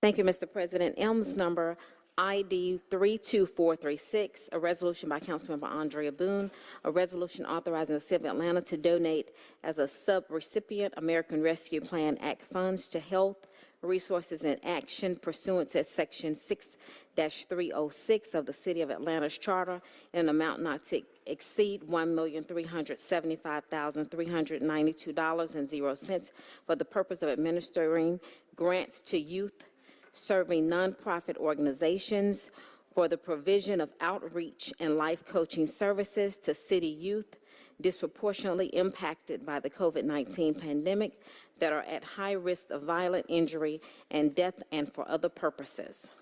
Elms ID 32436 will be referred to the Finance Exec Committee.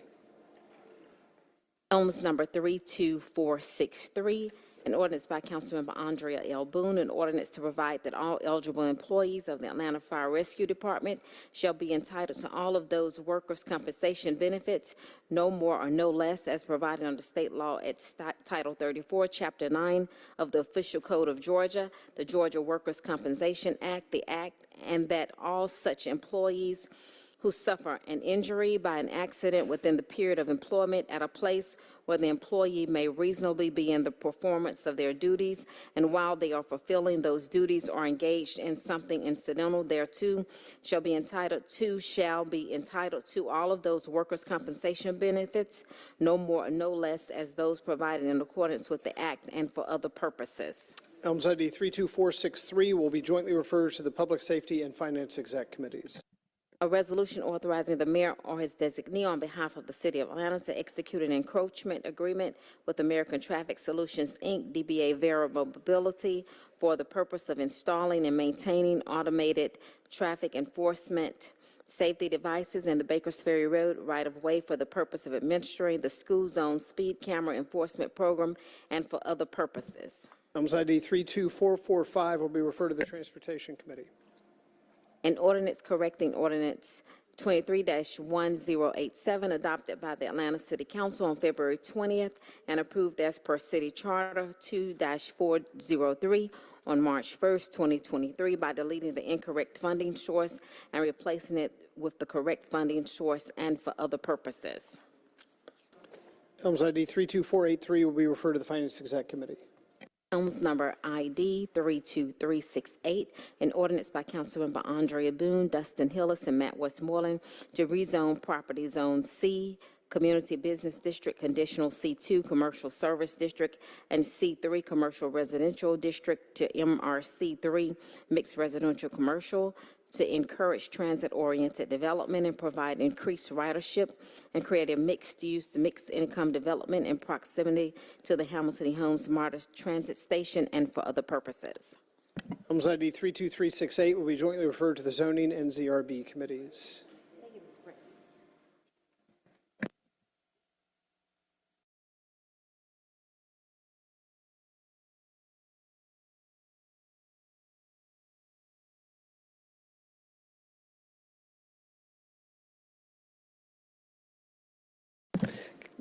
Thank you. Councilmember Overstreet.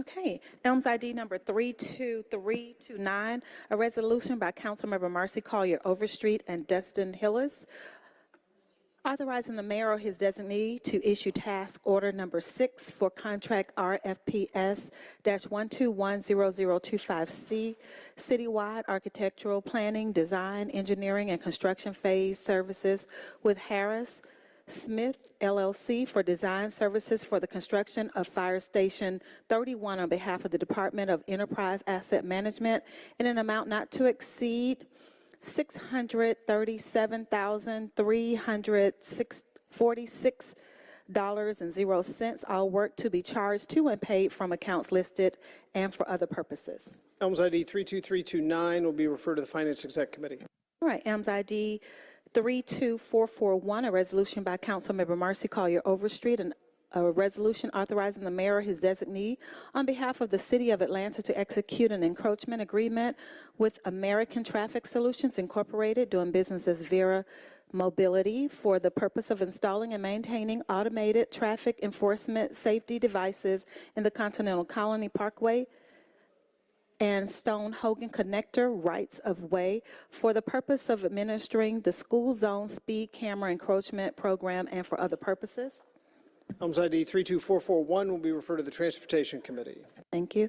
Elms ID number 32443, a resolution by Councilmember Marcy Collier Overstreet, a resolution authorizing the mayor or his designee on behalf of the City of Atlanta to execute the encroachment agreement with American Traffic Solutions Incorporated, doing business as Vera Mobility, for the purpose of installing and maintaining automated traffic enforcement safety devices in the Fairburn Road right-of-ways for the purpose of administering the school zone speed camera encroachment program and for other purposes.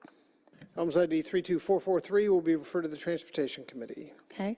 Elms ID number 32444, a resolution by Councilmember Marcy Collier Overstreet, a resolution authorizing the mayor or his designee on behalf of the City of Atlanta to execute an encroachment agreement with the American Traffic Solution Incorporated, doing business as Vera Mobility, for the purpose of installing and maintaining automated traffic enforcement safety devices in the Childress Drive right-of-way for the purpose of administering the school zone speed camera enforcement program and for other purposes. Elms ID 32444 will be referred to the Transportation Committee. Elms ID number 32446, an ordinance by Councilmember Marcy Collier Overstreet, an ordinance to amend the 1982 Atlanta zoning ordinance as amended in response to the passing of House Bill 1405 in the state legislature and in compliance with OCGA 36-66-1 et sec and for other purposes. Elms ID 32446 will be referred to the Zoning Committee. Okay, Elms ID number 32475, a resolution by Councilmember Marcy Collier Overstreet, a resolution to find and declare that the City of Atlanta Tax Allocation District number 4, Princeton Lakes, is substantially complete based on the achievement of the significant objectives of the Princeton Lakes redevelopment plan, and find and declare that all development costs have been paid, to direct and cause the dissolution of the City of Atlanta's Tax Allocation District number 4, Princeton Lakes, to cause any funds remaining in the Princeton Lakes TAD special fund to be paid to Fulton County and the city's general fund in proportion to the respective total contribution each jurisdiction made to the fund and for other purposes. Elms ID 32475 will be referred to the Finance Exec Committee. Elms ID 32469, an ordinance by Marcy Collier Overstreet, an ordinance to ratify Mayor Andre Dickens' April 2023 executive order imposing a moratorium on the acceptance of any new rezoning applications, building permit applications, land disturbance permit applications, special use permit applications, special administrative permit applications, subdivision applications, replatting applications, or lot consolidation applications for parcels within the area designated herein and for other purposes. Elms ID 32469 will be referred to CDHS. Thank you. Last one. Elms ID 32467, an ordinance by Councilmember Marcy Collier Overstreet, an ordinance to amend Part 16, Chapter 28A of the 1982 zoning. I think I did, oh no, did I do this one already? Okay. An ordinance to amend Part 16, Chapter 28A of the 1982 zoning ordinance of the City of Atlanta as amended, so as to create a new section 16-28A-01064 to provide for comprehensive signage regulations at Briar Park, to amend the official zoning map to add Briar Park sign district, and for other purposes. Elms ID 32467 will be jointly referred to the Zoning and ZRB committees. Thank you. Councilmember Lewis.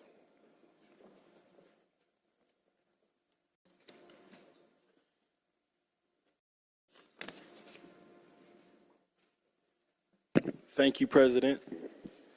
Elms number 32480, a resolution by Councilmember Antonio Lewis. A resolution requesting the mayor or his designee to install traffic calming devices on Fletcher Street Southwest, from Welch Street Southwest to West Avenue Southwest, and for other purposes. Elms ID 32480 will be referred to the Transportation Committee.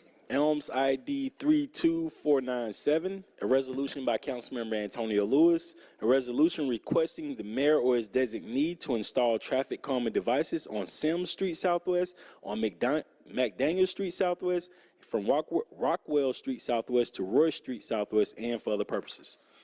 Elms ID 32497 will be referred to the Transportation Committee. Elms ID 32440, a resolution by Councilmember Antonio Lewis, a resolution authorizing the mayor or his designee on behalf of the City of Atlanta to execute an encroachment agreement with American Traffic Solutions Incorporated, DBA, Vera Mobility, for the purpose of installing and maintaining automatic traffic enforcement safety devices in the Cleveland Avenue right-of-way, for the purpose of administering the school zone speed camera enforcement program, and for other purposes. Elms ID 32440 will be referred to the Transportation Committee. And lastly, Council President, Elms ID 32474, an ordinance by Councilmember Antonio Lewis, an ordinance to waive Chapter 2, Article 5, Section 1, Division 1, Section 2910, grant application to 10. Ratify the City of Atlanta's submission of an application for the Research Improving People's Lives, Opening Workforce Doors grant program for pro bono system and staff support from the RIPL.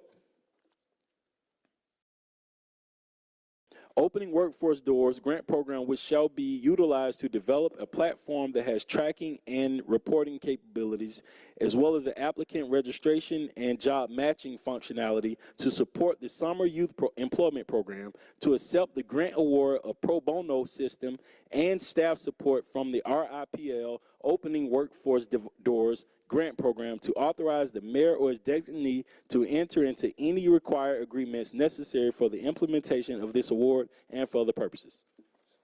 Elms ID 32474 will be referred to the Finance Exec Committee. Thank you, President. Thank you. Councilmember Westmoreland.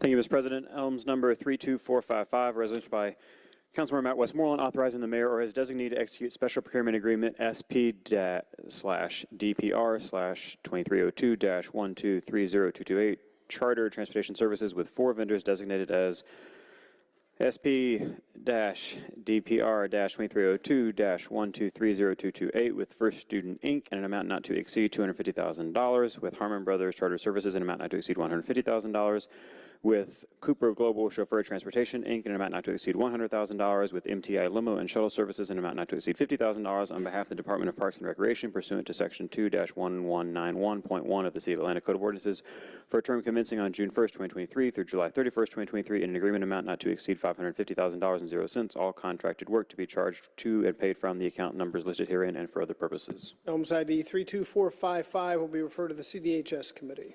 Elms ID 32435, resolution by Councilmember Matt Westmoreland authorizing The mayor has designated into agreements with two vendors under agreement IFB-S-1230116, Centers for Hope After School Programming Services with Future Seekers, Inc., in an amount not to exceed $168,000 annually, and to Youth Science Academy in an amount not to exceed $180,000 annually to provide youth teen out-of-school programming on behalf of the Department of Parks and Recreation. All contracted work will be charged to and paid from the accounts and numbers listed herein and for other purposes. Can you just read the ELMS again on that? Is it 32453 or 35? 32453. ELMS ID 32453 will be referred to the CDHS committee. ELMS ID 32457, a resolution by Councilmember Matt Westmoreland authorizing the mayor or his designee to execute the First Amendment to Agreement IFB-S-1210202, Summer Food Services Programs with Meals Pro, Inc. on behalf of the Department of Parks and Recreation to modify Exhibit A, General Scope of Services, to modify Exhibit A.1, Compensated/Bid Schedule, and to add funding in an amount not to exceed $790,680.00 to be charged to and paid from the funding accounts listed herein and for other purposes. ELMS ID 32457 will be referred to the CDHS committee. ELMS 32488, ordinance by Matt Westmoreland, authorizing donation in an amount not to exceed $1,500 from the Post 2 at Large carry forward account to Hands on Atlanta and for other purposes. ELMS ID 32488 will be referred to the Finance Exec Committee. 32491, a donation in an amount not to exceed $2,000.00 from the Post 2 at Large carry forward account to the Midtown Neighbors Association and for other purposes. ELMS ID 32491 will be referred to the Finance Exec Committee. 32487, an ordinance by Councilmember Matt Westmoreland authorizing a donation in an amount not to exceed $5,000.00 from the Post 2 at Large carry forward account to Zoo Atlanta and for other purposes. ELMS ID 32487 will be referred to the Finance Exec Committee. ELMS ID 32486, an ordinance by Councilmember Matt Westmoreland authorizing a donation in an amount not to exceed $15,000.00 from the Post 2 at Large carry forward account to Propel Atlanta and for other purposes. ELMS ID 32486 will be referred to the Finance Exec Committee. ELMS ID 32492, an ordinance by Councilmember Westmoreland authorizing transfer of blank from the Post 2 at Large carry forward account to the Post 2 at Large expense account and for other purposes. ELMS ID 32492 will be referred to the Finance Exec Committee. Thank you. Thank you. Councilmember Bakhtiari. Okay. Given that I'm last, I'll try to go as quickly as possible. ELMS ID number 32482, an ordinance by Councilmember Liliana Bakhtiari authorizing the transfer of $20,000.00 from the Council District 5 carry forward account to the Council District 5 distribution account to continue serving the Atlanta community for the public good and for other purposes. ELMS ID 32482 will be referred to the Finance Exec Committee. ELMS ID number 32364, an ordinance by Councilmember Liliana Bakhtiari to amend the 1982 zoning ordinance of the City of Atlanta by rezoning existing R4 single-family residential and C1 and C1C zoning districts within the Boulder Crest Triangle District to NC16 Boulder Crest Triangle Commercial District. ELMS ID 32364 will be jointly referred to Zoning and ZRB committees. ELMS ID number 32476, an ordinance by Councilmember Liliana Bakhtiari, Councilmembers Lewis, Westmoreland, Dozier, Overstreet, Amos, Boone, Hillis, and Faroki. An ordinance to amend Chapter 2, Administration, Article X Procurement and Real Estate Code, Division 4, Source Selection and Contract Formation, Section 2-1190, Small Purchase, and Section 2-1190.1, Micro Purchases, to increase the dollar limitation amounts up to $250,000.00 for small purchases, up to $25,000.00, and for micro purchases and other purposes. ELMS ID 32476 will be referred to the Finance Exec Committee. ELMS ID number 32437, a resolution by Councilmembers Liliana Bakhtiari, Dozier, Amos, Lewis, Westmoreland, Boone, Bond, Shook, Faroki, Juan, Overstreet, and Hillis, requesting the Municipal Court of Atlanta explore the permissibility and subsequent development of processes that would facilitate online payment of fines imposed for low-level marijuana citations and for other purposes. ELMS ID 32437 will be referred to the Public Safety Committee. ELMS ID number 32263, a resolution by Councilmembers Liliana Bakhtiari, Jason Dozier, Amos, Boone, Overstreet, Westmoreland, Lewis, Bond, and Faroki, a resolution urging the representatives of Georgia State Government to mandate body-worn cameras for all responding Georgia Bureau of Investigation and Georgia Patrol officers and for other purposes. ELMS ID 32263 will be jointly referred to the Public Safety and Finance Exec Committees. Thank you, Council President. That concludes my read-ins. Thank you. Any other papers for referral today? Hearing none, we'll move to general remarks. Councilmember Overstreet.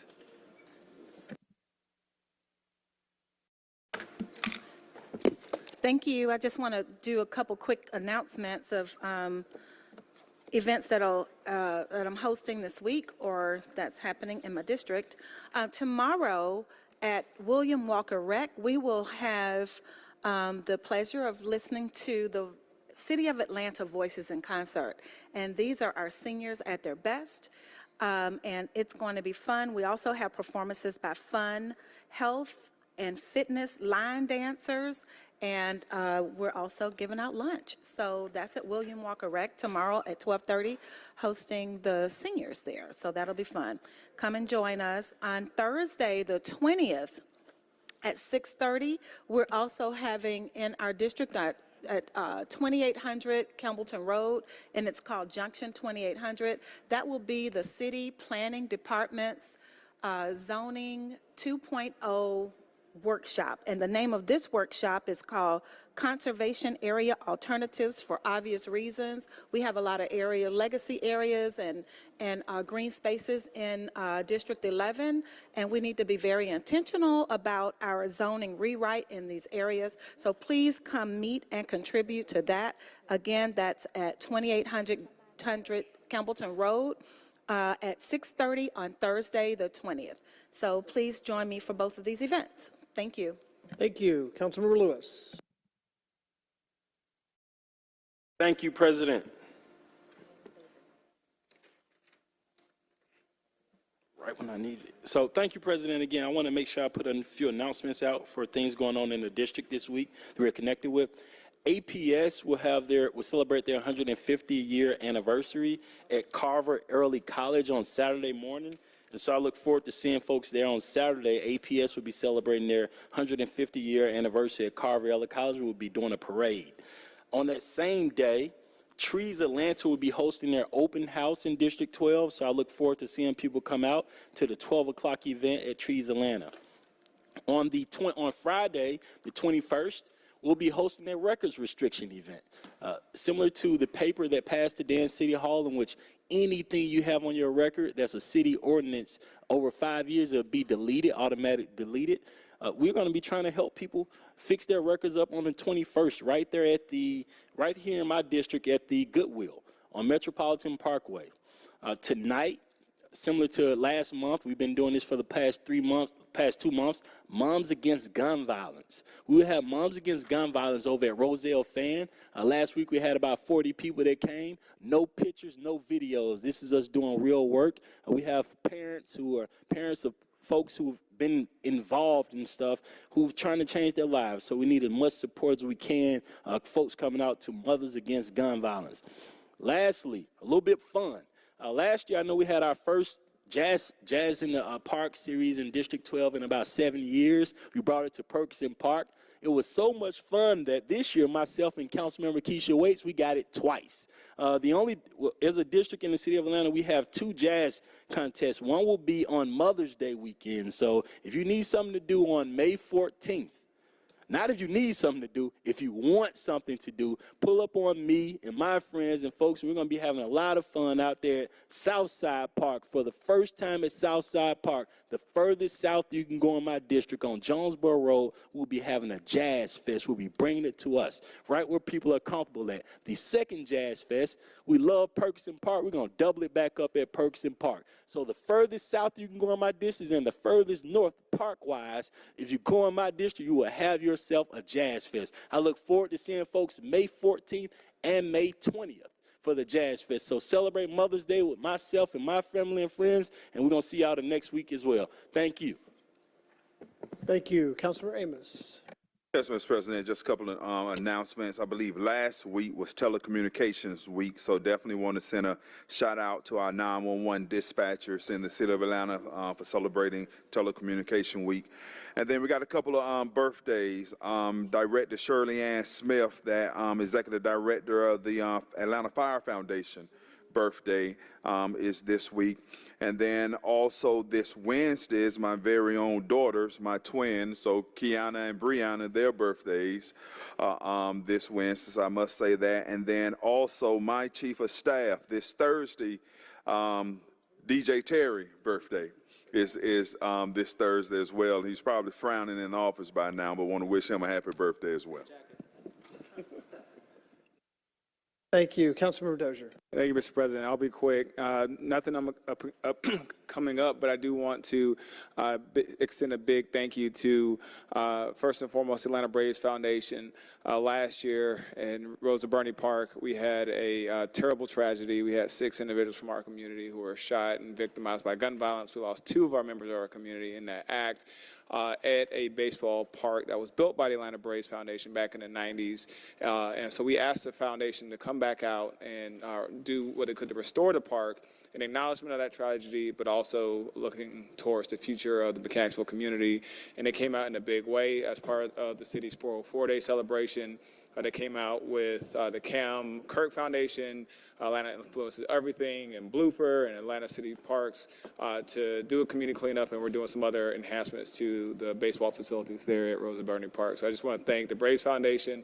And then separately, this past weekend, Clorox, along with City Department of Parks and Recreation, along with Georgia Stand Up, came out to Reverend James George Park in Oakland City for a community cleanup and revitalization and enhancement. And I'm just really thankful for all of our generous supporters and all of our generous advocates who are doing their work to make sure Atlanta's parks are, better and stronger.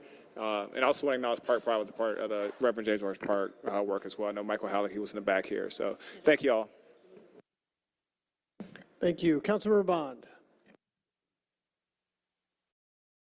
Thank you, Mr. President. I failed to acknowledge the passing during our moment of silence of a longtime community figure and leader in education and in the Collier Heights community, Mr. Roscoe Twiggs Sr., the longtime principal of Collier Heights Elementary School and father of city employee Mr. Roscoe Twiggs and the father of our classmate, Miss Boone, and our classmate Mark Twiggs. So we want to extend condolences to the Twiggs family.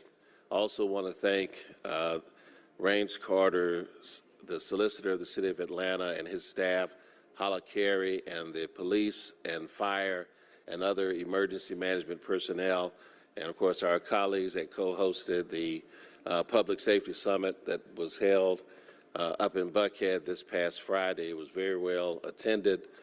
There were many people who came out who benefited from the information that was shared by our public safety employees.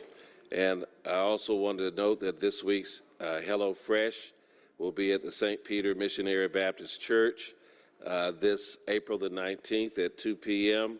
at 1558 Venetian Drive Southwest. We partner obviously with Second Helpings Atlanta, HelloFresh, Pratt Industries in the city of Atlanta, and distribute about 8,000 meals a week all around the city, but this is our walk-up, drive-up opportunity, and so we hope to see you there. And in the way of birthdays, I want to wish my younger brother, Jeffrey, a happy birthday, April the 12th. His son is April the 18th. My daughter is April the 30th. And want to pass along to those other persons. I forget to mention, I think I mentioned it in public safety, but our very own city attorney's birthday is April the 4th. Amber Robinson's birthday is April the 5th. Of course, my birthday, the national holiday, is April the 6th, but we have an extensive, prolonged carnival associated with it that goes on through the entire month. So as I retreat from making my remarks, I will point out, Mr. Amos, that you are truly blessed because Aries rule the world, and I'm sure your daughters will let you know that.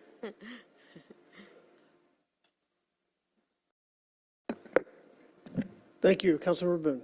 Yes, thank you, Mr. President. We would like to acknowledge the people of Sudan and the civil war that started over the weekend.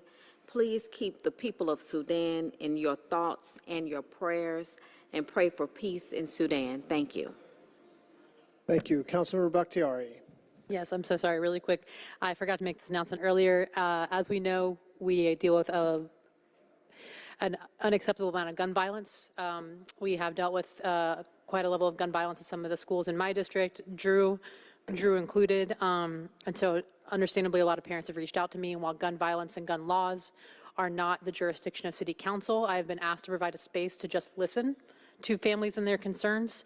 So the 20th of April, I will be we're doing something called Parenting Reimagined, where I welcome neighborhood groups, parents, et cetera, to come talk to me and us talk about plans moving forward and pulling in representatives that actually can have purview over this issue.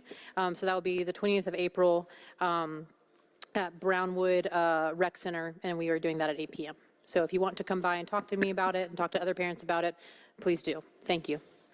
Thank you. And I just add one final announcement. The More MARTA program is going to be having 3 sessions this week with the public to get public input on the More MARTA project list. Tuesday, tomorrow at 6 p.m. at Sylvan Middle School. Wednesday is a virtual program you can sign up for 6 p.m. Wednesday online. And then Thursday at All Saints Episcopal. All of those will be the opportunities for the public to give their perspectives on the More MARTA program list. And with that, I would ask for the concluding roll call from Madam Deputy Clerk. Thank you. Council President Shipman. Present. Council members Michael Bond. Matt Westmoreland. Keisha Sean Waits. Jason Winston. Amir Faroki. Byron Amos. Jason Winston. Jason Dozier. Liliana Bakhtiari. Alex Wan. Howard Shook, Mary Norwood, Dustin Hillis, Andrea Boone, Marcy Collier Overstreet, and Mr. Antonio Lewis. Without objection, we will stand adjourned. Thank you, everybody. Have a good day.